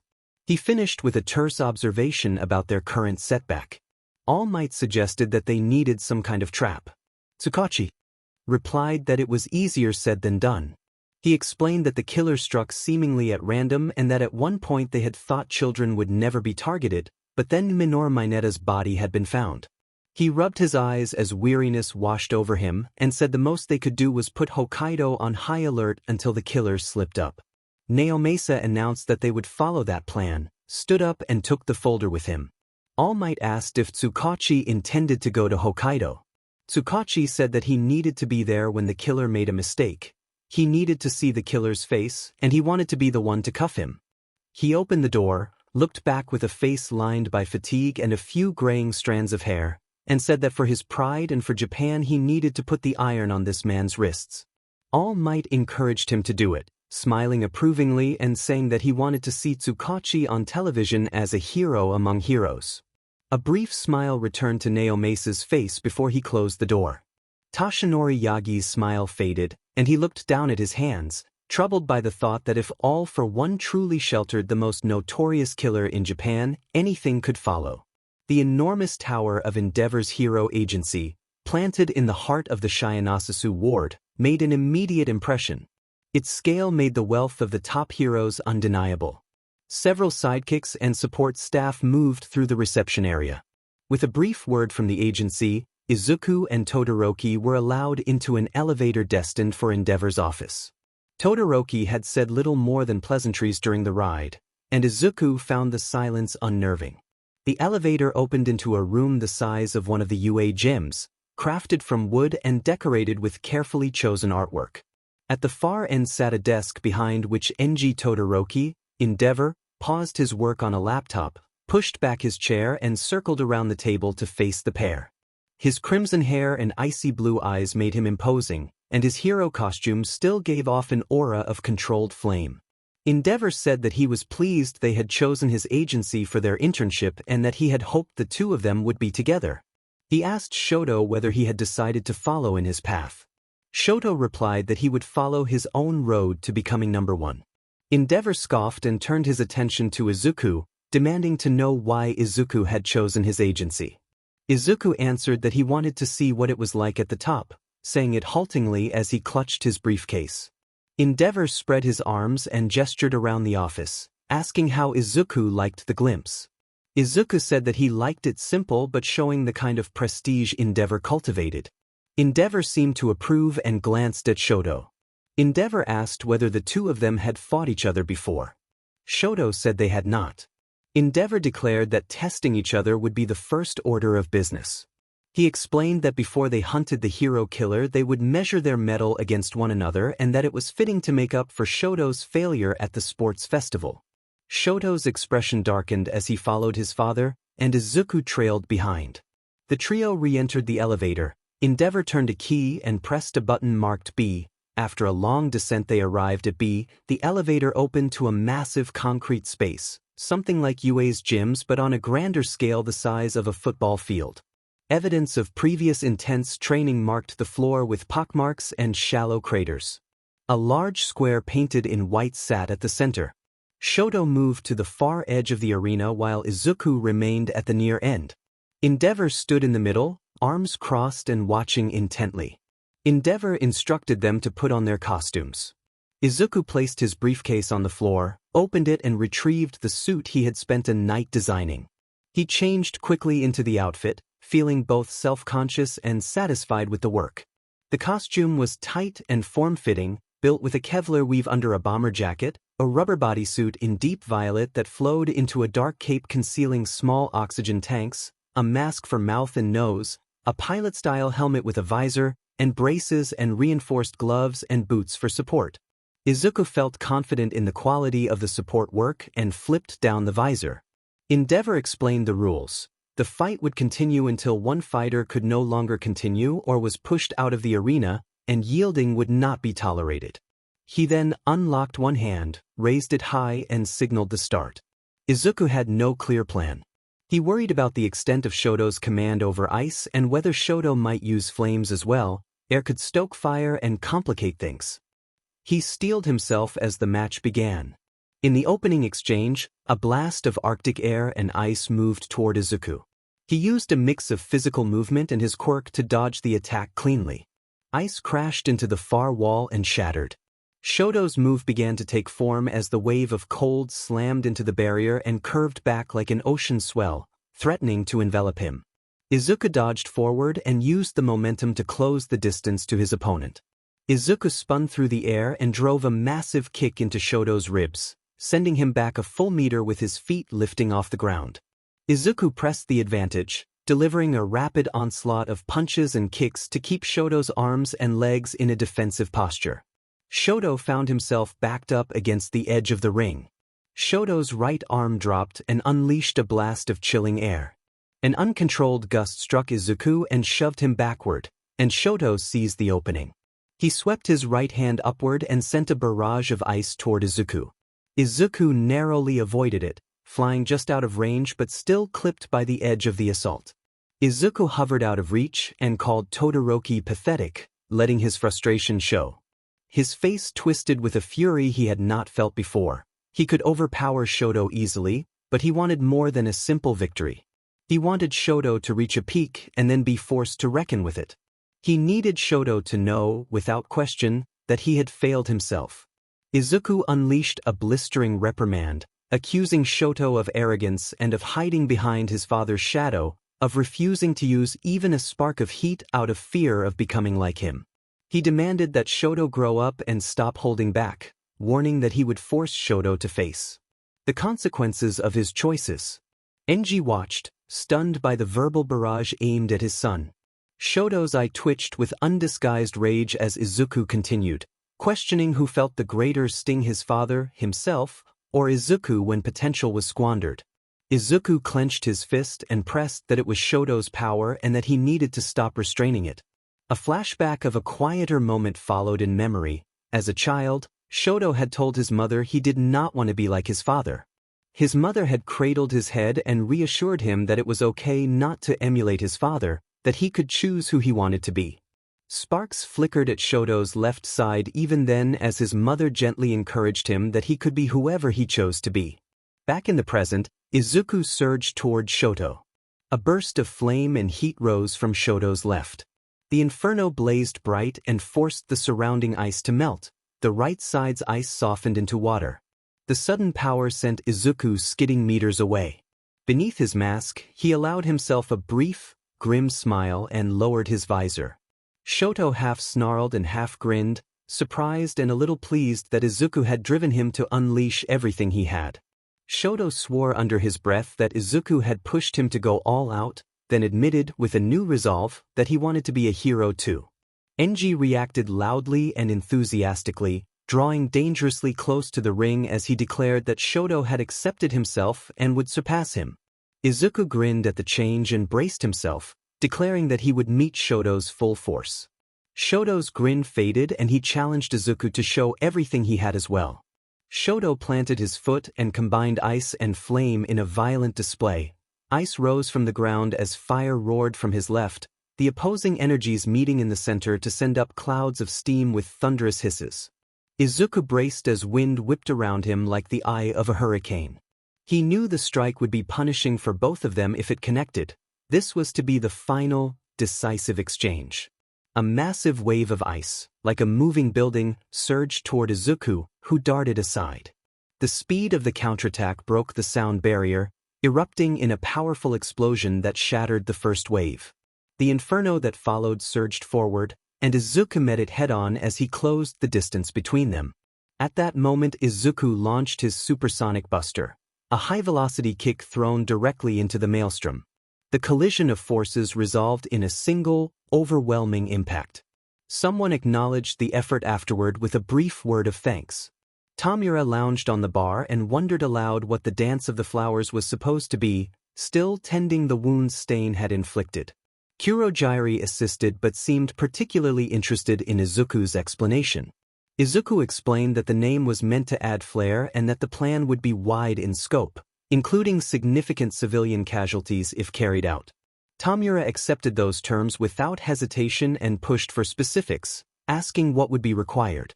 Izuku outlined the need for about 300 of the black canisters he had been sent and a large quantity of a specific chemical. Izuku stood alone in the center of a clearing, the towers of Mizutofu a mile away from the mountain he had chosen as a testing ground. He had chosen this place to avoid civilian harm. He was not in costume, and care was paramount. He could be watched at any moment, but the risk had to be taken. He grasped one of the black canisters he had received, pressed the red button, and dropped it before dashing toward a nearby tree for cover.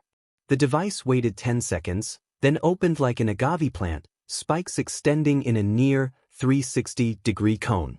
Hidden behind the tree, Izuku fidgeted with a stick, aware that failure could lead to serious consequences. He tossed the device into the clearing and hoped his design worked. A faint, tinny violin sound rose from the trap, followed by an explosion as dozens of metal spikes shot outward in a sudden, mechanical assault. He cringed as spikes sliced through nearby trees, sending splinters flying like a storm of thrown blades. A spike skimmed his cheek and left him shaken, but the pain only made him giddy as he pulled himself free from the trunk. The attack was effective, fast, and fierce, truly incredible. Tamura reacted skeptically, noting that 300 would cost about 100,000 yen per trap and asking if they expected to raise that sum. Another voice replied that the lower estimate would be about 130, one for almost every intersection in Hosu, which Tamura admitted was more manageable but still enormous. Izuku then explained the plan in detail. Both of the league's leaders fell silent, stunned into speechlessness by the scale of it. Tamura finally spoke in hollow tones, saying that the plan was mad and that it would amount to the single largest act of terrorism the world had ever seen. Kurojairi remarked that the plan seemed extreme, even by his standards, and reminded everyone that he could not decide alone. He said that Sensei and Tamura would discuss it but that nothing could be guaranteed. Izuku acknowledged this and asked to be informed once a decision had been made.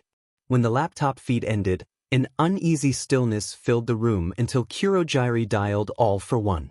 The screen displayed the familiar sound-only card, and the leader's bored voice answered after a few rings. Tamura summarized Izuku's proposal almost word for word. Some points earned sneers from the listeners, and after a long silence, Sensei broke it with a thoughtful observation.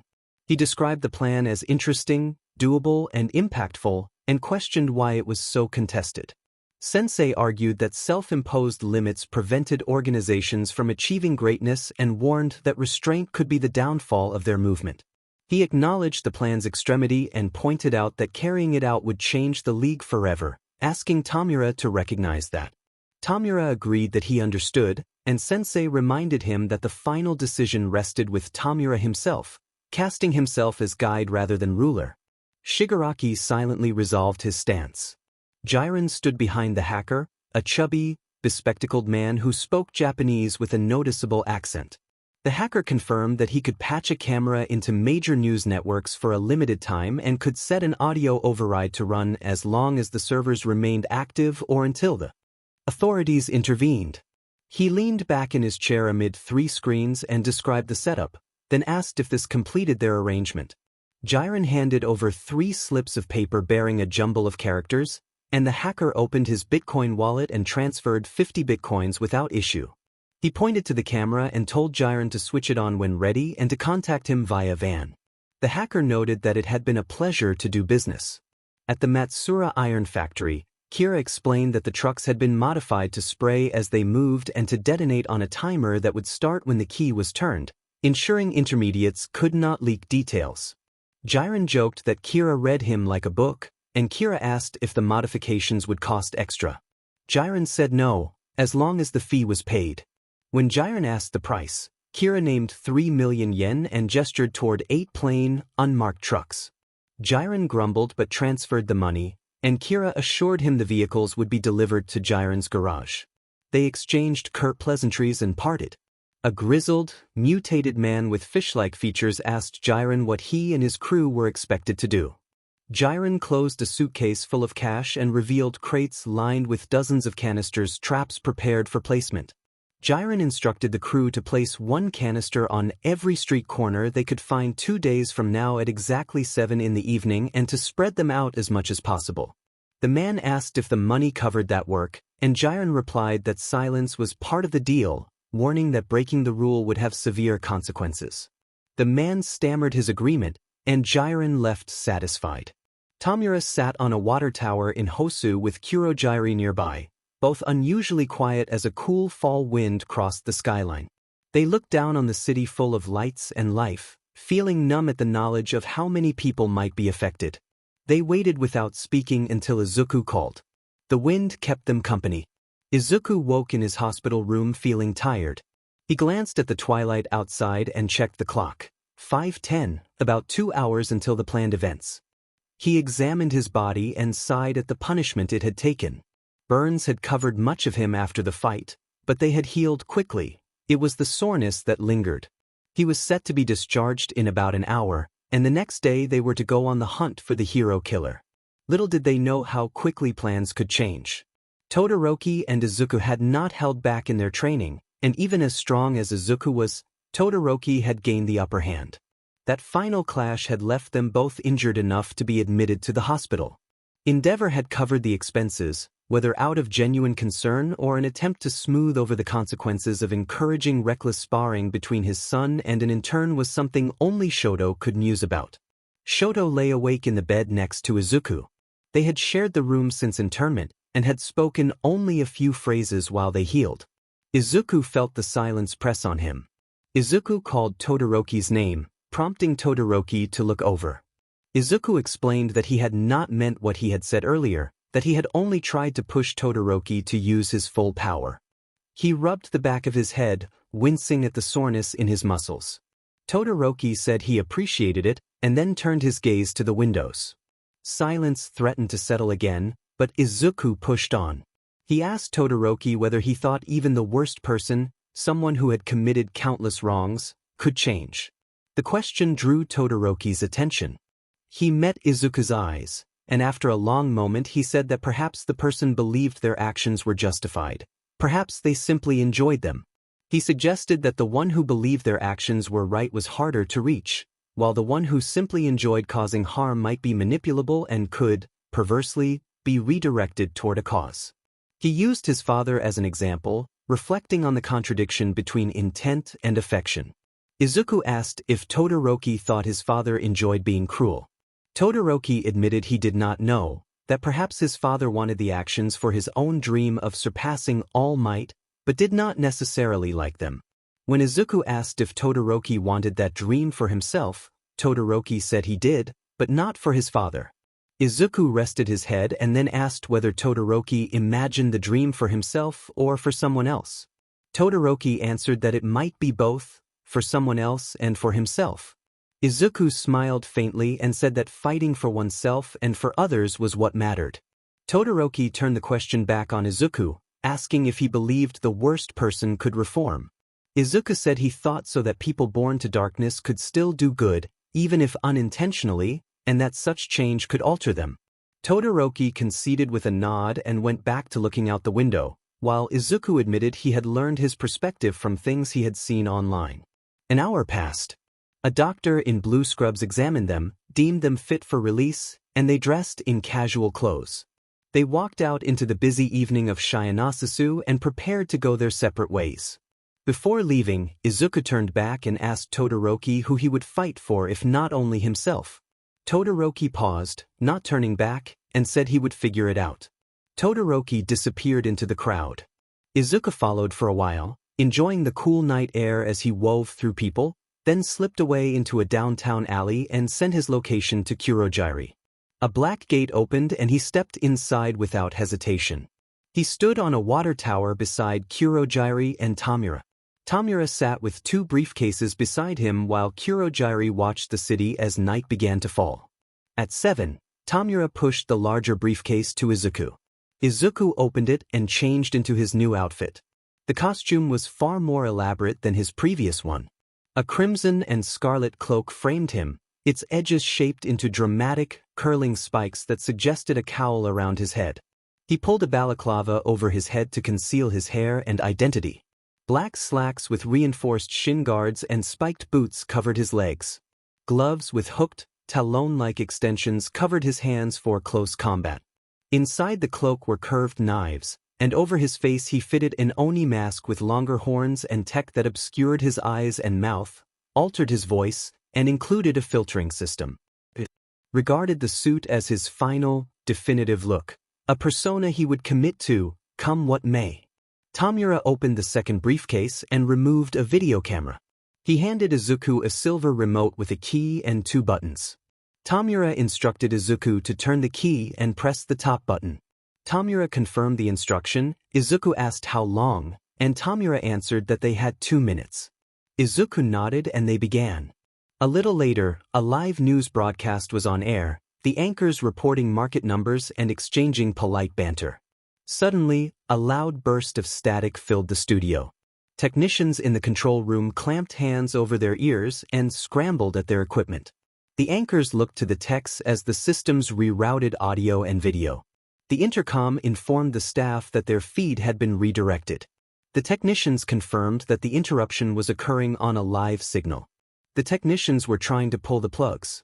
They watched in horror as the demonic visage of the Lotus Demon leered back at them on the screen, motionless and impossible. The director burst into the tech room and went pale when he saw the broadcast. He ordered someone to get STV on the phone. The secretary reported that STV was on the line and that their broadcast had been hacked. The director stammered that they were seeing it too. A cold realization washed over him. If the STV network showed the same image, every TV screen in Hosu might be broadcasting this. Nishimura prodded his superior, who pulled out his earbuds and blinked awake from his music. The bus to Kitami still had nearly 50 minutes to go and night had fallen. Most passengers slept or read, but those scrolling their feeds stared wide-eyed. Tsukachi asked what was happening, then looked down at Nishimura's phone and froze. STV was live, and looking back at them on the screen was the Lotus Demon, the killer they had believed to be in Kitami. Izuku's voice came through the mask altered and multiplied, but his words were still clear. He spoke with a calm, bored cadence about being called mad for his first killings, claiming that the bodies had been his canvas and blood his palette. He framed himself as a true artist opposed to those who sought only money and fame.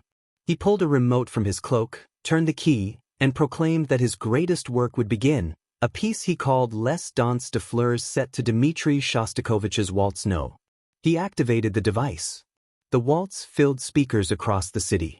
The music carried at first like an eerie serenade, then chaos erupted. Mechanisms released razor-sharp projectiles that sliced through glass and metal, striking vehicles and structures. Explosions rocked intersections and fires bloomed where fuel tanks were breached.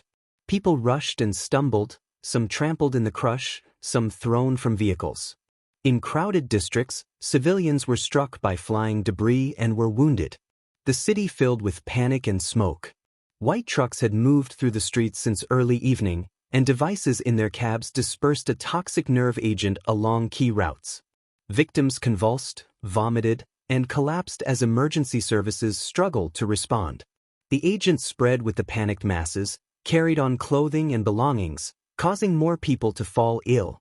Families in apartments, office workers, students, farmers passing through heroes and villains alike were affected.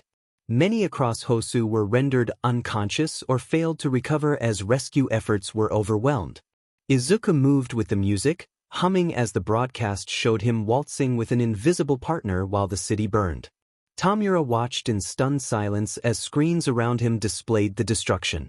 Izuku finished his flourish and asked, theatrically, for applause for his performers. Shigaraki cut the feed, letting the camera drop to a rooftop. A tense stillness settled, broken only by distant cries and the roar of fires. Tamura asked how many had died. Izuku hesitated, then coldly stated that his work would not be complete until he confirmed that Stain was among the casualties. Stain found himself holding Tenya Ida with a knife at the ready. He listened to the chaos outside collisions and the sounds of people seizing and did not dare leave the cover of the alley. He watched a small child held by a parent, both trembling and weakened, and felt rage as the scene registered. Kneeling beside Tenya, Stain let the knife fall and processed the horror unfolding across the city. A modified mechanical voice spoke from behind him, and he turned to see the cloaked, masked figure of the Lotus Demon standing motionless and composed, the source of the carnage. Stain raised his blade toward the Lotus Demon and told Tenya that their fight would be paused for now. His focus was on this new threat.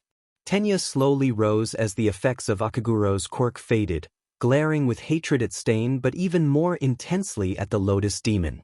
Side by side, Stain and Ingenium took ready stances, and the Lotus Demon regarded them with interest. Izuku reached into his cloak and produced a pair of hooked daggers, noting that 2 against 1 made for an interesting arrangement, and then he invited them to come forward. He urged them to dance until the moon rose high and to paint the squalid city red. A knife flew from Stain, a clear signal that the fight had begun. The strike was probing and was effortlessly deflected by Izuku's right knife. The hero killer then dashed forward, roaring as he swung his sword in a diagonal arc from the right, downward. To any untrained opponent, it would have been a killing blow. Izuku recognized the feint and used the hook of his knife to catch the sword. In the moment Stain was momentarily stuck, Izuku brought his right dagger in a vicious stab toward Stain's head, aiming to end the fight quickly. Tenya Ida's response time, however, had not been accounted for. Ida burst forward with his engines firing and delivered a devastating kick to Izuku's right arm, likely dislocating it and sending the dagger flying. Stain reached for Ida's leg but was just out of range as he pulled another knife and slashed at Izuku's arm. Izuku freed himself and kicked at Akaguro to buy distance. With Stain momentarily retreating, Ida returned to the offense, spinning in midair and bringing his leg down onto Izuku's right arm again. Pain shot through Izuku like electric fire, but the pain only fueled his exhilaration. Adrenaline and the clang of steel on steel thrummed in his ears. He was caught up in the fight. His exhilarated smile was hidden behind his mask. He stepped back to retrieve his right dagger from the ground. Stain and Ida stood about 2 meters away as Izuku lowered into a crouch. In that costume and stance, he resembled a predatory cat ready to spring. Stain demanded to know why. His blade drooped near the ground, but he did not abandon his fighting stance. He and Ida held their positions like taut wire. Izuku answered the question with another question, asking what art meant to Stain. Stain replied that art was the expression of an idea or one's incipient of beauty, his eyes shifting as if calculating. Izuku pushed further, asking if art could be judged evil. Stain maintained that art itself was not evil but actions could be. Izuku declared that he expressed his own idea of beauty through extreme means, calling himself the contrasting black against a soft, vanilla world, proclaiming himself beauty. Ida called him a monster and raised his fists, calling the act madness. Izuku accused society of being close-minded and crossed his knives in front of his chest, challenging them to continue. Stain launched forward, throwing knives to begin his attack. His sword came in a pair of quick slashes toward Izuku's torso. The cape took some of the blows, sparing his barely protected chest. Was this the same plan again? Izuku wondered, then he looked to his right for Ida. Ida slid beneath Stain as the latter leapt forward and delivered a crushing strike to Izuku's kneecaps, sending overwhelming pain through him and knocking him down. Stain's blade cut the mask, stripping paint and leaving a mark. Izuku staggered back, breathless, as Stain scored another hit on the exposed skin between his arm guards. Stain brought his sword to his mouth and touched the blade with his tongue. A numbing chill ran through Izuku as Stain's quirk activated. He tried to move, willing his muscles to obey, but found himself barely able to move more than his mouth. The helplessness, stillness, and numbness made him think of Stain's past victims. He felt terror rising. He was at the hero killer's mercy as Stain advanced, sword held low toward him. Ida hesitated while Stain closed in. Izuku scanned for any way out, wrenching his mind for a solution. He realized he still had a sliver of control in one finger. Concentrating all his will into that finger, he inched it closer to his arm. Stain spoke out, naming him the Lotus Demon and the Virtuoso Ripper and declaring that for Izuku's sins against the heroes he would be executed. He raised his blade high. As the blade fell, a surge of intense heat and a sensation of stiffening traveled through Izuku's body, as if his limbs were hardening like heated metal. The pain was sharp and overwhelming, but in that instant he found movement. He grasped Stain's blade and shoved it aside. With his free hand he struck at Stain's leg, the hooks on his gloves connecting solidly.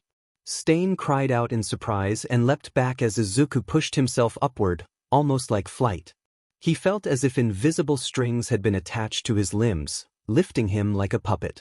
He felt his legs buckle beneath him, and there he stood like a macabre posing doll, barely obeying the laws of physics.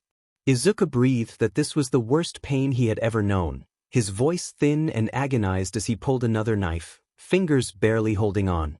A cloak covered his lower body. Izuku's body was hurled into the air, and he brought the knife down on a surprised Stain, who barely raised his blade to defend himself. Each unnatural motion sent shocks of agony through Izuku's body, yet he seemed to cling to it. He struck Stain's shoulder, and the hero killer screamed and kicked to gain distance, but it was not enough. Izuku descended again, moving with a strange, giddy rhythm as he targeted Stain's weak points and provoked fresh screams from the man. Ida's legs hammered at Izuku repeatedly, but the pain from Izuku's quirk overshadowed everything else. Eventually Ida stopped struggling and watched in open-mouthed horror as Izuku attacked Kaizome Akaguro, leaving him motionless and arranged in a shocking display. After some time Izuku deactivated his quirk. The relief hit him like a wave of nausea. He suppressed it and stayed standing. He looked at Ida, then at Stain. When Izuku pressed a hand to Kaizome, the roars of pain surged again. Slowly, Izuku manipulated the body, using his quirk to form a lotus-like structure that emerged from Stain's chest. With further precise motions, he rearranged the fallen man into a tragic, artful configuration. The hero killer Stain was dead, his body altered into one of Izuku's grim sculptures. Ida screamed and dashed forward. Tenya Ida began to call out his finishing move, but a clawed hand closed around his neck before he could finish. Pain exploded through him as he was thrown into the wall, armor cracking and glasses sent into the dirt. Now Tenya sat broken and crumpled, beaten and bleeding. Standing above him, unnoticed at first, was one of his closest friends. The Lotus Demon looked down and said that he did not usually kill children personally, but that Tenya looked like an interesting canvas. Tenya muttered something indistinct. When Izuku leaned in to hear better, Tenya told him to go through with it. Tears streaked down Tenya's face as he told Izuku there was nothing left for him, that he had failed as a hero, a brother, and a human, and that he was better off dead. He asked Izuku to end it. Izuku hesitated, considering. Killing Tenya would make little difference in the wider chaos, one body among thousands, and yet something held him back. A spark of pity or a memory of friendship he could not name. Tenya spread his arms weakly and looked up with the acceptance of death that Izuku recognized from others he had encountered. Izuku told him no, he would show him what he called mercy. Without further pretense, Izuku brought his right claws across Tenya's face, making shallow cuts that drew blood but miraculously missed the eye. Tenya groaned and applied pressure to his wounds as Izuku turned and began to walk away. Tenya called after him in a mixture of despair and fury, demanding to know why. Izuku turned his head halfway, admitted that he did not know, and said that this was his mercy. He stepped out into the street, moving over the bodies and into the darkness, the unrelenting midnight of a dead city where only the dying and the sirens could be heard. The news broadcast reported a developing story out of Hosu, Japan, a deadly, coordinated terrorist attack in the downtown business district. The previous evening, survivors had said they were taunted by the serial killer known as the Lotus Demon before several explosions detonated and the nerve agent sarin filled the streets. Reporters noted a staggering death toll and tens of thousands showing signs of poisoning. A live correspondent in protective gear explained that structural damage was limited but many vehicles had been detonated, and that the sarin used appeared unusually pure. Officials were preparing statements and international leaders were set to brief their populations. Tamura Shigaraki watched the coverage with a hollow amusement, bourbon at his side. Kurojiiri remarked that this was what they had wanted, infamy. Shigaraki admitted to a jealous flicker at not having carried out the attack himself, then acknowledged that they were indeed famous now. All for One system added that they should hope any evidence had been thoroughly scrubbed before the heroes arrived. One of the League's members assured Shigaraki that there was no cause for concern, then paused and told him to smile, noting that the League was known worldwide. Shigaraki agreed quietly. Detective Naomasa Tsukachi sat in his hotel room with the news long since turned off. 3 bottles of vodka, 2 empty, sat nearby. He rested his head on his arm and hovered at the edge of consciousness, his gaze snagging on a bottle of pills across the room and the alcohol still in his veins. The mixture had felt like a way out. Naomasa's knock at the door disturbed the quiet. Nishimura entered carrying 2 cups of coffee, set one on the desk, picked up the pills, and tossed them into the trash. Naomasa, half drunk and sluggish, barely reacted. Nishimura told him to stop moping and to drink the coffee. He warned, half in jest but edged with real concern, that if Naomasa chose to die on him he would make him pay. Naomasa sighed and reached for the cup. He took a long drink and cursed at Nishimura, who returned the sentiment with a groan. Nishimura leaned against the table and argued that death was not an option now. If the attacker known as the Lotus Demon had left any trail, they could still follow it. Naomasa, still despondent, told him to stop offering logic and to let him brood. Nishimura splashed hot coffee toward Naomasa's face to wake him, and the shock pulled him almost fully back. Naomasa scrambled, clutching the cup, and after a steadying sip Nishimura bluntly reminded him that they would get their target and to stop sulking. Naomasa rose and, in a burst of misplaced anger and relief, slapped his subordinate, who took it without flinching. Naomasa then smiled and pulled Nishimura into a rough embrace, each called the other the worst and then, more gently, comforted one another. It was the first real relief Naomasa had felt in hours. Aizawa opened the faculty meeting by instructing that all students' internships be cancelled and that students be sent home immediately. The staff sat in solemn silence. They had been told that Tenya Ida had been injured and found near the scene of hero killer Stain's death. All Might was absent as he assisted rescue efforts alongside the government, an absence none of them would reprimand. Midnight buried her head in her hands at the timing of the cancellations. Present Mike reported anxiously that he had family in Hosu who had not yet answered calls. Aizawa looked to Principal Nizu, and Nizu agreed that the students should return home and not be required back until Monday, when they would hold an assembly and, if possible, make therapists available.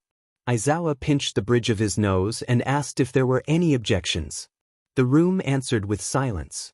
He scheduled a full staff meeting for Friday to plan the Monday assembly. When the teachers filed out, Aizawa remained alone and, in a moment of bitter frustration, overturned the table. He was left with the simple, painful thought that he had failed a student again. Again, he felt he had failed as a hero. Izuku Midoriya held his mother in a long embrace that felt like an hour. Only one of them cried. Shoto Todoroki dialed a number and heard a gruff voice answer with a curt "what?" Shoto said that he wanted to talk. Mina Ishido and Achiko Uraraka sat together in Mina's apartment a few miles from Hosu, trying to drown out the horror unfolding in the world by appreciating small, ordinary comforts. No matter how hard they tried, the wail of sirens kept intruding. The Prime Minister addressed the nation with a solemn plea. He acknowledged the vast loss and condemned the cruelty of the perpetrators, urging citizens to channel anger and grief into constructive acts rather than retaliatory violence. He asked the country to unite in work, compassion, and mutual support rather than fear or hatred. He reported that top investigators, including international agencies, were working at the scenes and pledged that the League of Villains would be pursued through coordinated effort. Heroes felt the weight of sorrow and responsibility. Students gathered in small groups to support one another. The killer remained uncaptured and dangerous, hidden like a threat in the grass. Above it all, the world turned on, the stars indifferent to those below. The attacks had shattered the lives of countless people only 5 days earlier. Morning services were held continuously as Japan and the wider world grieved. Newspapers and broadcast outlets pursued every detail they could, running images of the Lotus Demon's mask and the faces of survivors. The government kept much of the investigation confidential. The scale of the casualties and hospitalizations caused immediate upheaval in the economy. Markets plunged sharply when trading resumed, analysts predicting massive losses. At the same time, the aftermath opened thousands of new jobs in recovery and relief efforts. The nation struggled to balance grief with the work of rebuilding. Some sickening sources even touted this as a way for unemployed otaku to get a leg into the industry. One of the most circulated images in the media showed a man with a visible wound in his arm, crying and cradling his young child, who lay motionless and likely killed by the gas. News sites replayed the photograph over and over. The brief afternote about hero killer Stain's death followed, but in the face of 17,000 victims, few people paid attention. Izuku read the lists of names of the dead slowly. The obituaries had become nothing less than a phone book. He scanned the pages every day as more people died in hospitals, the effects of the toxic gas taking them over the following days. This exercise was also an experiment to see if he could feel something. He tried to imagine each person behind the names. Did they have a loving mother, a beautiful family, a prosperous life? Had a mother been taken from her daughter, or had they died together, holding each other? Had a father died with regrets or without? Had a grandmother finished the welcome cake she was making for a grandson returning from abroad? He pictured every scenario, wanting to force out pain, sadness, a tear in honest empathy. He felt nothing. Nothing but hollowness and the faint, hollow echoes in his chest.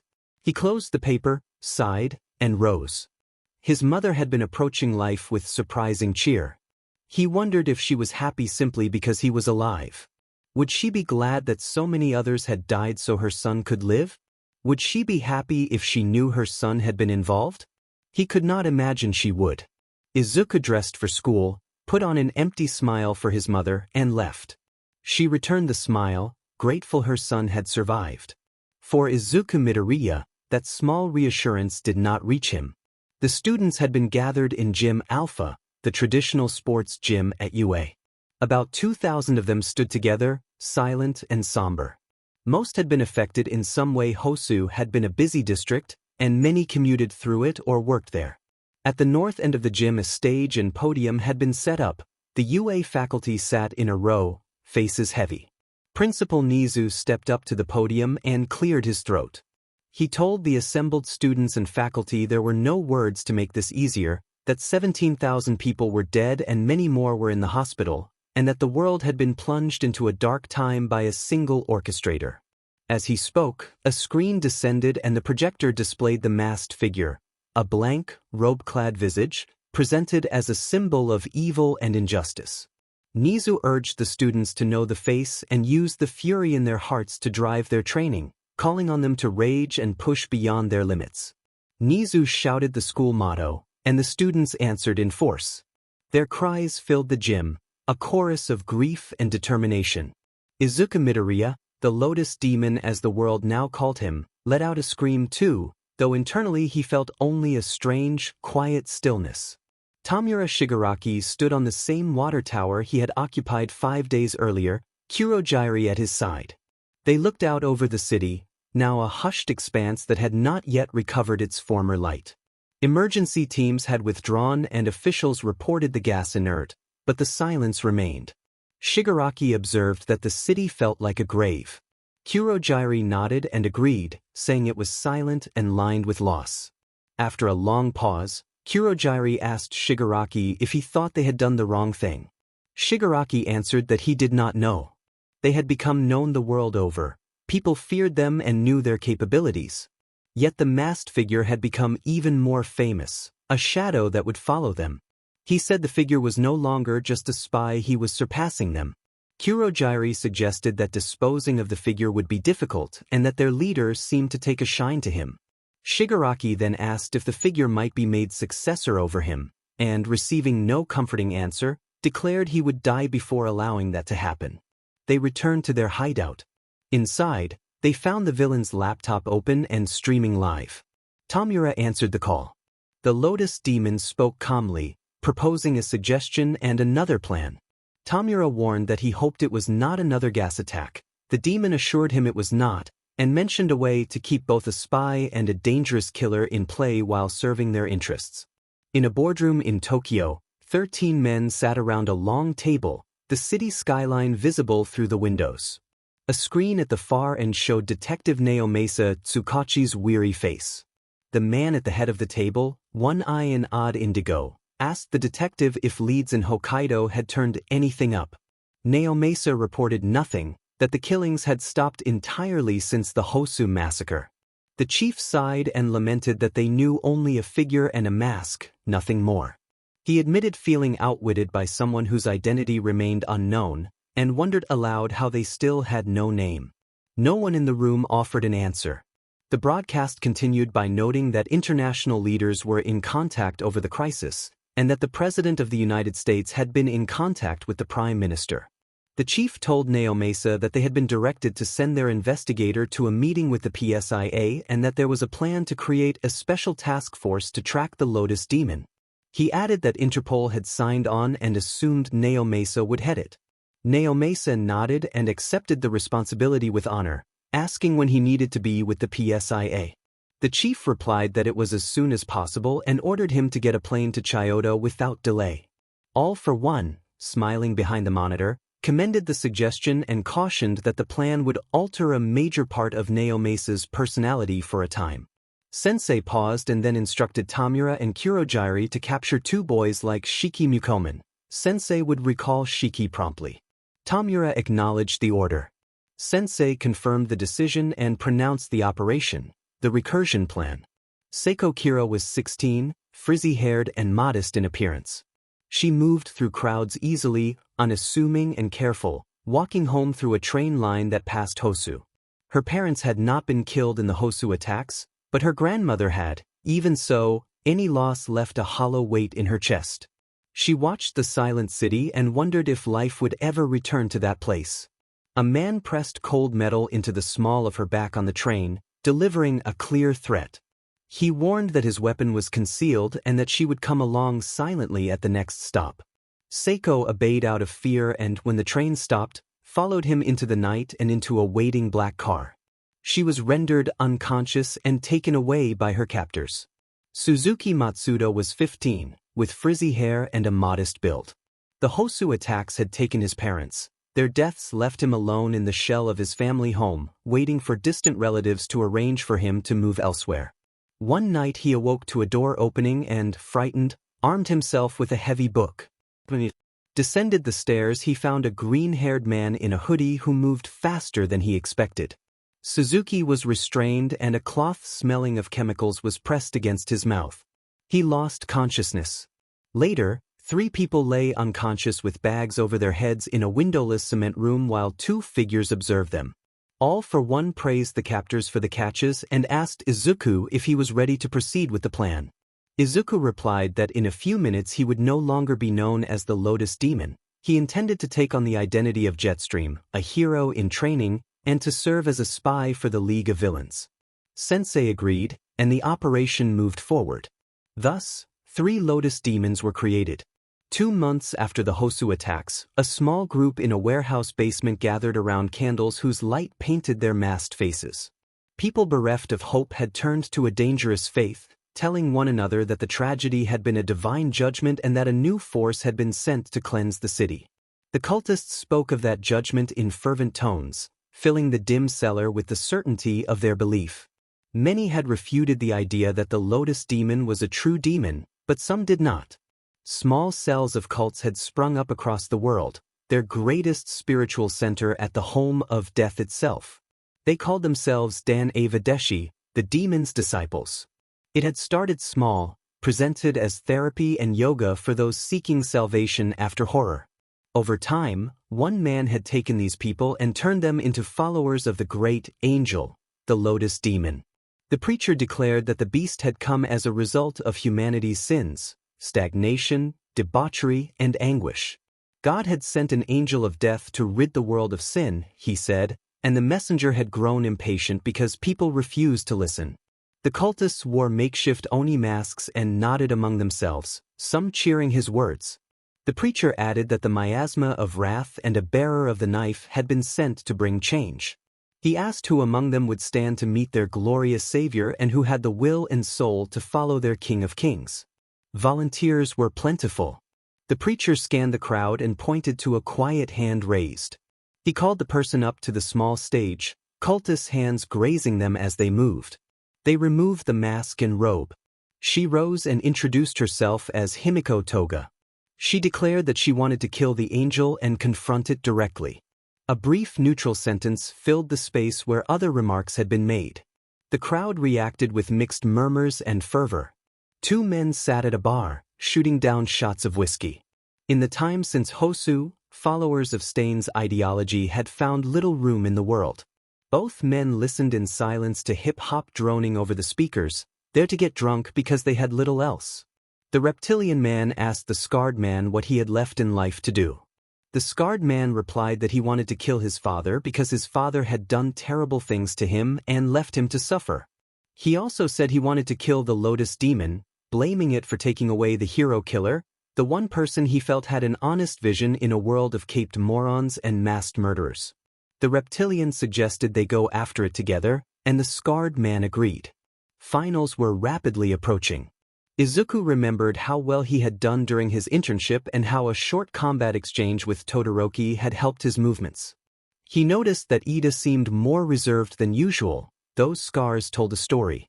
Tenya had run into both the hero killer and the Lotus Demon at the same time, and Izuku imagined how awful that encounter must have been. Bakugo still had not returned. If he had been gone this long, Izuku assumed his old bully was out of UA. That suggested a difficult situation, but the well of pity for Bakugo had largely run dry. A phantom ache creased Izuku's face in memory. People had come out of their shells after the Hosu massacre, which was almost something to celebrate if not for the context. Denki admitted that he had not been keeping up with studying because he had been taking care of his mother since the Hosu incident. Mina confessed that she had not been studying either and rested against her desk.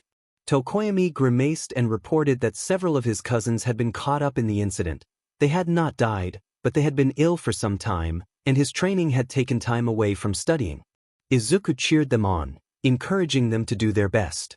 His new, chipper attitude had not gone unnoticed by the class and drew some curious glances, especially from Achiko.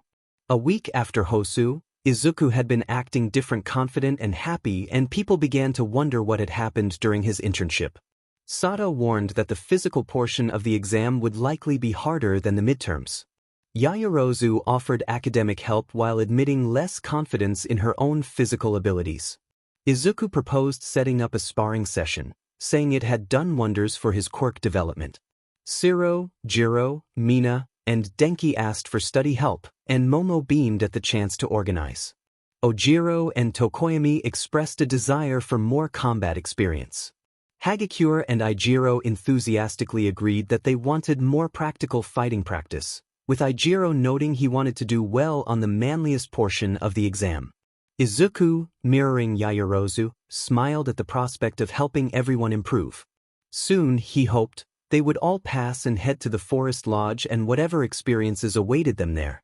A panicked man stammered that he did not know anything. An explosion went off near his head. Night had fallen over Mizudafu, most of the city returning home or sleeping, but some remained active in the streets. UA students had returned to their dorms, but one former UA student was out investigating. His fist hovered near the gibbering man's head as he demanded answers. Katsuki Bakugo, now operating as the vigilante known as Blast King, barked and ordered the man to stop lying. He accused him of ties to Smallfish's gang and demanded to know who had paid Smallfish, who had driven trucks during the Hosu incident. Bakugo had been away from home for months and had been expelled from UA shortly before internships began for seriously maiming Izuku during a violent confrontation. He pressed the man for information in a voice full of controlled fury. Nobody understood what he did, and nobody seemed to care that there was a killer in their midst. If he had not already killed, he would. A disheveled man protested that he had not wanted to be involved, stammering about how the rest of his gang had died in Hosu. He wore rags and had talon-like fingers, an oddly mismatched figure in the alley. Katsuki stopped him with a harsh motion. Katsuki slammed his palm over the man's mouth and released a sharp, controlled burst of explosive force that left the man dazed and unable to speak clearly. When Katsuki withdrew, the man trembled and clutched his mouth, offering only a frantic description of someone with gray hair and a missing tooth. Katsuki tossed a 10,000 yen bill at him and told him to leave. The hobo fled, and Katsuki moved on. He had no intention of returning to UA while Izuku Midoriya remained at large. He planned to gather the evidence he needed, send it to the right people, and rest only when Midoriya was detained or otherwise stopped. Katsuki slipped through alleyways until he reached the Todoroki residence. As usual, he vaulted the wall and entered through a second-floor window. He glanced left and right and made his way to Shoto's room, opening the door and closing it as quickly as he had entered. Shoto glanced up from his laptop and remarked that a simple announcement of arrival would have been appreciated if Katsuki expected to be staying there. Katsuki responded with a sharp insult and complained that he had not gotten much more information than usual. Shoto noted, dryly, that the witness had mentioned gray hair and a missing tooth again. Katsuki confirmed the detail.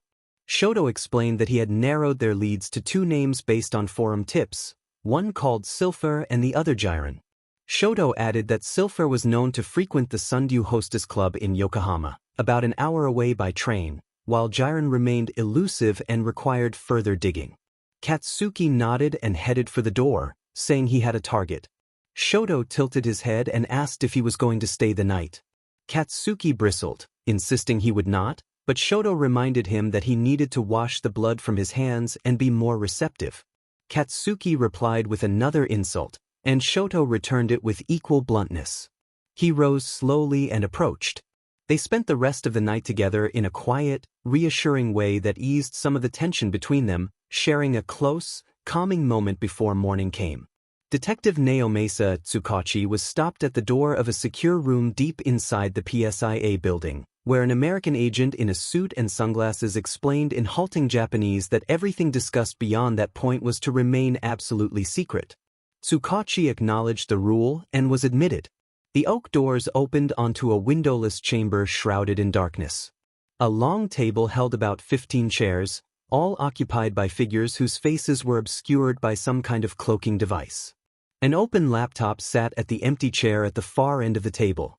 One of the cloaked figures requested Tsukachi state his name for the record, He identified himself as Naomasa Tsukachi, senior investigator of the 1st Precinct of the Tokyo Police.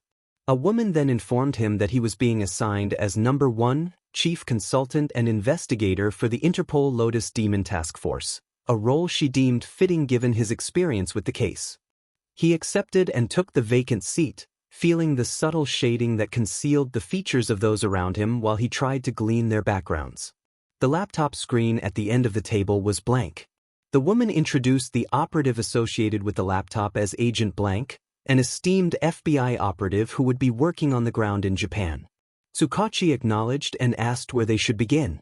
He laid out the events of the past year involving the Lotus Demon's killings, recounting interviews and evidence to the best of his memory. The room remained still and silent as he spoke, save for the occasional shift of a person in a chair. When he finished, the agents considered the information.